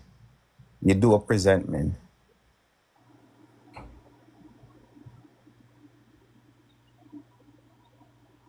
So you tender payment on those cards every time you make a purchase. So I would make a $100,000 purchase and turn around and make and take a tender payment. Go get Discovery. Discovery says the treatment of a credit balance. They even tell you on their statement. Go get a Discovery card, because they're more easier to deal with, because they actually give you the wording.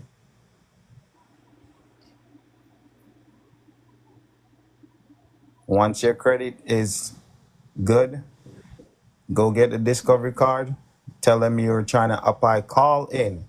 And if you can't call in and you're going online, get a VPN. Change your VPN to California. California has the highest funding.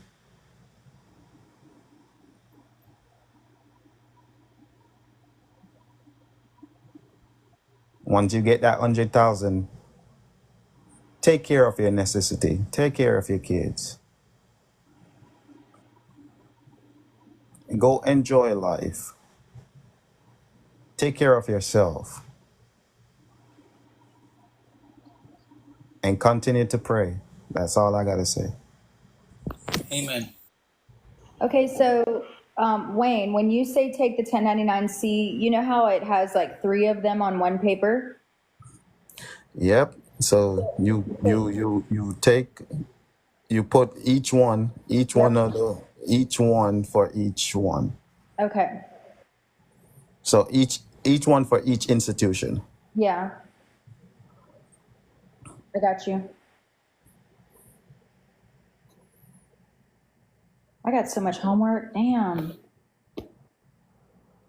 Once you get that 800 credit score, you could come back to me and I could set you up with underwriter Ron.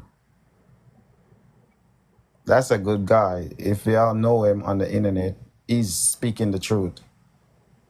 He deal with credit and funding. Go to underwriter Ron and he's gonna get you set up so you could get some more funding. And then on the private side, you do these process on the private side.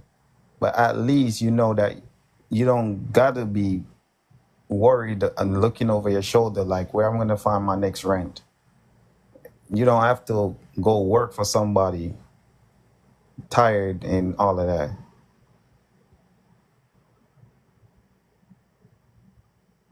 Unless you want to work, then that's your prerogative. Like, you know.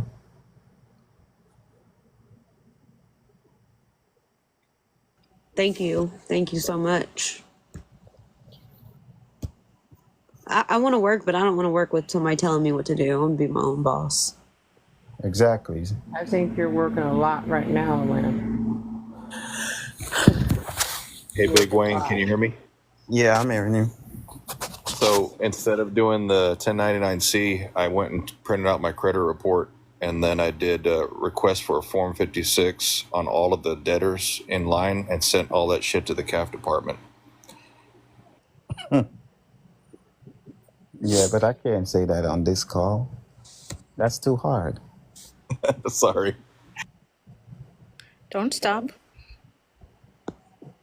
Won't stop. Get it. Great man, what does that do? Let's just say it sicks the hounds on to the debtors and gets them to get their shit straight, and they don't want to deal with it, so they automatically discharge and close all your accounts, and your credit score jumps up a couple hundred points. So you do a Form 56 on them?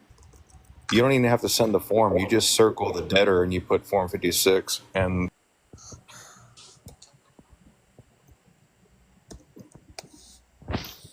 When you say You dropped out. You gotta explain that. Now that you open up a can of worm, you gotta explain it. oh shit! Oh, hold on, I gotta take a screenshot of it because every time I get off this and I open up another page on my tablet, it cuts my audio off. Hold on a second.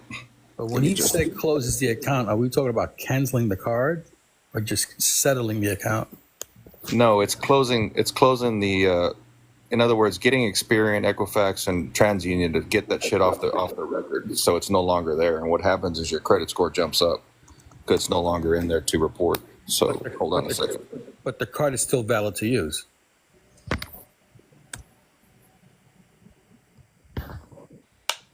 Yeah, I mean, you can still use it. So the verbiage is for special trust collateral deposit to United States Treasury, credit the same to your all caps name. Do that a little slower. Sorry, for special trust collateral deposit, which is the credit report to United States Treasury. Anything to the United States Treasury is golden. It's gold. Credit the same to your all caps name. And you can even put on that that you've been denied credit. You can also put in there that you've been discriminated against on that same credit report, and you just fax that into the CAF department. Once they get that, they start to work on it, and shit starts to disappear. So the reason why all of this process can work is because they're breaking one rule, and this is the secret that most people would never learn about credit. They're breaking one rule, and that one rule is privacy. Whenever they transfer your information without your consent to any third party, it's illegal. I called TransUnion one time and I was on the phone. Of course, you know, it's like an all day deal because they put you on hold for so long and pass you around to everybody. But I asked the one guy, I said, can you tell me who the creditor is? And he kind of hem-hawed a little bit and he didn't want to answer the question. And I said, am I the creditor on that account? And he said, yes. And I was like, okay, then I need you to make your moves, do your thing, because if I'm the creditor, then my score needs to go up. You need to delete that. And he hung up on me. Yeah, because you're talking to the wrong person. Who am I supposed to talk to? You're supposed to talk to the financial institution. You're not supposed to make any phone calls, really. You're supposed to send the documentation to the head of the snake. Yes. Mm-hmm. So people stop going to TransUnion, Equifax, and Experian. They're nobodies. You're supposed to tell them what to do. That's all you're supposed to do. I did, and they hung up on me. So you send them a letter and says, hey, you're operating in fraud. Remove this account. Because you don't have rights to my private information. Because you cannot prove that I gave you consent. That's all you're supposed to say. We no longer wish to create public obligation. That's it. Yeah, just so tell them to remove it because they don't have your consent to your private information. That's the verbiage. Say it Just again. take that. Tell them to remove the account because they don't have right to your private information. That's simply it. And tell them how long they have to perform. And if they don't remove it, then you go to the CFPB.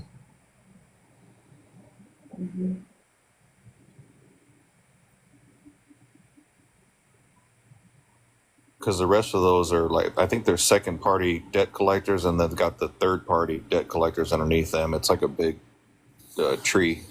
So if they don't remove it, I like when they don't remove it. Because you know why?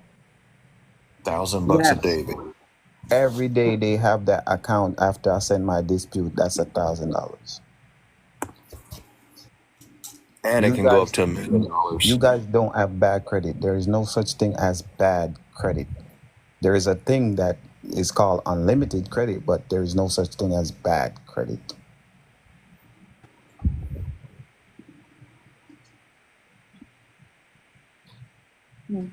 Yeah, so last year, like I said, I sent every one of those, every one of my cards, letters to stop harming me and defaming my name and invading my privacy and remove any derogatory statements off of that freaking report.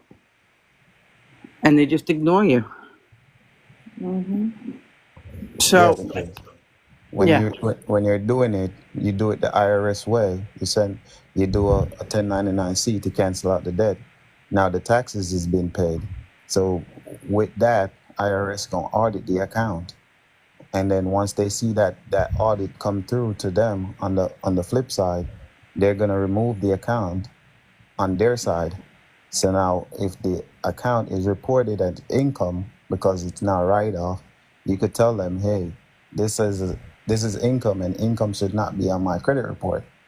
And not only that, you don't have rights to my private account.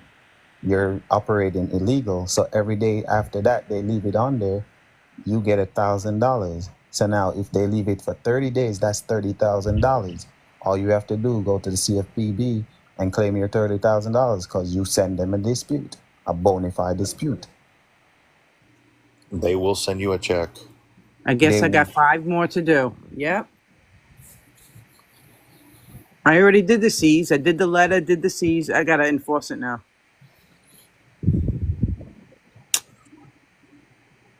All right. You give me more confidence. Thank you, Wayne. I appreciate it because I already took all the steps. And after you clean your credit, just go apply for one credit card and tell them the amount you're trying to apply for. Don't let these people tell you the limit they could give you. That's bull crap. Tell them you want an open-ended credit card.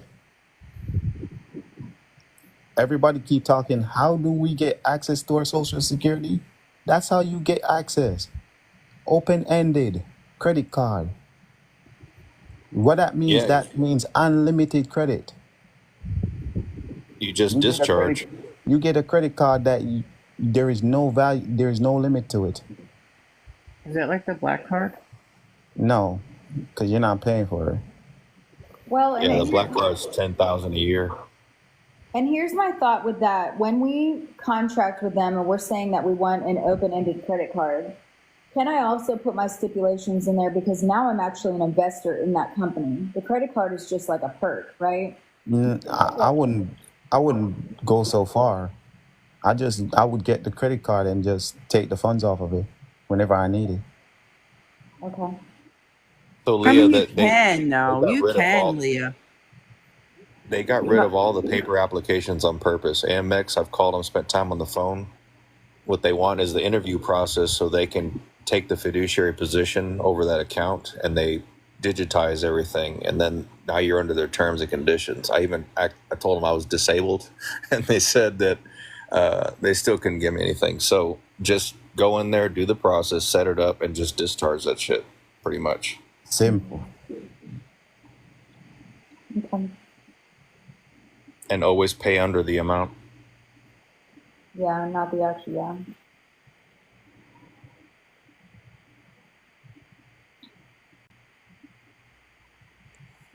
They're getting full value on this call. I'm telling you, man. I'm telling you. The red foxes, good luck. I'm freaking pumped.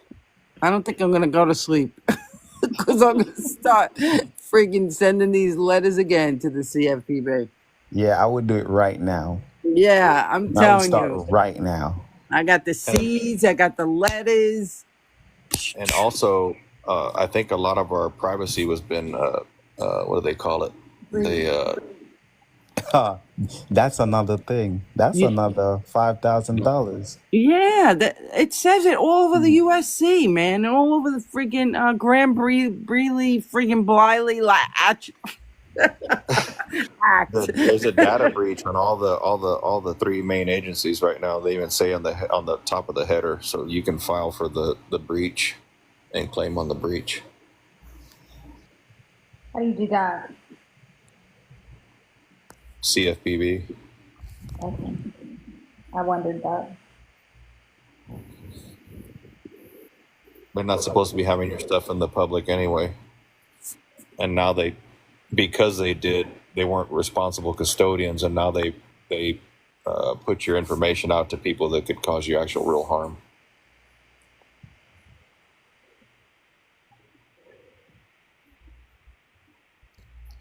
What year are we in? 24? Yeah, unfortunately. All year. Fuck, as much as this shit's been fast forwarded, the weekends are coming so fast. The Matrix is fucking on fast forward. We need to move our asses because whatever's transitioning, we need to have something to hold on to.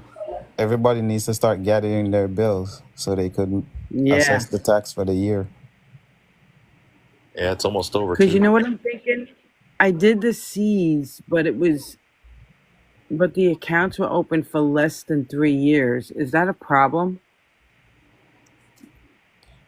No, it's not. If it was a problem, they will let you know. Okay. It's still a cancellation. Yeah, but they have a way how to do them. It's just the procedures. I mean, they could have rebutted it. Yeah, no, but they're gonna let you know if there's an issue. If they can't perfect it, they're going to send it back to you, or they'll call you, or It's email already you. charged off. They're already charged off. Okay, so And you're good. Yeah. It worked. good. Ladies and gentlemen, it's been a pleasure. I have to sign out. My Me eyeballs too. are signing up, and Big Wayne is actually laying down now. I don't care what he says. He sounds like he's melting. I'll drop you guys down. I'm probably gonna halfway through too. I'm exhausted as well, and I've been working hard on this today. But thank you, everyone. Thank you guys for coming on and sharing all your knowledge again. Good night to my new family and some of my old family. Y'all know who you are. Yay. All right. Greg, catch up with me tomorrow. And if I y'all will. want, I'm going to post the link for tomorrow's video in my Telegram. But if you're not in there, you can send me a message. I don't want to put it on TikTok and have like 1,000 people in there. So I'm kind of trying to keep it a little bit smaller than that. Yeah, we'll work on the stuff. We'll vet it. We'll screen it, and we'll see if it works. And then we'll put it out into little bits and pieces. It's going to be micro dosing. That's the best way to do it. Right. Okay. Y'all have a good night. All right. Good night, bye, y'all. guys. Bye. Good night. You I'll too, send you a guys. message, Wayne.